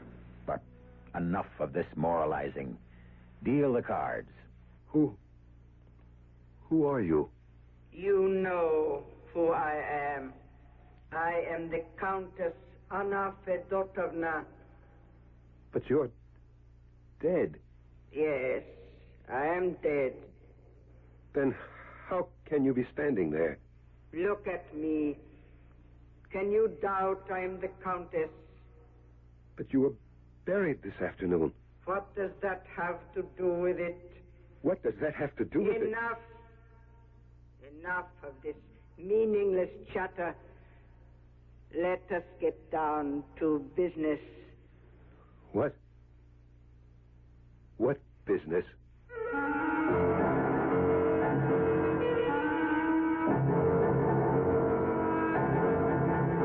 Our mystery drama, The Queen of Spades, was adapted from the Alexander Pushkin classic, especially for the Mystery Theater by Sam Dan, and stars Michael Tolan.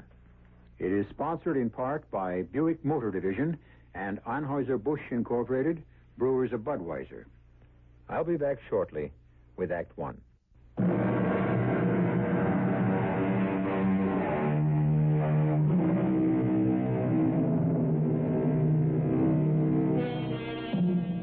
Let us go back, perhaps 150 years to the Moscow of Imperial Russia. And let us make the acquaintance of some handsome young officers who have been engaging in the second most favorite pastime of handsome young officers, a friendly game of cards. It is now 5 o'clock in the morning, and supper, or breakfast, if you will, is being served. The winners, of course, have better appetites than the losers. But the champagne is flowing freely, and soon the entire company is in good spirits. Well, Namarov, this should be a lesson to me. What kind of lesson, Tomsky? Never to play with members of the Horse Guards. Oh, don't begrudge me a little financial success this evening. After all, you're the one who's lucky in love. Luck, gentlemen, is merely the verdict of mathematics. Hey, what's this? Herman, are you still here? Yes. It was an interesting evening. Well, gentlemen, your attention, please. Now, what do you think of our friend, Lieutenant Herman, here? For example, is it true, Herman, that you have never held a card in your hand? It's true. Is it true that you've never made a wager in all your life? It's the gospel truth. And yet you come here every night and you sit till 5 in the morning and watch the rest of us play? Yes, Herman. Why? Why? Gambling interests me very much. But I am not in the position to sacrifice the necessary in the hope of winning the superfluous. Oh, that's Herman. That was spoken like a true German. Yes, my father was German, and he was a prudent man. Herman, I'll wager you still have the first ruble your father ever earned. Yes, Herman. Is it true that your father left you $1 million? Oh, it's all very well for you to talk, Tomsky. Your father is a prince. You have estates, you have serfs. But I must live on my salary. Well, if that's the kind of living that pleases you... Oh, it's easy to understand our fanatically economical friend here, but there's one person who has me completely baffled. And who is that, Tomsky? My grandmother, Countess Anna Fedotovna. She absolutely refuses to play cards. Well, what is there so baffling about an old lady of over 85 who will not gamble? Because this particular old lady knows the secret. What secret? I thought that would fetch you, Herman. No, what secret? The secret of how to win. The secret of how to win? How to win each time you play. How to win as if you could actually read the back of the cards. Oh, there is no such secret. Now I'm about to tell the secret. Pay attention, everyone, now. Some 60 years ago, my grandmother paid a visit to Paris, where, naturally, she created a sensation. She was hailed as the Muscovite Venus. The visit was a triumph, except for one little detail. Grandma lost her entire fortune, 1 million rubles, at a gambling house run by the Duc d'Orléans. Think of it. 1 million rubles in one night. 1 million rubles in one night? Impossible. Ah, that's precise, unpractical Herman rebelling against the very idea. But believe me, it happened. Now, to continue.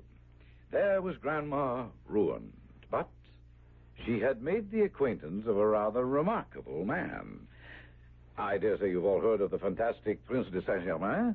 He was known to be fabulously wealthy, and he paid Grandma a visit. He was curious to see the lovely Muscovite Venus, who was even more beautiful in distress. Will you get to the point of the story? Well, my grandmother asked him for a loan. And you know what he said? He said no. Oh, you would have said no. But he said, Your Highness, I could advance you the sum you require, but I know that you should not rest easy until you had paid me back. However, there's another way out of your difficulty. A way that will allow you to win back your money at the gambling table. And in return for one of your dazzling smiles, I shall reveal it to you. Was that all he wanted? One of her smiles? Oh, and you forget, this was a Frenchman. And those people invented chivalry. At any rate, he told her a secret. I almost believe I would sell my soul to know that secret. But armed with it, my grandmother returned to the casino, chose 3 cards, and played them one after the other. All 3 won. And my grandmother recovered every ruble she had lost. Well? Well, what? What were the 3 cards? That's the secret. You have a grandmother who knows how to choose 3 winning cards at Faro, and she refuses to play? That's correct. But why? And that's also a secret. Well, haven't you ever asked her to tell you the secret? Oh, I ask her every day. And what does she say? She says, no. I realize that I am somewhat of a comedic figure to my brother officers. I am tolerated rather than accepted. That is because I am different. They call me Herman the German, and it's quite a joke. But I do not mind their laughter, because the things they laugh at in me are precisely the things they lack in themselves. Seriousness, thrift, practicality. And character. Oh, yes, character. For I also have a weakness. Gambling. I would love to wager on the throw of the dice, the turn of the cards, the thrill, the excitement, the fever in the blood. But no. I control myself. And yet, if I knew the secret, Tomsky's grandmother's secret, what are those 3 cards? Suppose I could get her to tell me the secret. But why should she tell me? She won't even tell it to her own grandson. But is it true? Can there be such a secret? No, I shall not think about it any longer. I shall dismiss it from my mind.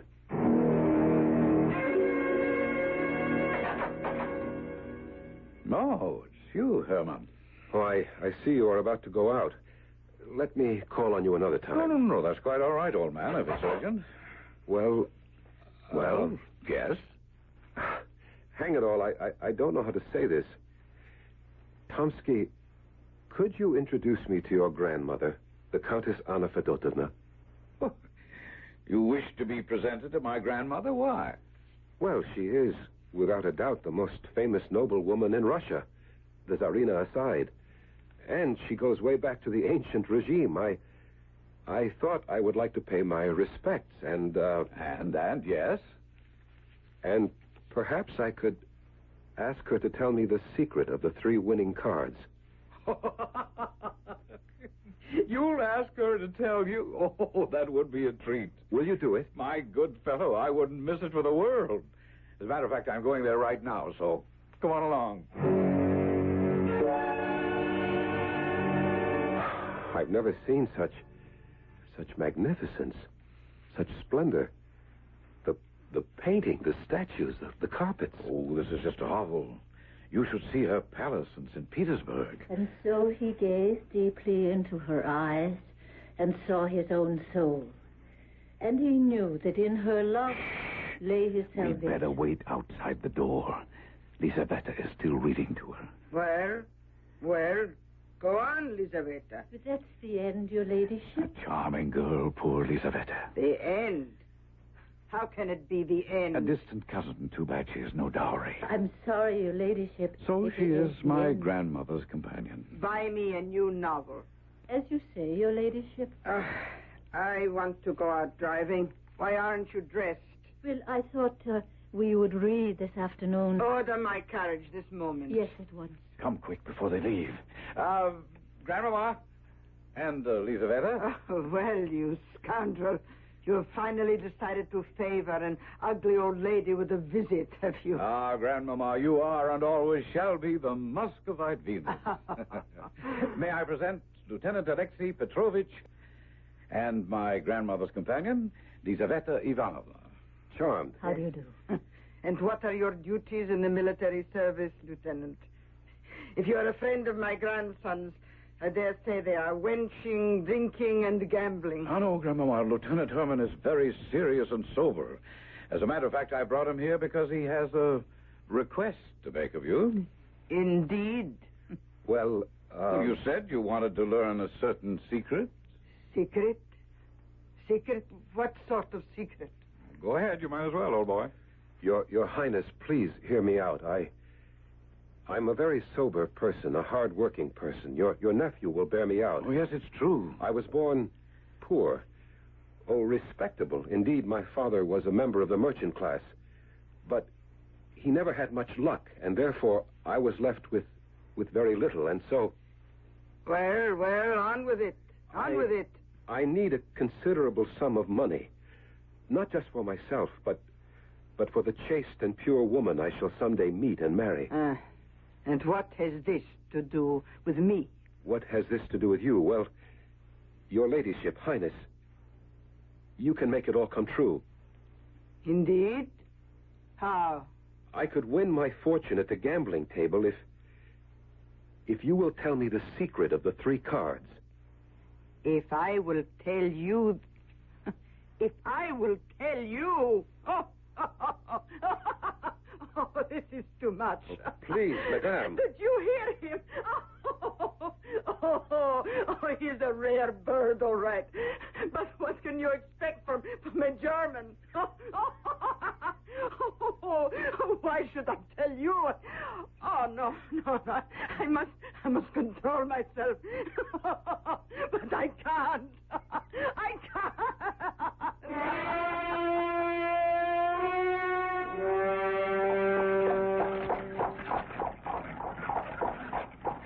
Well, Herman, I'm sorry. I thought it was a perfectly reasonable request. And I don't like to be laughed at. Well, perhaps if you'd worked up to it gradually. I thought I had built up a case. Well, I mean, if you'd waited until you'd gotten to know her a bit better. There's no time. She's an incredibly old woman. Why, she could be dead in a few days. Poor Herman. And stop saying poor Herman.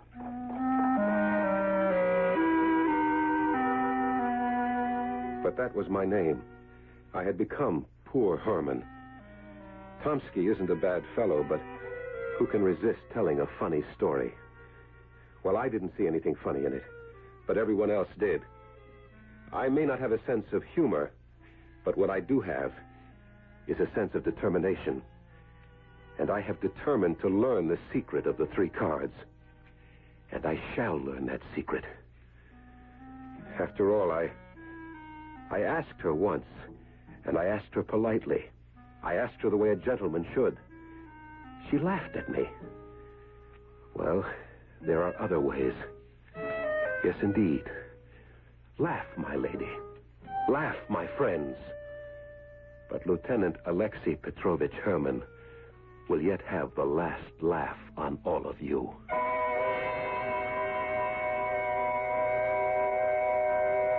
And once or twice to throw the dice is a gentlemanly game. But he does not win who plays with sin in the secret house of shame. Since we're involved with gambling here, we thought we'd express some of Oscar Wilde's feelings on the matter. Well, we have the incredibly old Countess who says no, and the incredibly insistent young Herman who says yes. The collision course is set and ready for Act 2.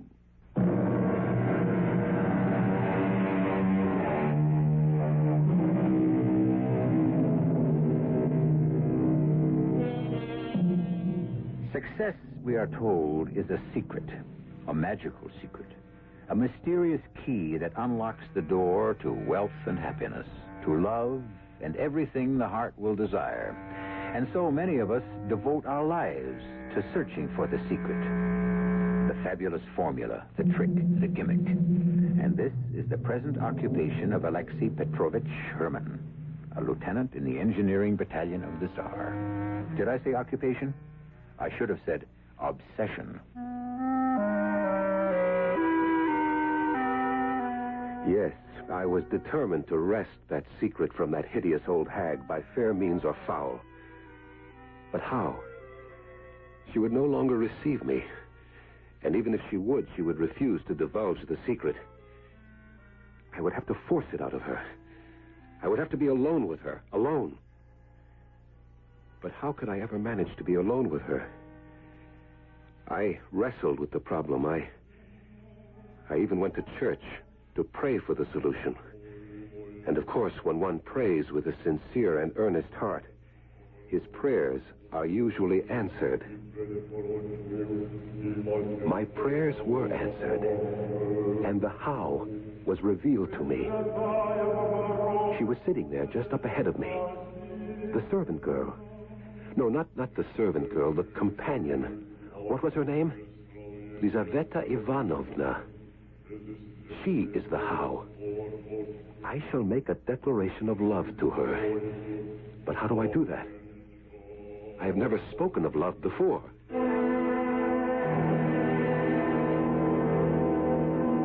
You in love? Is it possible? Well, who is the young lady, the fortunate object of such overpowering adoration? Will you or won't you help me? Of course I will, old fellow. How? Well, that's it, Tomsky. How?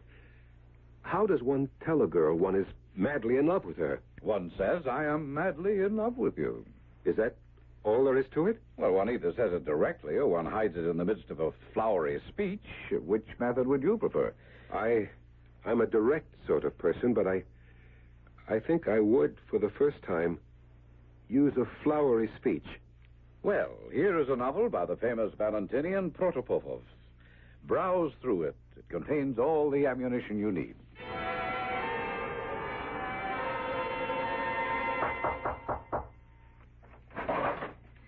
The butler sent me up to see you, mademoiselle.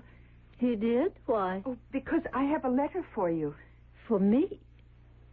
Well, there must be some mistake. Oh, you are Lizaveta Ivanovna Surin, are you not? Yes. But I don't know anyone who would write to me. Well, this is your name on the envelope, and I was instructed to give... For me, a letter? Well, thank you. Thank you very much. I am touched to the very depths of my soul by your charm, your beauty, your goodness. The light of heavenly angels shines from your eyes. I am the dirt under your feet. I am nothing. I am no one. And yet I dare to aspire, to dream, to hope. Oh, my beloved, speak the word that raises me to paradise or hurls me into the pit.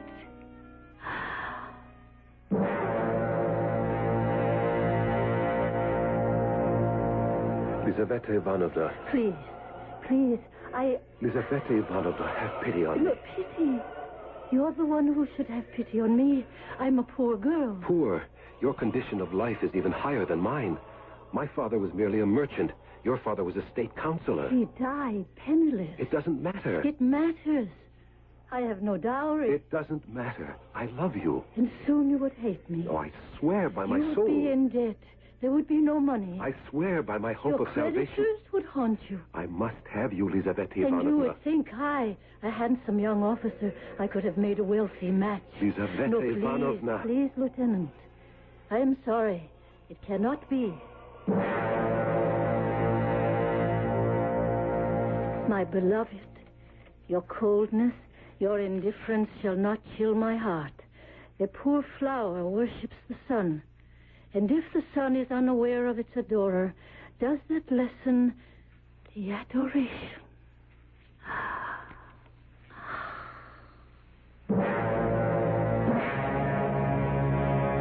Dear Lieutenant Herman, what you propose is impossible. I have the honor to remain Lizaveta Ivanovna Surin. I long for you, as one who has spent weeks in the burning desert yearns for water. Please, I beg you, cool the fire that flames in me. You must forget me, because it is impossible for us to marry.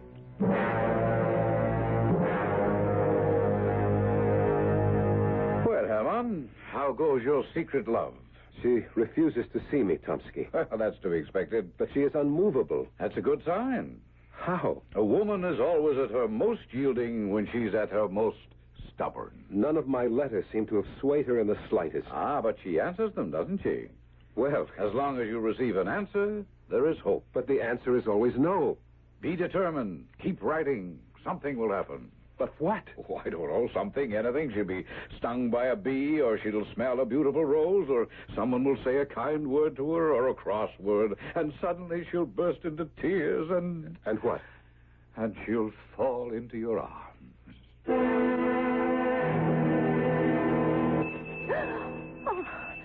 Oh, my. Oh, my goodness. Well, there you are. Thank you for deciding to waste some of your precious time on me. I'm sorry, sir. Your ladyship, I didn't hear you ring at first. What's wrong with you these days?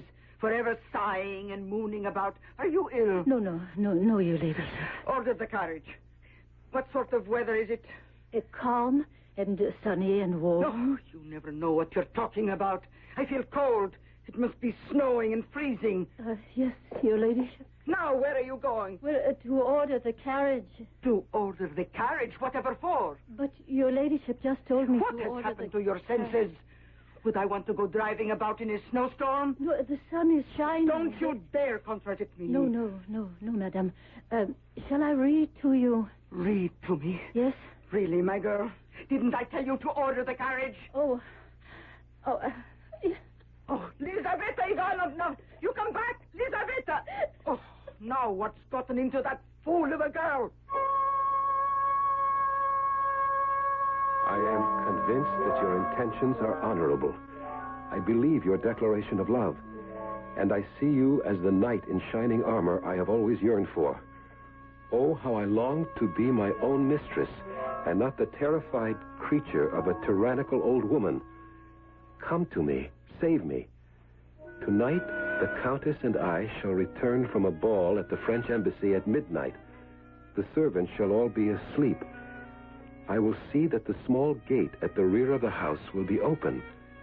Enter and then go to a rear door. Once inside is a staircase that leads up to a hallway. The first door is the Countess's bedroom. The second is mine. Remember, I love you and rely upon your honor.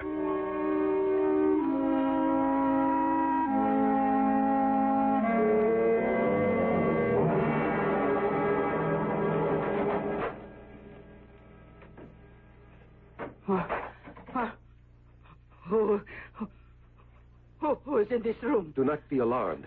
For heaven's sake, do not be alarmed. Who are you? Lieutenant Herman. You remember me? How did you get in here? It doesn't matter. You can ensure the happiness of my life. Go away. Go away. You can name 3 cards. 3 cards? 3 secret winning cards. How to call them. The secret told you by the fabulous sorcerer, the Prince de Saint-Germain. There are no cards.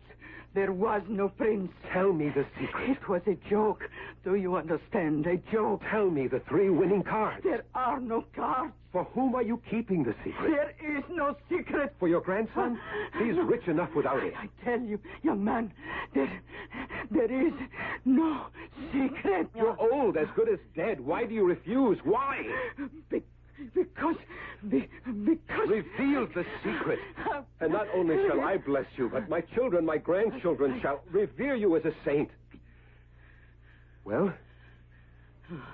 Speak, you horrid old hag. Speak, or I'll blow your brains out.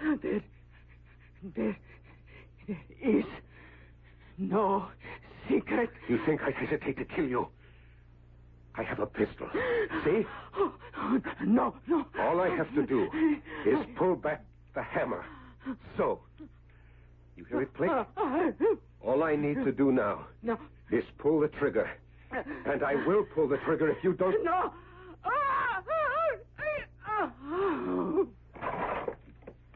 Lieutenant Hillman, what are you doing? What are you doing with that pistol? I didn't kill her. You can see that. She just died. Dead?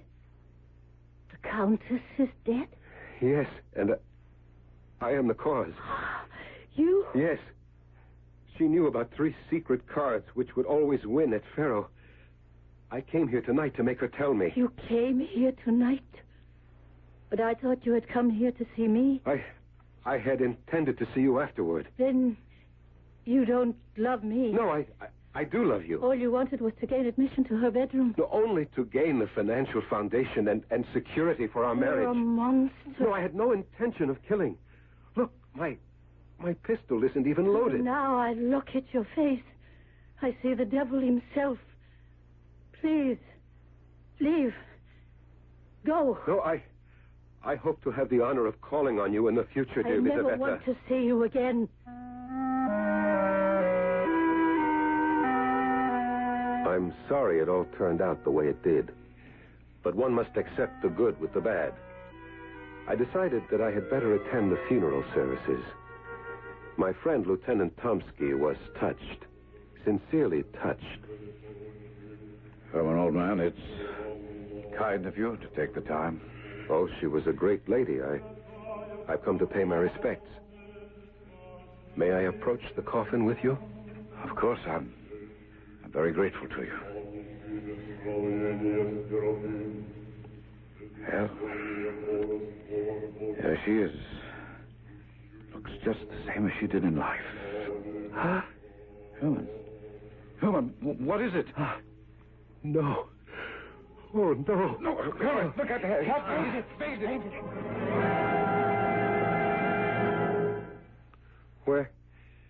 Where am I? In your rooms, Herman. What happened to me? Oh, I remember. I fainted. I saw... Well, what did you see? You must promise not to laugh at me. I promise. She winked at me. She what? She winked at me. Oh. You say that as if you think I'm crazy. I'm not. I'm the sanest person you know. But the old Countess, my grandmother, is dead. I know. But she winked at me. Right, if you say so. I don't care what anyone says. I looked at the old Countess lying in her coffin, and suddenly she darted a kind of mocking look at me. And with her left eye, she winked. And that's the truth. Is someone knocking at the door? Well, stop your knocking and come in. Come in, the door's open. Who are you? You know who I am. No. I am the Countess Anna Fedotovna. But you're dead. Yes, I am dead. Then how can you be standing there? Enough of this meaningless chatter. Let us get down to business. What business?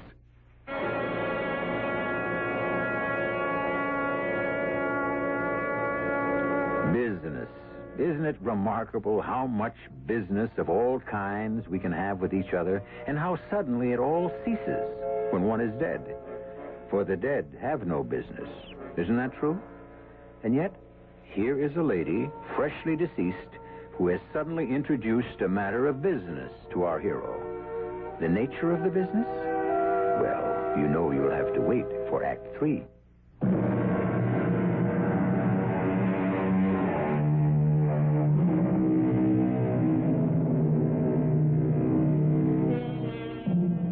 Accidents happen. And accidentally, Lieutenant Herman has caused the death of Countess Anna Fedotovna. But seemingly, the elderly countess, or should we say the late countess, harbors no grudge, because here she is, visiting him in his rooms the day after her funeral. Is such a thing possible? Well, don't take my word for it. Listen for yourself. But you're dead. We have already established that. Dead people simply cannot leave the grave. Have you ever been a dead person? Have you? Well, no. I have been ordered to grant your request. My request? The 3 secret cards. Yes? Your 3 secret cards shall be, listen, 3, 7, ace. They shall be dealt to you. They shall win for you. Do you understand? 3, 7, ace. These are the conditions.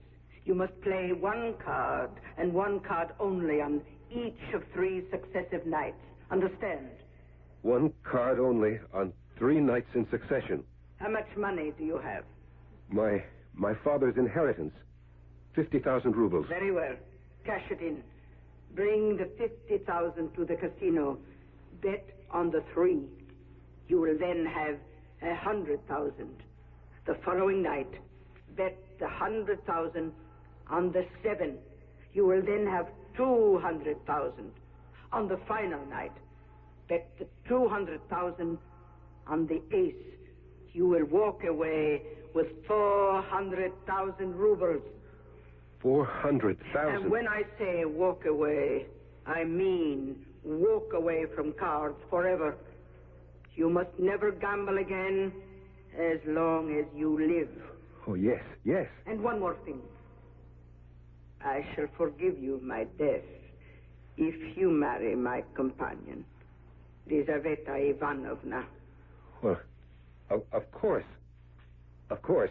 Remember, your 3 magic cards, your 3 secret cards are 3, 7, ace.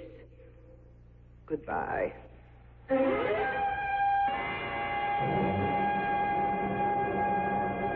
Herman, my good friend, I came as soon as I received your message. Are you feeling all right? Well, yes, yes. Are you playing cards this evening? Oh, yes, of course. Where? At the usual place.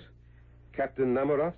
Yes, he attracts a crowd of good fellows, and he sets an excellent table. Yes, but I noticed the stakes are rather low. Low? A 25-ruble limit? You call that low? Well, I compliment you, my wealthy friend. Where can one go to find a game with a higher limit? Well, I do have a millionaire friend. Let's not beat about the bush, so why not? Let's go to the top. Let's visit Count Chekalinsky. Count Chekalinsky? Oh, he spent his entire life at the table. He's won millions. This is where the true gamblers go. Royalty, nobility. Could we go? Oh, everyone is welcome. But everyone is expected to play. I intend to play.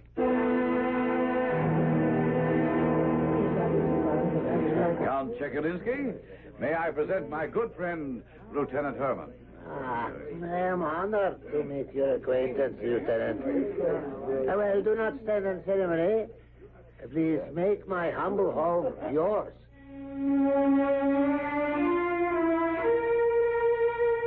That morning, I had gone to the banker who administered the principal sum of my inheritance, and against his strenuous objections, cashed in the entire amount. I was so sure of myself, so full of confidence that my fortune was made.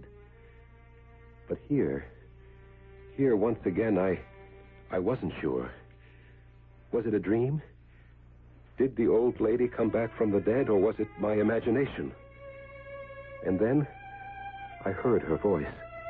3, 7, ace.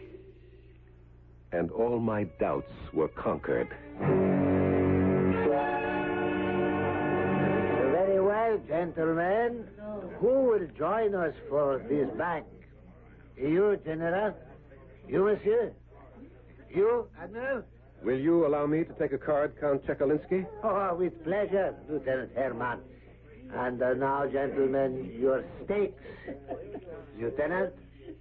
I stake 50,000 rubles on one card. Oh, my. Gentlemen, please. Allow me to inform you, Lieutenant, you are playing very high. Am I? If you will forgive me. What now, Count? While I am quite convinced your word is sufficient, but for the sake of the order of the game, I must ask you to put your money on the card. I have a note of exchange from the banking house of Rostov. Is that acceptable? Completely. Let me look at your card. You have been dealt a 3, Herman. Do you realize you've wasted 50,000 rubles on a 3? Quiet. The Count is about to deal himself a card. The dealer has a deuce. It's incredible. I believe my 3 beats your Highness's 2. Yes, Lieutenant, your 3 has beaten me. Shall we continue? Or do you desire a settlement? If you please.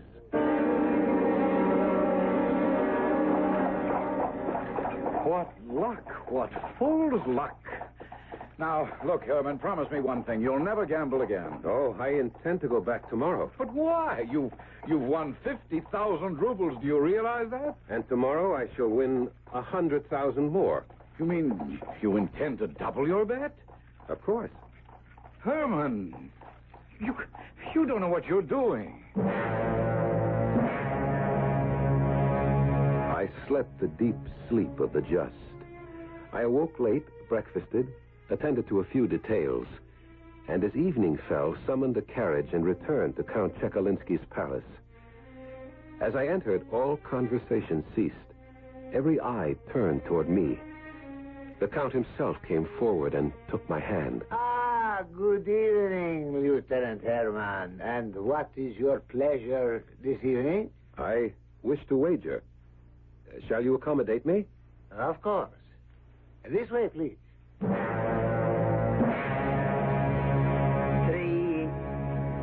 7, ace.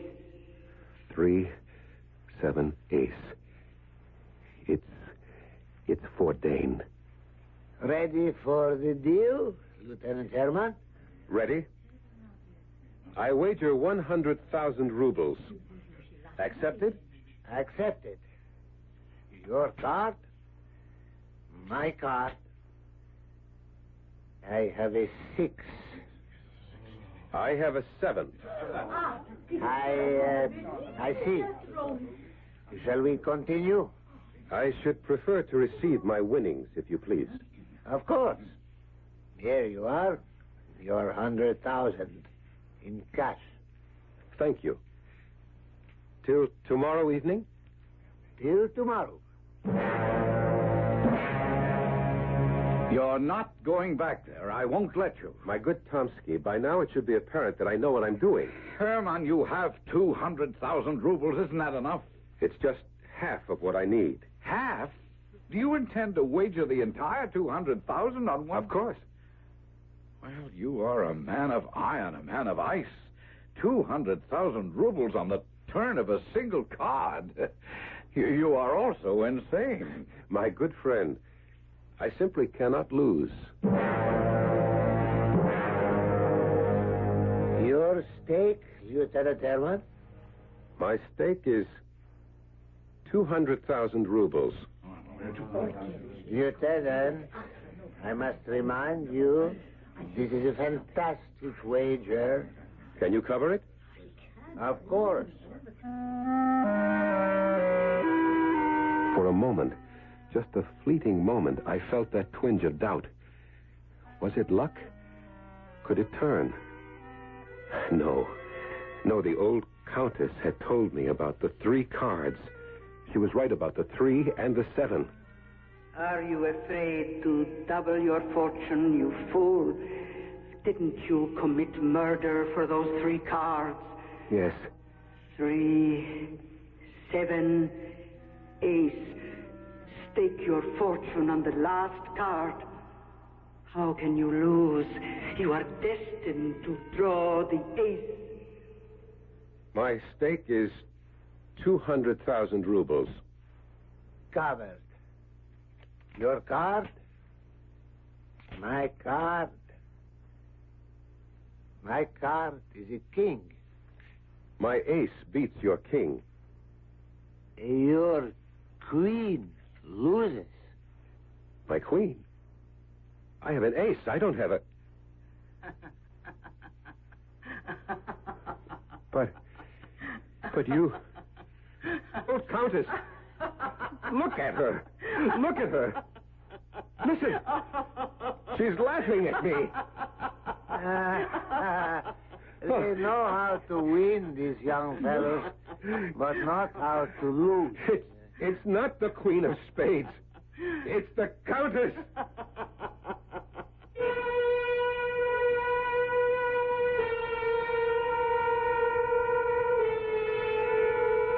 Whoever, whatever it was, poor Lieutenant Herman went out of his mind and is now confined in room number 18 of the Obukov Hospital, where he constantly mutters 3-7 ace, 3-7 queen. As for Lizaveta, she married Lieutenant Tomsky. See how unpredictable life can be? We're only sure of one thing, which is that I shall return in just a few moments.